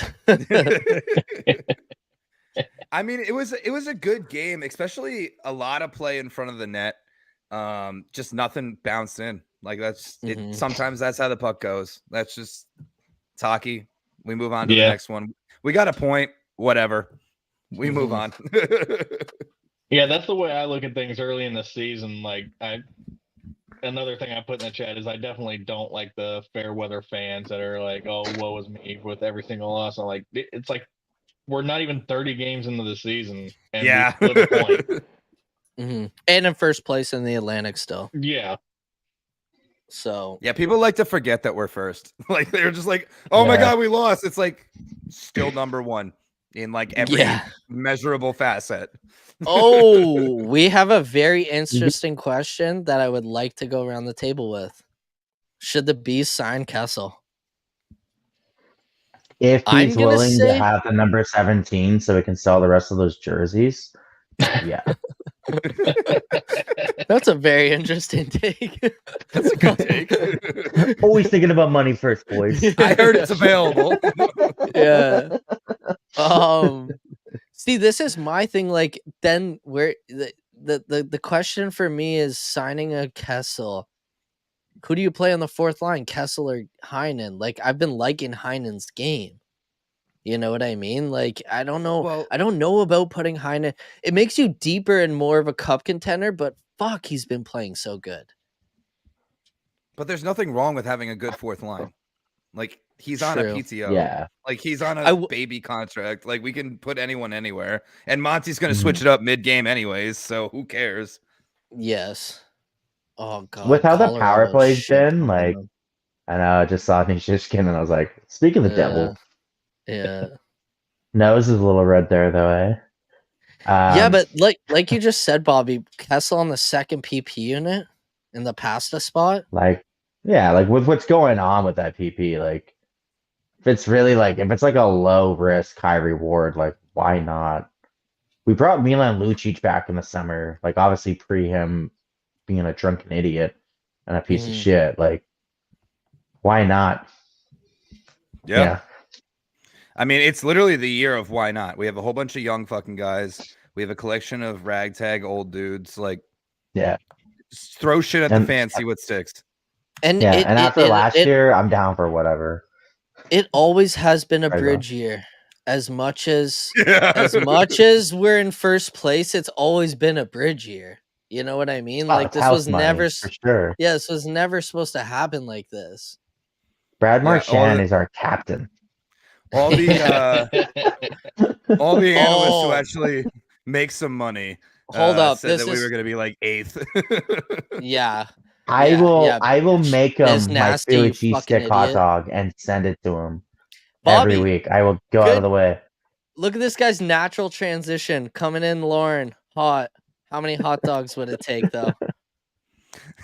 I make a mean. I got really stoned once and did like a Philly cheesesteak, but did with hot dogs. And every person I made that for is like, this is like, that's why when I went to North Dakota and I went to the Gopher Bar in Minnesota and I had their like world famous hot dog, I was able to be like, no, this isn't world famous. This is the most famous hot dog on the block. Okay. Let's go and get the private chef. Right? There you go. Right? Like we're already saving the bees money. I mean, another hard-hitting question. Is he a Costco hot dog guy? That guy never ate hot dogs in downtown Toronto. He was in like Newark at Costco. getting Pepsi, crates of Pepsi, and then heading up the hot dog line. That's what people in the States don't know, Bobby, that we have a Newark up here. That's true. Yeah, They think it's Colorado's gonna relocate Buffalo by the end of the night. oh, I know this is tough to watch. No, I'm watching it too. It's tough. It's very tough to watch. Really wish I didn't have regional restrictions Oh for the my Jets game right god. now. Okay, Miles would Lauren. too. All Lauren, the Devils question are for winning you. tonight. If you're still watching the TNT stream, you're watching the PTP stream. If you're still watching the TNT stream, does Pekka Ukkonen get pulled for Levi right now? That's my question to you. Because you said no his Buffalo fucking name? slander. I don't know really what it is. It's Okay. it's Puka Keka Ukkonen.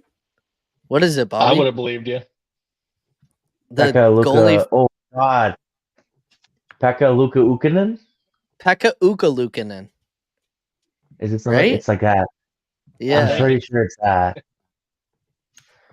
No Buff slander allowed? Okay, no. That team barely beat the Giants. Now they think they're a contender. There will be lots of slander to Buffalo, the whole city. All those organizations under one, okay? So it's Ukko-Pekka Luukkonen. I was saying Pekka Ukko-Luukkonen. Ukko-Pekka Luukkonen. Mel, stop saying his name. My furniture is levitating.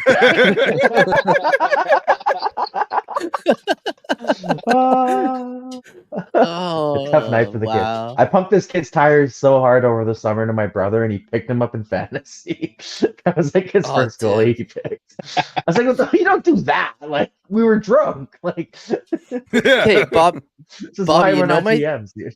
You know my theory What's about that? this kid is that if you put him in a good system like Allmark, he would thrive. Oh, That's 100%. Do you think that too? His athleticism is through the roof. He just doesn't have a good system around him. They're both really good goalies. Yeah. Oh yeah. I feel bad for Levi, man. Keep Levi's scratched. With that being said, wow. What? So they have Comrie as the backup then? You know what? Legend. I will be this guy. Carlson doesn't work with another right-handed shot on the defensive power play, but also never run 3 goalies. It doesn't fucking work. I don't know why teams do it. It makes no sense to me. Because they want to be us, but they don't have the talent at 2, so they get a 3rd. Let's talk about that. So the Canucks have tweeted that out. I'm pretty sure the Wings and the Jets have been trying to do it, where they post like goalie hugs, and they're like, "Oh, let's celebrate your goalie hugs." Hugs. Yeah, and I'm like, no, like.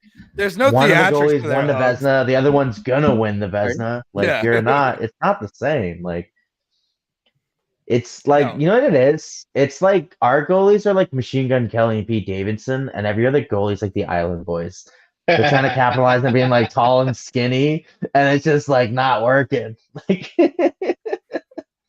see. They're gonna be like the Island Boys and be like, "Oh, our goalie hugs aren't trending," and they'll start making out. I'm a goalie tandem. And then Bettman will immediately have aneurysm.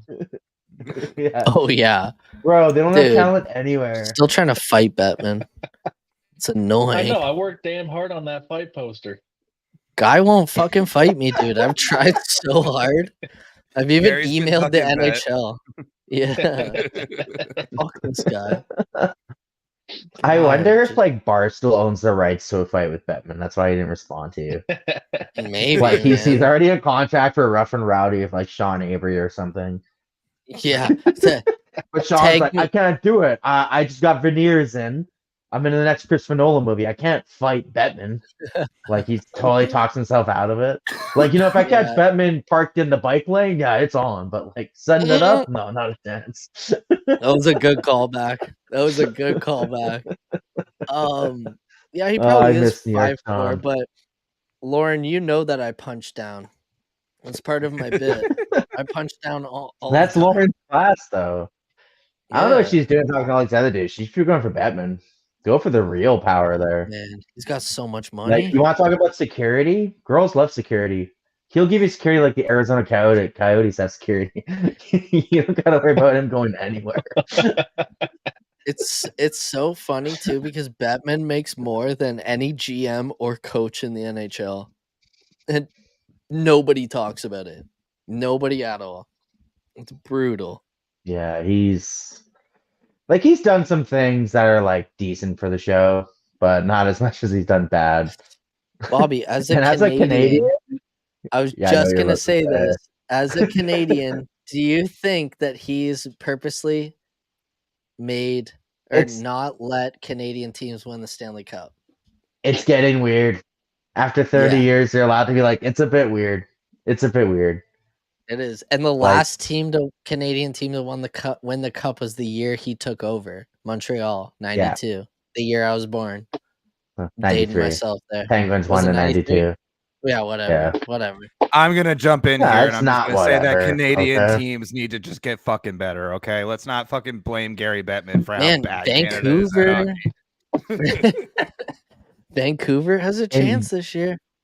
Dream scenario, Vancouver goes to the final in 2010 and wins. And they and Boston wins in 2011. That was like, well, yeah, remember like Vancouver, the Vancouver Canucks were like the closest thing Winnipeg had to an NHL team because the Manitoba Moose we were their farm team. So that cup final actually sucked because it was like seeing all the dudes I watched growing up for like $20 getting their hearts ripped out by like my NHL team. I was like, this is the fucking dumbest final ever. Like, why? Like, out of all the times you guys could meet, like, this is dumb. I'm old, dude. Born in what year? 93, bro. 92. 92. I'm 31 93. on December. You're 93. You're younger than me and Marty? Wow. That's how 94. I mean, like, I'm a Rangers kid. 5 months. 5 months, not even a year. Wait, Ian, how old are you? Am I the oldest here? Yeah, I'm the youngest here. I was born in 96. Whoa! I was about to ask you, and I was like, are you You're pre-Colts Baltimore or post-Colts Baltimore? Colts Baltimore. I am old. So you don't look that old. Was drafted. Oh, that's right. Oh, damn. The Ryan Leaf intense. draft. Oh God. What home do you want to put me all in? I feel like by the time that comes, like the McDonald Wish House or whatever, you know, McDonald's Make-A-Wish Foundation. That's where we should go. You see, free refills all day. What did Allmark in was the 33 quote tweets. I think that's why he deleted his comment. 33 quote tweets will fucking do that. That's a lot of quote tweets during a because game. it was probably like 30 people being like, why the fuck are you tweeting while you're at the game? And then like 3 people being like, hi, look at me. Yeah. Linus, I love you. Yeah. Go get that hug, King. Which reminds me, so I remember a few months back, Brett, you were saying how you haven't seen a Bruins win in like ages. And you're like, I've never seen a goalie hug. And I was like, I've seen both goalies win and both hugs. I've seen 2. Holy shit. Mel said he had, when I saw he had 69. Nice. What the fuck? Says Lauren. But yeah, so just here saying that right now. That's a lot of fucking quote tweets during a game. That he wasn't going in. It was fine. It doesn't matter. Imagine if Tuca used Twitter during a game. I would have loved it. Dude, Tuca would have been so awesome on fucking Twitter. Oh my god. Oh man. Oh. My favorite Tuca clip was when they were like interviewing the players, like, what's your favorite band? Or like, what band you go see? And he was like, and like everyone in the background was like, say Metallica. He's like, I don't want to sing Metallica. He's like, you saw Metallica this summer. He's like, I saw, Metallica. It's a good band. Metallica. And he looks like deadpan in the camera. He's like, Metallica. Yeah, I like Metallica. And that was like the calling card video I'd always play for the homies. I'm like, we're going out tonight. What are we listening to? I just sent a video of Tuca. Metallica. I don't remember how the game ended, but I remember that one where he had his like skate blade knocked out by a puck and like against Tampa. almost used it as a throwing knife on game the referee. 2. That was game 2 against Tampa. Chucked it at the ref. Oh, that was a brutal game. That picture of him, like Yeah, I do remember when Tuca won the Stanley Cup. I do. Hall of Fame. You know who baby. else was on the ice when they won the Stanley Cup, though? Bergie? Butch Cassidy. If Was you he? look at if you watch the Stanley Cup celebration video, he doesn't touch the cup, rightfully so, but he's on the ice. Because he would have been the AHL coach at the time. Yeah, he doesn't wear a hat. Or he's just like, man's a vampire. Didn't age. He has a look his bald spot's a little bit filled in. That's it. That's it. But he's just like Jack, like congratulating everybody. Like he's just like such a good. And it made me so sad because I think I watched that like maybe a month or two after he got fired, and I was like, man, fuck. Like it would have been so sick. I saw a video of him in like one of his first years, and he had like a full head of hair, and I was like, "Wow, we did that to him, eh?" Oh yeah, we did. Fuck. He was like the epitome of like when you see a president like first year versus their last year in office. Bush when he got out, he was like 8. Bobby, One thing isn't it weird that Trudeau's been in office for so long and he's never gonna age? I think he's an AI at this point. He doesn't work.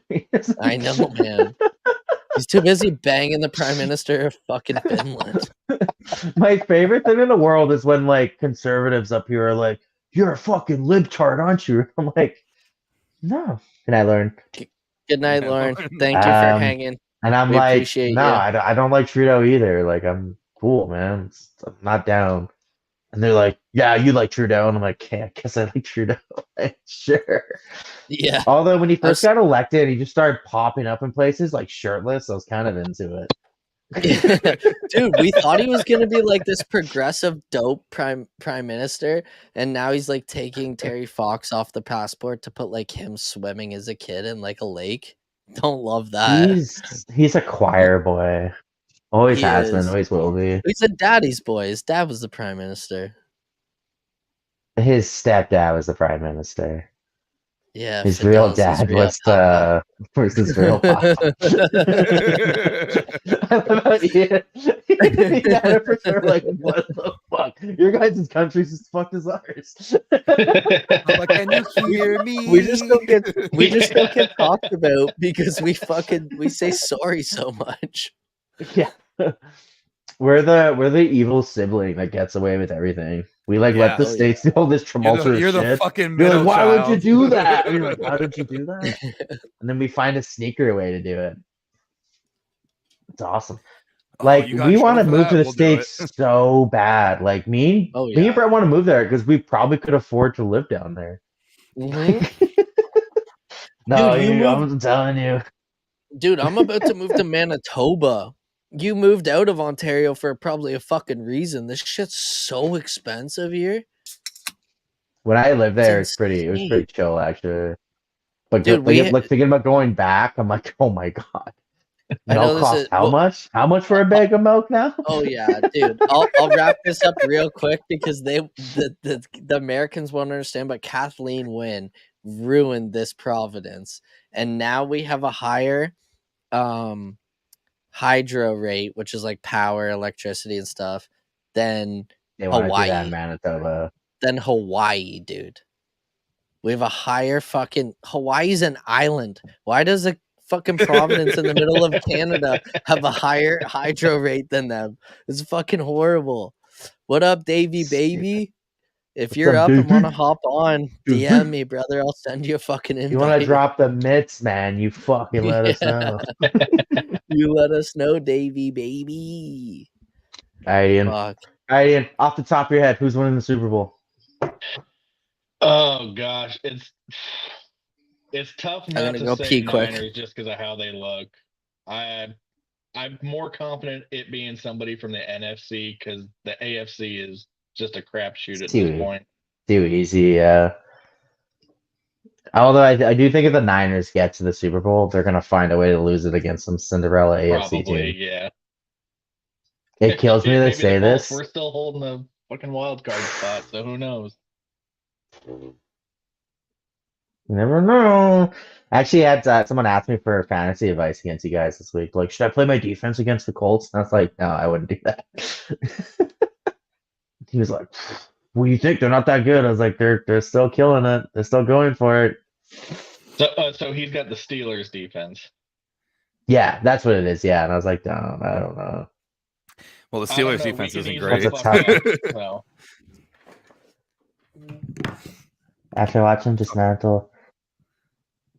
Yeah, going back to the Niners, yeah, if CMC goes down, like, I don't know.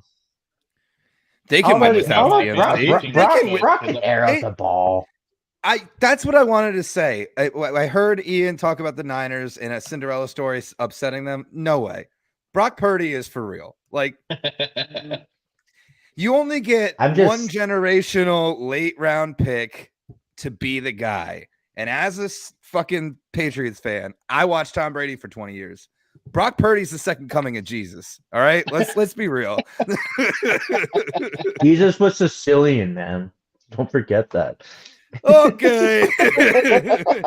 Tommy DeVito. Yeah, no, he's not. He's not that. Side by side, and how scary it is, how closely he resembles John Harbaugh.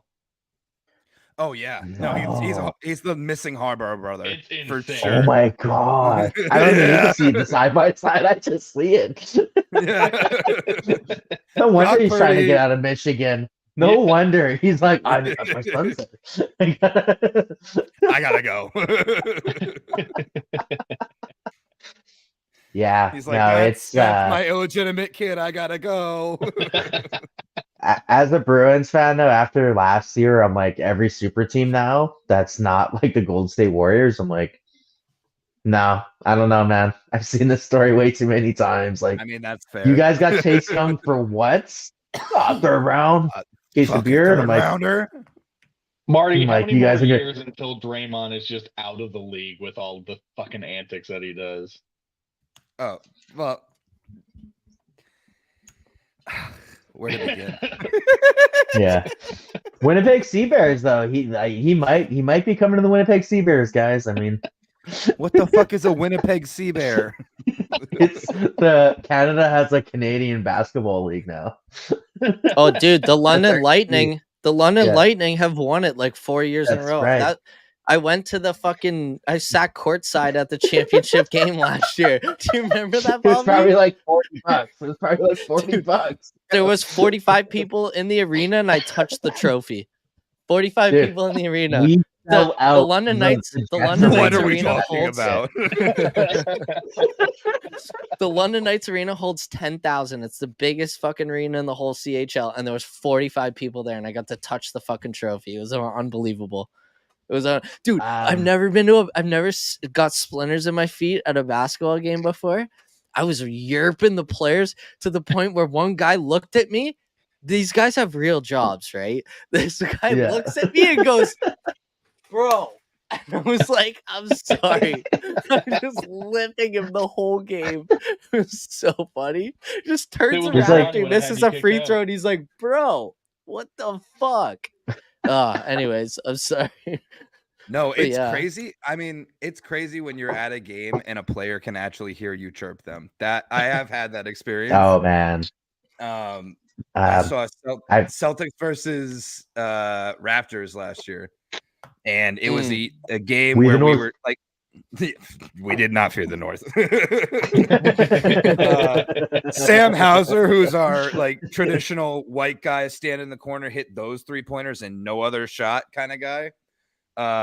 Slam dunked it on top of one of their better players, and I was screaming, and I made eye contact with one of the Raptors, and he made eye contact with me, and I was like, sorry. Like I went full Canada, and I was like, my bad. Dude, the only interaction game I've ever had with an NBA player was I was at a Pacers Hawks game, and it was Vince Carter's last time coming to Indy because he was retiring.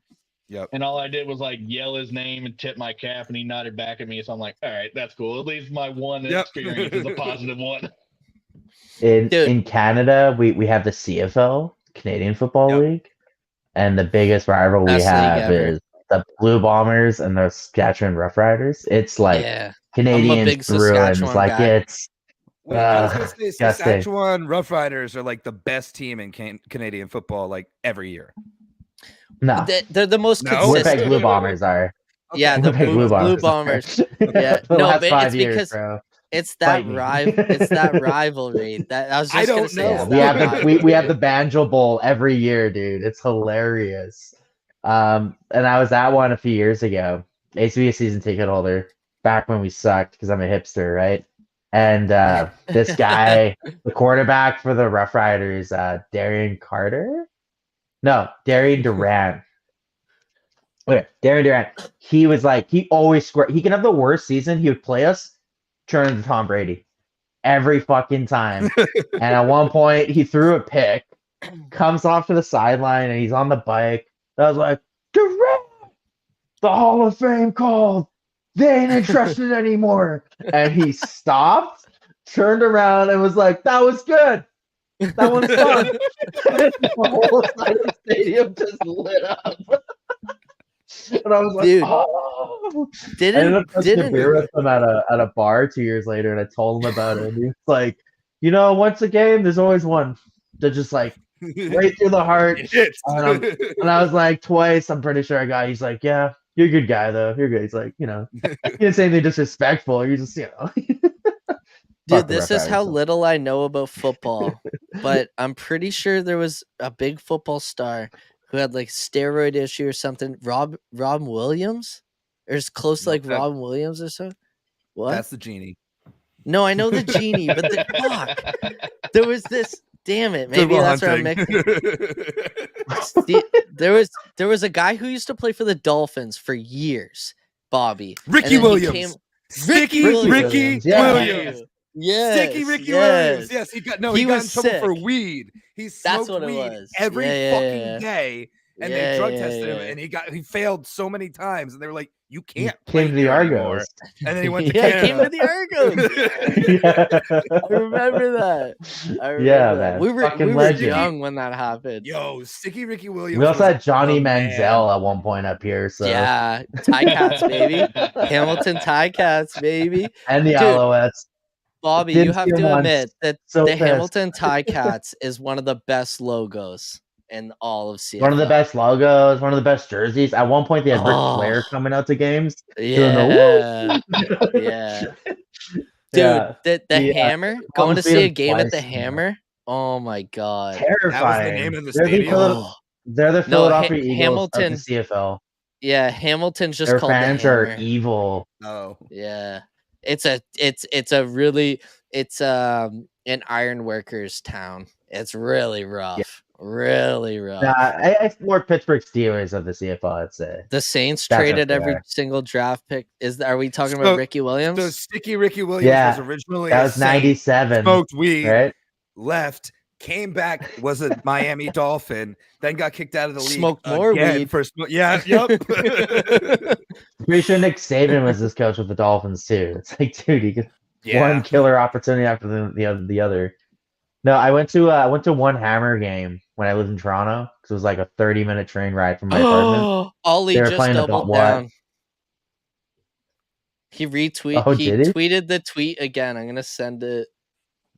Hold on. Oh, so the boys are just laughing about this loss, honestly. Yeah. They don't give a fuck. Yeah. They're like, out of New Jersey, bro. I didn't even see Bruce Springsteen. This sucked. Newark blows. It's not a hot take. I felt bad. Like, Tanya's like, dude, tickets are so cheap. Fly out for the game. And I was like, and come to New York? Yeah, come to Newark? Yeah, no. No, not New York. Newark. Oh, Newark. Yeah. I was like, I love Tommy DeVito and the Sopranos, but not that much. Yeah. Dude, I said it during the game. but the E on Prudential Center was off. Like the light. I'm It's like, yeah. you guys own It was. a I saw professional that. NHL Yeah. arena. Get the light bulb fixed. It's so funny. My buddy a few years ago, he got offered a job with the Devils. And this is Really? pre like them getting like Jack Hughes and shit. I was like, it's an NHL job, man, but I'm telling you right now, from what I hear, they don't even have hot water in the arena. And they refuse to get hot water. And he's like, what do you mean? I was like, it like leaks and shit on the fans. And he was like, okay. And I was like, and you want to go into like their athletic department? You're going to be working with like Dollarama supplies, bro. And then he was like, yeah, maybe I won't take that job. And then his buddy took it and quit after 6 months. He's like, I did it. I got now the guy works for the Astros, and he's morally every day. He's like, I get a paycheck, but I work for the Astros. So was he banging the garbage cans? Was that his oh, job? I asked him every time. I met him once, and I leaned over and I was like, yeah, I mean, you're in Canada, so someone has to ask, and I gotta be the guy. And he was like, I didn't bang the fucking garbage can. It was like, do you know? He's like, yeah, I do. And I was like, oh, so what happened? His name's like, Bill, real. and he was a good guy. He was like, was it not admitted? I was like, no, you guys never admitted it. And he was like, whatever, we won. Okay, if you don't treat one bad enough. And I was like, you're the athletic therapist. Like, it doesn't matter. You get paid regardless. Like, true. He was like, well, how mad were you? I was like, you know what? You guys have nice jerseys, but whatever. Yo, listen to this meme from the Short Shift podcast. Shout out 70s. Thomas and the fellas. Dick made a sound every time it got hard. Dick made a sound every time it got hard. What would you want that sound to be?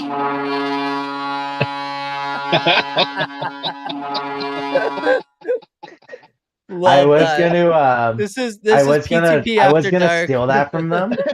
I was gonna steal that from them, but just have it be Jack Edward highlights. That's what I was Throw gonna the say. cat Losing his shit. off the cliff. Grab the knife and take it out of the heart and slit the throat of the beast.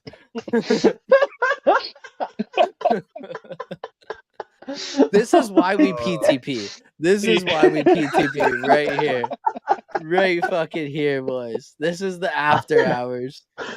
On the note of Jack Edwards, do you guys ever listen to his interview he did with Cam and Strick? Oh, yes. Last year? One of the best interviews of all time.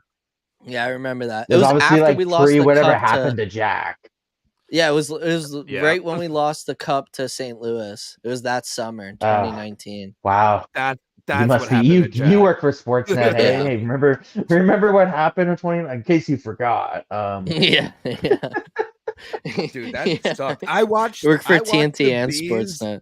I watched the Bees lose in that game in a bar in New York City, and everyone there was pissed because I was wearing my Bergie jersey. I had a Bruins hat on. Later, Melly. I had a Bruins hat on. Love you, Mel. Had the jersey on. We lose, and one guy behind me is like, puts his hand on my shoulder, older guy, and he's like, at least we have the socks. And I go, motherfucker, I like the Yankees. I couldn't have said anything worse in that moment.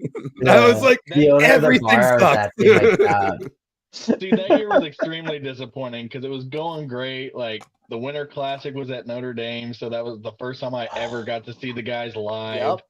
And then I even went to St. Louis for a game, just a regular season game. So I'm like, all right, I get to see the guys twice in the same year, and we're in the cup. Like, let's fucking go. And then Game 7 happens. I'm like,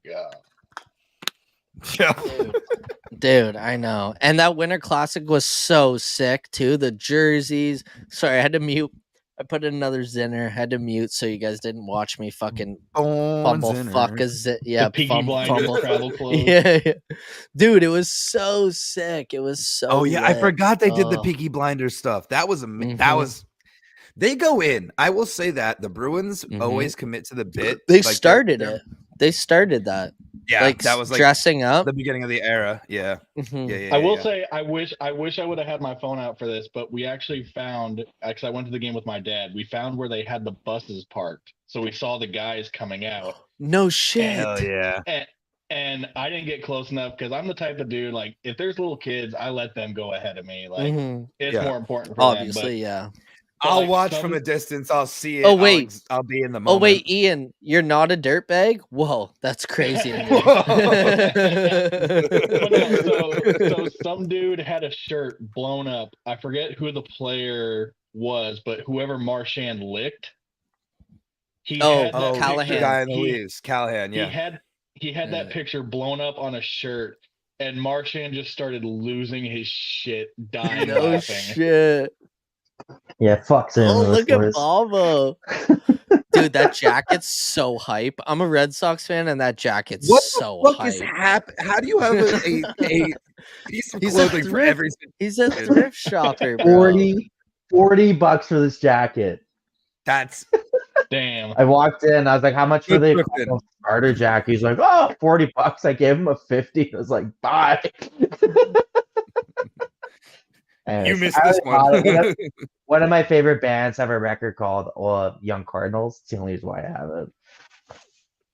But being a sports guy, people always like, "Oh, fuck the Cardinals." I'm like, I don't care, dude. Like, those fans are so nice. You don't know what you're talking about. I've never had any kind of issue with a Cardinals fan, but I guess that's because I'm a Yankees fan. So like NL, but like I always respected Albert Pujols from afar. Like the Cardinals were cool. Yeah.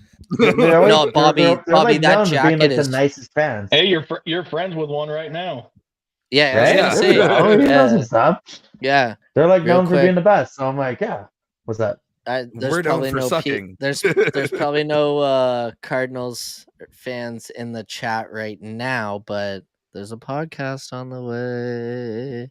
Oh, Ooh. baby! I heard. I did hear. Ooh. We'll leave it at I that. will Ian. say, we'll leave it at that. when they did the Cardinals St. Louis Blues like collab, like those those jackets jerseys they did like were 2020. fire. Did you see the practice jerseys? The baby blue ones Yeah. that said Blues and Cardinals writing? They were fucking fire. I will say, I never. that was the saw only that. time where I was like, I think I'm gonna message a rando from St. Louis. For the outdoor. Like, can you get me this jacket? Bobby, it was for the outdoor St. Louis, Minnesota game, right? They wore them on the off day. Yeah, the practice day. That was the 2018 one, though, wasn't it? Yeah, I think so. Where Minnesota it wore wasn't those when they played in the Wild. those god awful Christmas jerseys. They're fucking. Oh no, that was horrible. the 2021. Remember those with like all the red and gold stripe? Oh god, Minnesota needs to go back to the North Stars colors. It was just it was literally just the New Jersey Devils jersey, the reverse retro version. Mm-hmm. Oh, this is the jacket I was talking about. Nice. Yes. Instead of a baseball bat, it's the hockey stick. Not good. Oh, Braden Shen wore it to the fucking only outdoor $120 game. on eBay. It's not bad at all, actually. Bobby's like, I just bought it.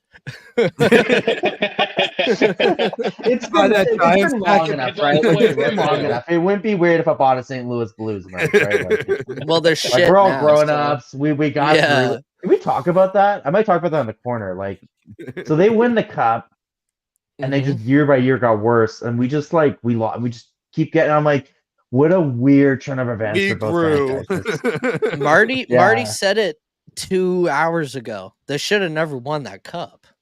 That's just plain and simple. Like, if you play that series 99 times, the Bruins finally win it.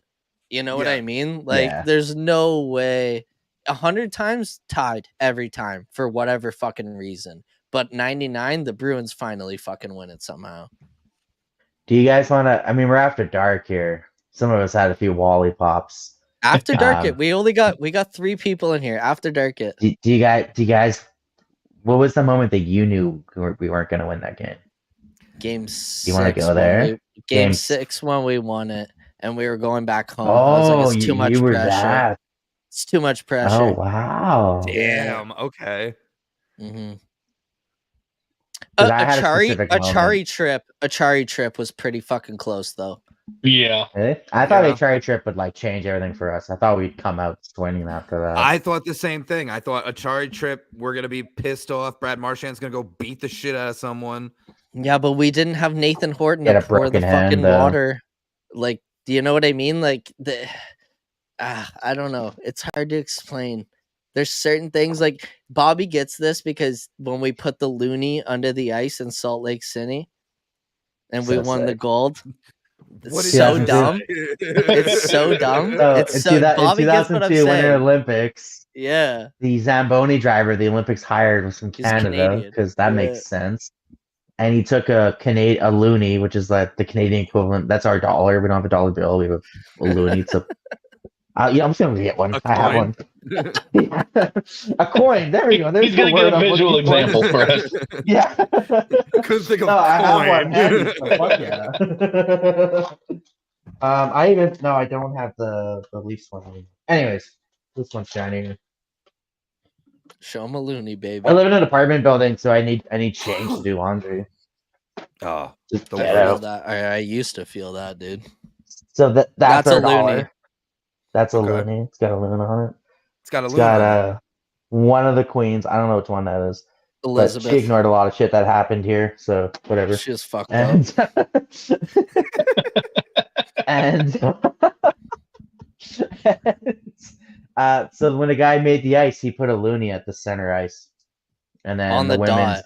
won the hockey, and the dudes won. And then another thing on top of the women's one is apparently during the round robin, U.S. beat Canada women's, and they had a garbage can. Killed Canada. Yeah, they had a garbage can that had a fucking Canadian logo on it, and they were like fucking it up and shitting on it.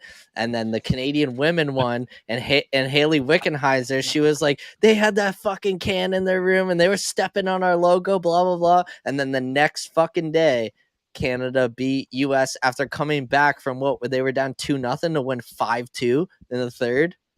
And it was it was the crazy. I thought it was when flag that they stepped on though. It was the flag. Like sorry, they walked on the flag. The World Juniors kids, they had the garbage can. Yeah, with the that's Canadian what it was. logo on Yeah, it. But they won the gold medal. They took a photo of it. It's pretty legendary, actually. There's that goal. The goal that turned it around was Paul Correa passed it to it looked like he was gonna pass it to Lemieux, and Lemieux opened his skates, and it went to Joe Sakic instead, and it turned the whole game around, and it was just so sick. History wrote itself then. Well, we were in a drought. Like, what was it, like 30 years? We didn't win an Olympic gold? Yeah, some shit like that. 50, dude. Yeah. Shout out the Canada. Whippy Dunlop were like the last team to win the gold medal. Yeah. And you know who's on the Whippy Dunlops? Who? Fuck, his name escapes me. Harry Sinden. Oh yes, Harry Sinden. Yep. Bruins legend. And he tried to hype up the boys during the 72 Summit Series. He showed them footage of the 52 Canadian team, and they all just roasted them. Yeah. I'm not gonna lie, Miracle's one of my favorite movies, so I can't shit on American Olympics. Miracle, what those kids did in the 80s Olympics was way more monumental than what Canada did in 72. Insane, dude. Like it was a bunch of kids out of college. Babies, like children. And one of the best movies of all time. I might crush it after the corner. I might crush it tonight, to be honest. Rules, man. when I went to go see Springsteen, we went to like Henry Reed's bar or whatever, Harry Reed's like sports bar. He had so much college hockey shit, and he had a whole room pretty much dedicated to the Miracle on Ice. And I was like the only one out of the group I went. I was like, this is fucking sick. I was like, this is awesome, dude. Look at the jerseys. Like, what the fuck? I was like, these jerseys are sick. Why isn't Canada have cool jerseys like this? We fucking suck, dude. That's what I will never get with the States. Also with Canada in a way. I think Canada internationally should use the Summit Series jerseys, the white one with the Canadian leaf coming up. And I don't understand why the states don't use the USA jerseys, the like blue, red, and white. You know what I mean? Like the ones that they Red, won white, and blue. Thank you. whatever. Same shit to me. When Mackey was on that Team USA team, they wore those jerseys when they won the gold medal in the shootout at the Bell Center.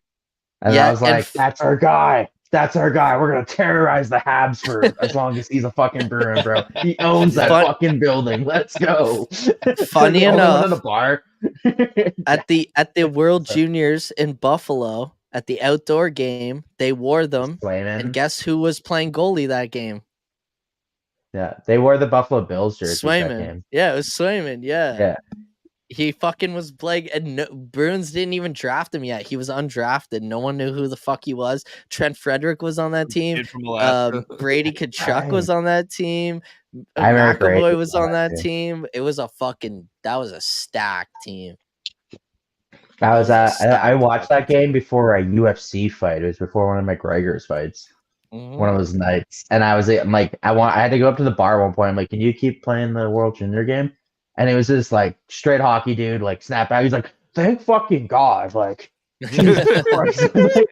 He's like all this familiarity. Like, a bunch of no-namers like fight each other. We all know what we're here for. Like, you don't give a fuck about these 12 dudes fighting before McGregor. Like, I love that. I fucking love that, dude. Oh my God. Yeah. I love how we went from Bruins Devils to fucking international Canada versus US. What a transition. Hell yeah. There is a Canada US like tournament going on now. Tomorrow there's a game. Tomorrow there's a game. So this is Canada versus US. Yeah, I don't know what it is or who's playing. I have no idea. I know what socks Austin Matthews wore the other night because all the reporters reported on it, but no one's talking about this fucking sick tournament that they're doing. I don't know the details. I don't know what's at I don't know what's at stake. Like, but tell me about Austin socks. So he wears Huff socks.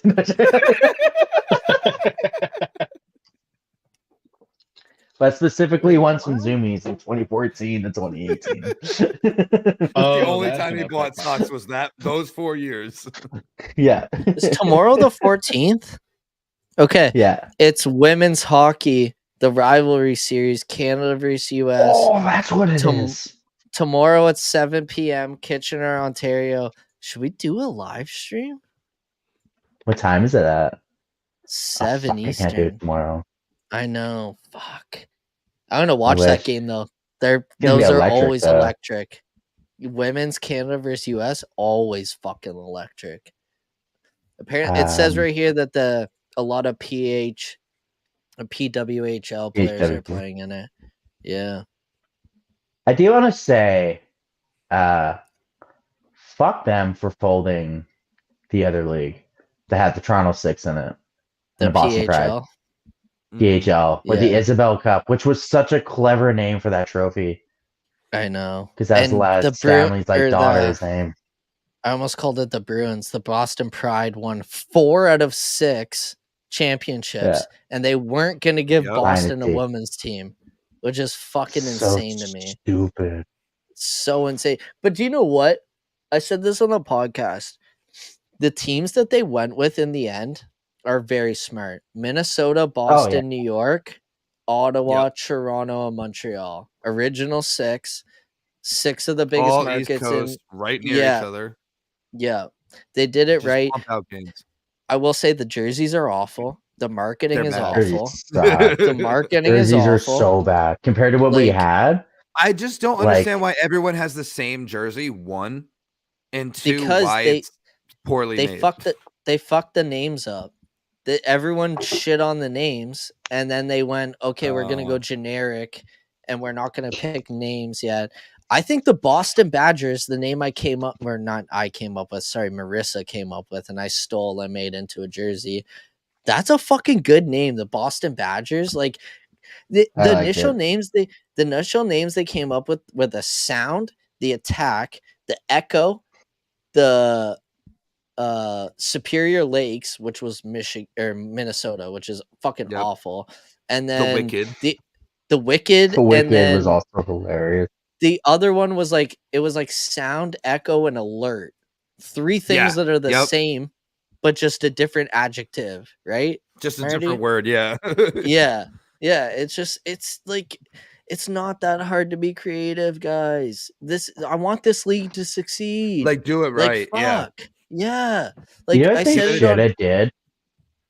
They should have, sorry to cut you off, but I literally just saw this. They should have taken dismantled franchises of the NHL and used those names and jerseys. Like the Connecticut Whalers that are no longer in existence. Which, by the way, those Connecticut Whalers jerseys, low key, hype, almost fire, way more hype than whatever Carolina would fucking. Correct. Oh yeah, I said it. Way more hype.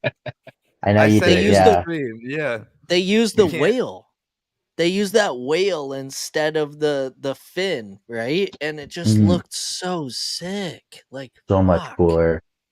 Toronto 6, even though the jerseys were like hilarious, they were like awesome at the same time. I regret not buying one. I knew the guy that made the jerseys, so I didn't chirp them. You know what I mean? Like I know the guy that made them, and I'm a designer. It works the name so well. Yeah, and like the gold and the gold, red, and white and black looked good, and it was the only Canadian team in the league, so it made sense. Like I get that part of it, but fuck, did the Drake fumbles go to those games?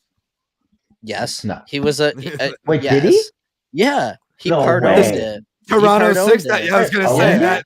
That sounds Yeah. so on brand. The second you said black Dude, and gold, he I was trade like, OBO. Yeah. He trademarked the October's 6. very own, baby. Exactly, yeah. I didn't know that. I don't ever recall that. Wow. And that's Good why on they them. use the gold and shit. But that's what I mean. I was like at a bar if with Drake once. It was awful. if that league was smart, they would get people like Drake, Sammy Adams. I don't know who's big in Minnesota. Like, you know what I mean? Like, if that league was smart, they would get like look at Seattle. People shit on it, but they got that football player, Macklemore, and someone else to invest in the team. And look at Seattle. Marshawn Lynn. They're fucking Marshawn Lynn, thank you. And Seattle, that shit honestly, popped the fuck off. Great mold and like smart. Because they're building a team like Vegas without the cap restrictions when they do win. And dude, the fucking they're not gonna have to give up like star players. The 8 goals guys aren't gonna retire the next year. Yeah. And the goal song being fucking Nirvana. Like, you know what I mean? Like So they hit it right on the head. And their jerseys rule. I really like their jerseys. I hate that they have two types of teal, but other than that, the great jerseys.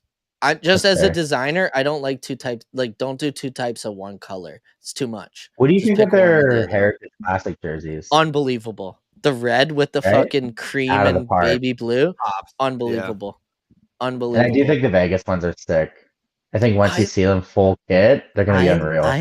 People are gonna change their opinion on them. I really like. It was like when Boston came out with theirs last year, and everyone was like, "This fucking sucks." And then you watch the game, and you're like, "Wow, it's very clear who's jersey and what's superior."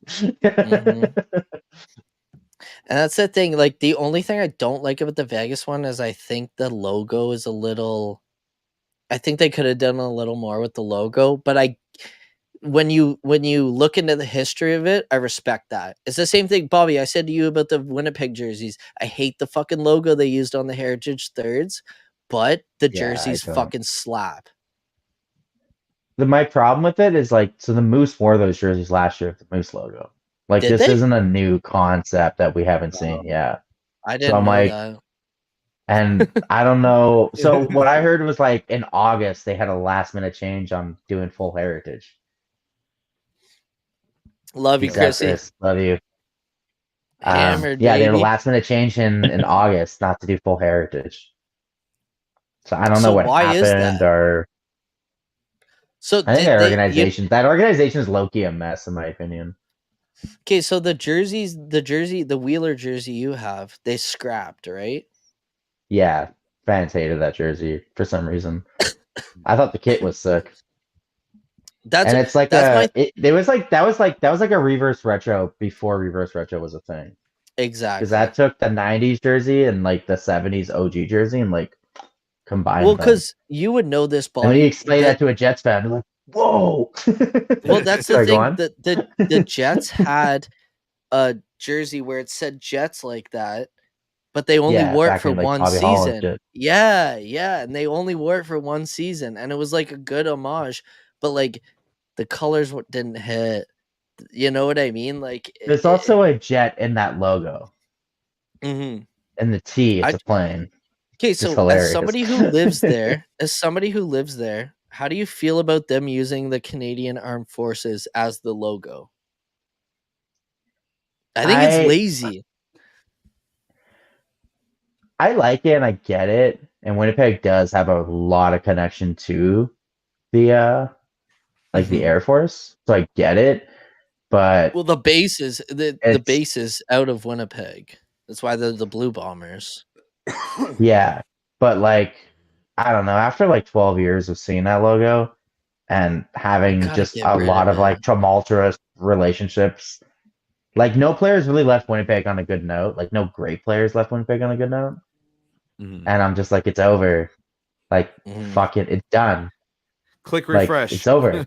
Yeah, like not even refresh. Like you have these like the Heritage Classic. Like you can honestly say it's been like a high point for the organization, and that's like the red 3 pants wins away from a cup. Yeah, are you talking and about we the were red 3 wins pant away ones? from going to the cup. Correct. Yeah. And it's what fans want.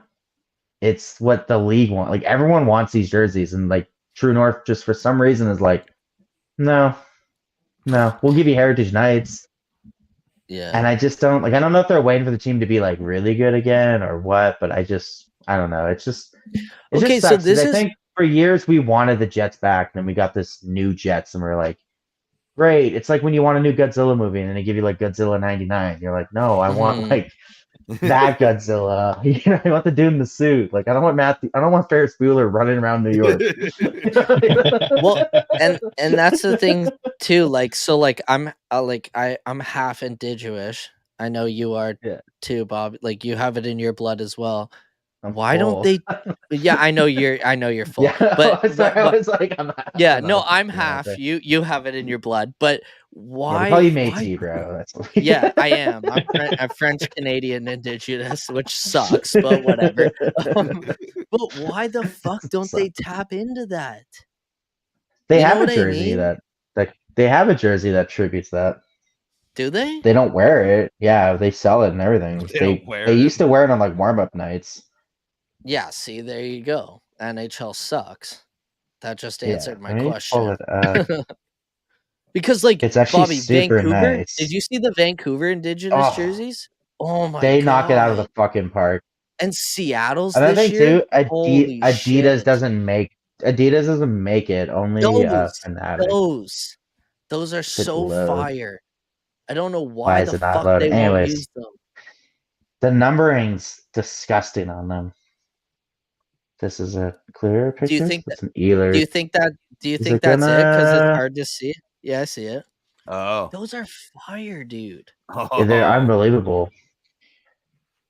So I don't know why they don't like have a night. Like they have a night for everything fucking else. Like it's so dumb. They also have a South Asian heritage jersey.